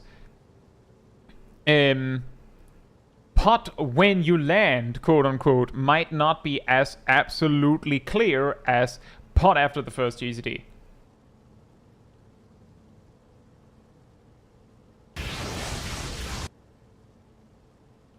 But yeah, as long as it works.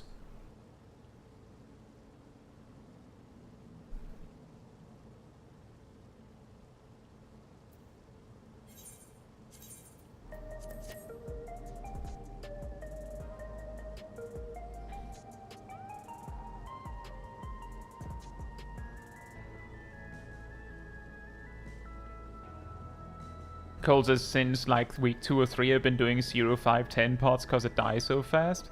Yeah, I imagine if we if we're consistent now with clearing on time, so we don't actually get that much value out of potting perfectly at the end, then it might make more sense to like do a 5-minute pot and just pot when you can, or like pot on the 10-minute near the end or something.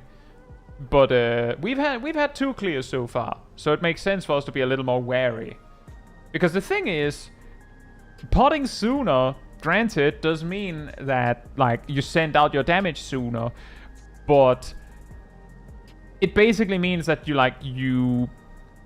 your performance looks better if the fight ends sooner. But if it doesn't end sooner, then you might have wanted the slightly more optimized damage.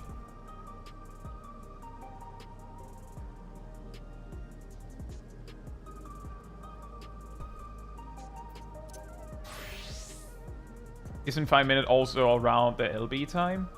It might.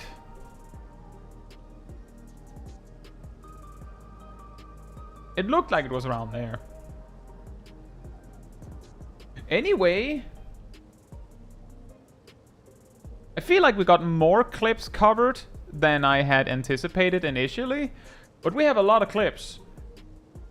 So either we'll get to the rest of them next time, or if there's like an equally large addition of clips, then eventually we'll be back to the situation where I just won't be able to cover everything. But we'll take that when we get there. But I do think this is probably the time where we'll be rounding off. It's already quite late. But if you enjoyed this particular stream, it helps me a lot if you leave a like on it here on YouTube. That tells the algorithm this was an enjoyable stream and you'd like other people to enjoy it as well. So thanks so much in advance. And if you'd like to be part of the Discord community server, there's a link in the chat right there. There you will also find the weekly schedule where you can see what else is coming up in the coming days. I usually update it Sunday or Monday. You'll also find the announcement room with links to videos and streams when I put them out. And if you grab the reminder roll and the roller time in this room, you'll get a notification whenever I post a video or stream, as well as an extra one around 15 minutes before stream starts, so you can catch it right when we go live. And if you'd like to support the channel even more directly, you can become a member of the channel, you can gift memberships, you can use the super chat system, or if you don't like any of that, there's the Ko-Fi link that Audel posted right there in the chat. It all helps support me and the channel directly, so I can focus on doing stuff like this with all of you. So thanks so much for the support. But that will be it from me tonight. So good night, good morning, afternoon, or evening, depending on where you are in the world. And I hope to see you all very soon. Bye bye!